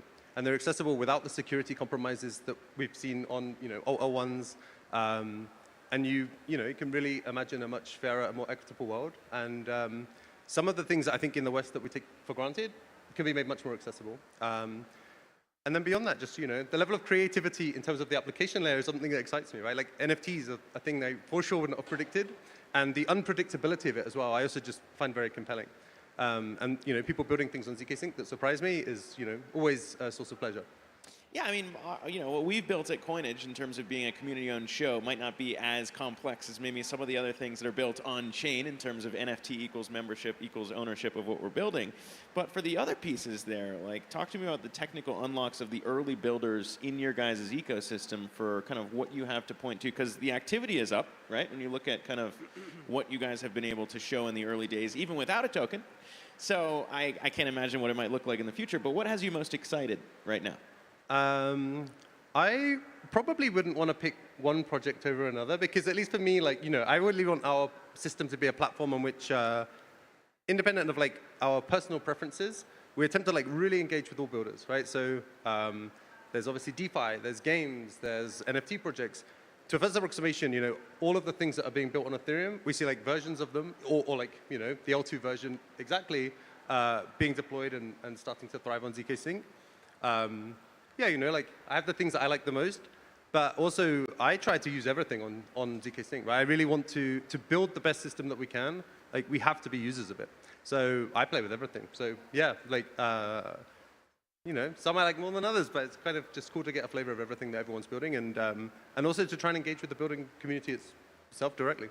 Yeah, when you think about, I guess, obviously it becomes a little bit easier maybe to explain to other people who might look at your decision to leave SpaceX versus now when, the excitement is back in the space. But for you, I mean, I guess, how do you contextualize, building day in, day out in this ecosystem and why you do it on a very personal level? Because I could answer that. And I think it's really cool to see ownership, like you said, in the media space as creators working with their fans and people who are interested in crypto news. But for you, what is the unlock in terms of why you're here? I mean, I just deeply and genuinely want this system to exist. Right? I think a world in which these systems exist is strictly better than a world in which they don't. And the motivation every day is to keep pushing the system forward. We spent the first year that I was here sort of building towards that mainnet launch, which was an interesting and exciting time because you have this amazing thing and you want to bring it to life. So you push every day to get it there. And then it's live, and it's a very different world, right? You never know what to expect when these systems turn on. It's a permissionless system, and people can do things with it that you don't predict. And I didn't know how much usage to expect, right? We see a lot of variety, and it was very hard to predict which systems would get a lot of activity. But as you mentioned, right, transactions are up, TVL is up, addresses are up, people are building, people are deploying, but it still feels like we're just getting started. So feels as exciting as day one. What would you say, I guess, is one of the things that people get wrong when you look at your technology, and you mentioned kind of the differentiation between a zero-knowledge proof and the other existing implementations of scaling Ethereum? I mean, what's kind of one thing that you would clear up at a conference like this? There's a bunch. And honestly... well, we only have 6 minutes left, so yeah. The first one that I think is a difficult message, not just for the ZK Sync, but for teams building ZK systems in the space already, is to really highlight the advantages that ZK gives you over optimistic systems. And I think in the short term, these systems don't feel very different, right? To a first approximation, you use any of them today, and they're okay, the user experience is roughly similar. In the long term, it's completely different. How so? I mean, thinking about where we're going, right? If you think about these systems, the Internet of Value cannot run on one L2, right? So all of us, to a first approximation, are thinking about the real scaling problem. The real scaling problem isn't, maximize the hell out of this L2. It's think about how these things scale horizontally. And to scale horizontally, you can do this today with the framework we built. So we open sourced the code base for Era, called the ZK Stack. So you can deploy hyperchains into this ecosystem. And it's through ZK that you can do permissionless, asynchronous message and value passing. So, with an optimistic system where you've got a 7-day challenge period, I mean, imagine if you tried to open a hyperlink on the internet and it took 7 days to respond. Right? It's and this is a fundamental limit of that system. Yep. And ZK lets you go fast, right? And we're going to get ZK to the point where it's basically real time. So you can build these composable systems that can scale to the what we need for the internet value. So this is a fundamental misunderstanding, and I think people building on optimistic systems, if you look at L2Beat, which is an amazing tool for understanding the space, it is phenomenally complex to understand the properties of each of these, the risks associated to each of them, and let alone like what this will look like in 5, 10, however many years. Yep. So I think on the ZK side, we need to do a better job of like helping builders understand this because they just need to focus on building, right? And the infrastructure, yeah, they shouldn't worry about. Well, you mentioned, I think, putting it all on one chain, the internet today, like in 2024, and seeing right now what's happening with AI, I feel like is a good example to point to in terms of how big this can all get as it expands, right? And it's really hard to predict. And I think a lot of this stuff takes longer than it does, you know? People have been talking about self-driving car, and you know, I feel like for forever. But now that AI is here in a way that this all kind of can really start to get out of hand very fast, I mean, how much does that accelerate the need for technologies like the one you're building? I would say it's not obvious to me that AI is going to be the thing that we really focus on in the near term. And I could be completely wrong, and this is like maybe even people that I work closely with would disagree with me. But for me, like, the first and most important use case that we've seen for these systems is around financial assets, right? Like around payments, around things of that form. And I think today, these systems could solve problems that I imagine in the Web 2 world, if people understood what these solutions could do already, they would be embracing them in a way that they aren't yet. So yeah, you know, once you are able to build this like composable system that can scale horizontally, people also can configure their environments in a way that makes sense for their use case, right? You can build private rollups, essentially, so that you can start to build really interesting technical solutions to, you know, problems that normal people have, and abstract the technology away and just like really start to build a modern financial ecosystem. Before we popped up here on stage, we were talking about your path here, your road here. You've been working on this now for a little over 2 years, right? In your position as SVP of Tech. I mean, 2 years in the bear ages some people. I certainly felt aged, and now it's, you know, the tides are turning. You personally, I mean, how was it building in the bear, and how different maybe it feels now as, I hope, we've turned the corner in the excitement being back? I still don't feel like we're in the bull properly yet, which is maybe wild given the price of Bitcoin this week. But building without the noise, I think, is really helpful, right? Like the system, there's just like a lot of work to do, and it lets you focus in a way that, you know, the prices can be distracting. Prices can be distracting, yes. But actually, like, to a first approximation, I haven't seen any difference in the last few months relative to the 2 years before, right? Like, we're engineers building the system that we want to build, and like, what's going on around us is less interesting. We have a very long-term view. Well, let's look ahead to the long-term view because we've got 2 minutes left, and I feel like looking ahead to what comes next, obviously, as you said, you get asked about tokens every day, so I'm not going to ask you again, but for the roadmap and how you start to use the technology, what should people keep their eyes out for how ZK Sync starts to actually make it into the real world in a new way? I think that, like, coming back to the two properties, if I think about Era, like the system that we have running now on mainnet, we've been pushing performance beyond what everybody else is doing, and we're going to push it way further. Like, it's going to surprise people when it's live. And then on price, right? We have 4844 coming in a few weeks. We're going to be ready on day one.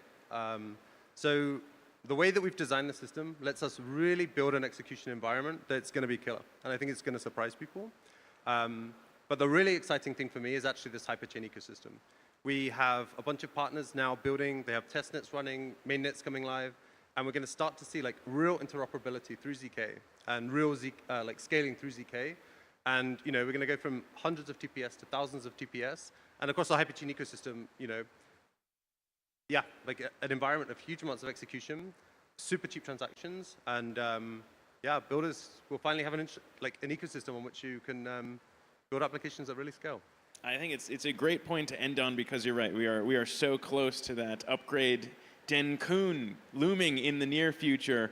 But it's been fascinating to hear kind of your thoughts on this. So I appreciate you sitting down here at ETH Denver with us, Anthony Rose, Matter Labs, SVP of Technology. Thank you again, man. Thank you. Appreciate it. All right. Thanks, everybody.